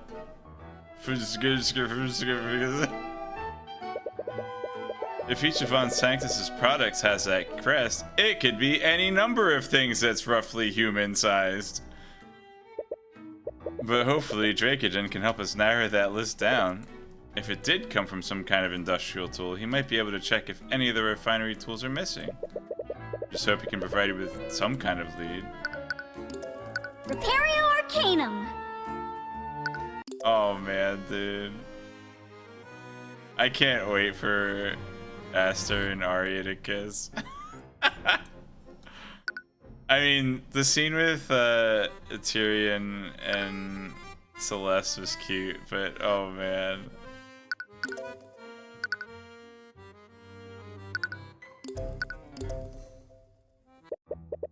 Hello again, Mr. Cuthbert. I hope you have good news. Well, actually, take some time to explain the Drake again, what you found in your investigation. You're still uncertain about the identity of the second victim. That metal shard with the Von Sanctus crest is your best lead right now. Ugh, I see. With that said, do you have any tools that you've purchased from Von Sanctus Industries? I do. He personally sold me quite a few when I first arrived in the city.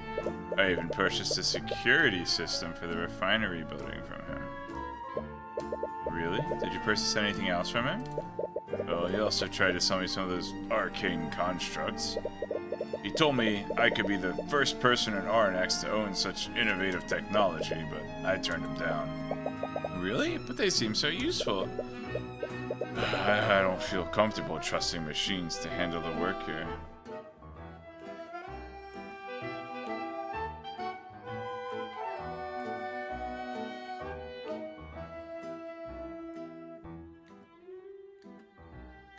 Alright, if the second, quote, victim was a construct, what did they say to him in the third-person omniscience scene at the beginning? Justin was falling.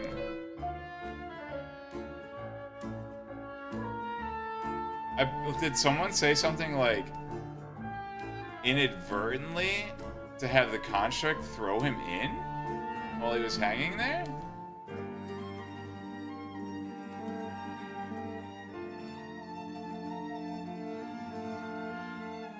Man, I could see the construct, like, just walking through the bars and breaking them. Now that there's, like definitely a construct involved, we have to pay attention to, like, the literal words that everyone is saying. Alright, and then, oh man, the transmutation may have been cast after the fact.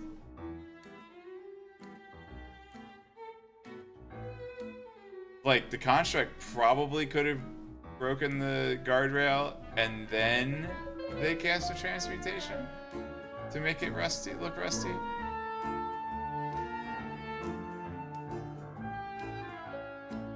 Oh man, so many factors now. Celeste doesn't even need the Eye of Horus to see Arya's head over heels for Aster. Yeah, and somehow Tyrion didn't figure it out. Well, Tyrion's a guy. He's just dumb. Those constructs require very specific instructions, and they lack common sense. That's true. We saw how unreliable they could be during the Nightgrave case.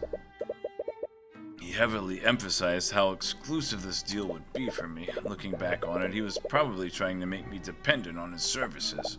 Yeah, I guess he made the right choice by refusing his offer. Scientists attempted to sell a few arcane constructs, but it's not available.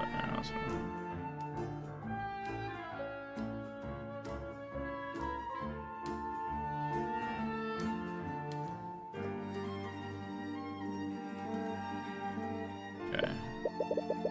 Anyways, have any of the tools from Von Sanctus Industries been reported missing? The Inquisition actually asked me the same question, so I took some time today to check my inventory. Why would the Inquisition ask him for that? Did Steelwind come to the same conclusion you did?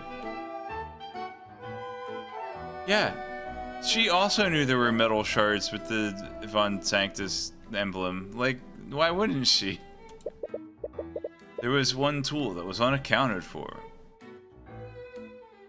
Does Von Sanctus make thieves' tools? Really? What kind of tool was it? A rod of mending? It's a large tool used to repair damage on the machines.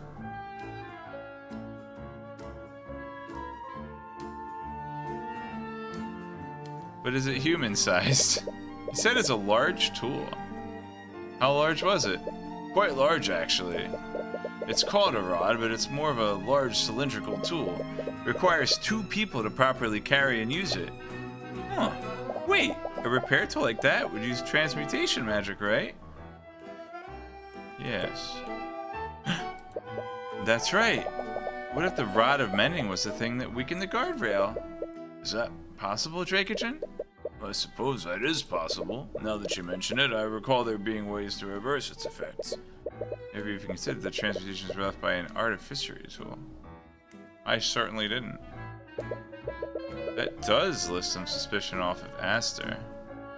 Right, because now it's not necessarily a mage.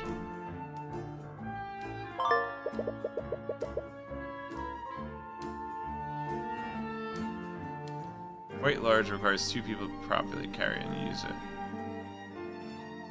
Huh. But the second victim has to look like a person. And the fact that it, like, fell limply, like...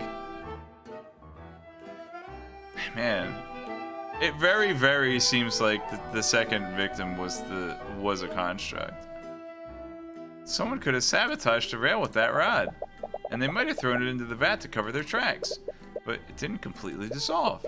That would mean that they threw the rod in the close just to follow the walkway. It can't be a coincidence these 2 events happened so close to each other. And we still have no idea who actually broke the guardrail.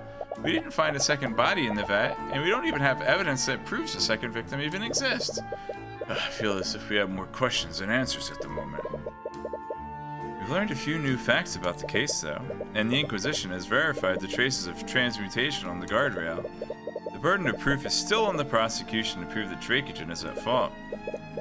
Even if Steelwind has a proper explanation for that, I can counter her with the facts we've learned thus far. I just hope that the trial goes as smoothly as you're describing. It rarely ever does. But knowing that would just needlessly stress him out. Regardless, I appreciate the work that you've done thus far. I'll leave things in your very capable hands. You just hope that you don't encounter any more curveballs tomorrow. Roy. I have to work tomorrow. Alright. I will aim to continue tomorrow night. I get done work at 6 p.m. Eastern, so probably like try to start by 7 tomorrow night. Alright. Thanks for watching. Have a good night.